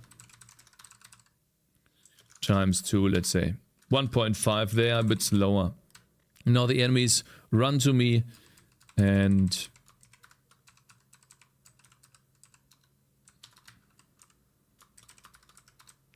render loop, ground, player, enemies. We just draw a sprite.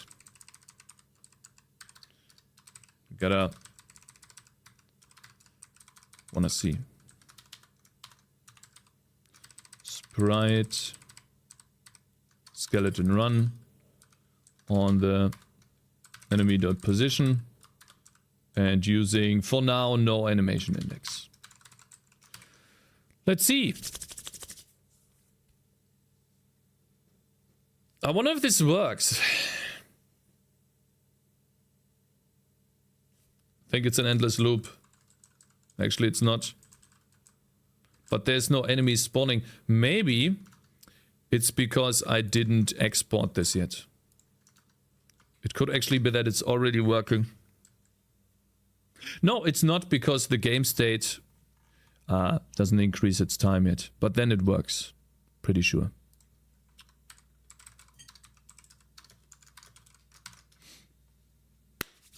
We didn't have time. Make yourself a get direction function. Yeah, I should probably do that. Oh, there's a skeleton. They follow me. Lol. There we go. They are not animated, or they follow me. Oh, damn. Boop, boop. Yeah, they can't collide with the player, of course. But yeah. There we go. We have enemies following our player. Cool. Alright, guys. I gotta go now. I think we do one more day. What do you guys think? Would you guys like to see at least attacking enemies and killing enemies finished in the game? Would you guys like to see one more day? What do you think? Because right now we have like a very simple, like, it doesn't really do anything, right? 10 more days. Yeah, 10 more days is a little bit too much, you know? You guys would like to see, yes, even more. Decent progress today. Yeah, we made good progress today. That's true. Why would you stop using Odin Kappa? Well, because I have my own game to make, you know? I'm making a game in C++. That's why. So yeah. Of course. Okay, well, I'll take that into consideration. Then we'll try to get the attacking and damaging tomorrow. You know, maybe we can do colors and materials on this stuff. All right. Let me double check if there's someone we could rate on Twitch. Dev Spudges. Should we rate Dev Spudges? It's been a while. Let's rate Dev Spudges. Hello, Shinaba, my man. Long time no see, bro. Anyways, thank you guys for joining. I appreciate the big support. I'll be online tomorrow, same time as today. And if you guys see Asen, tell me, okay?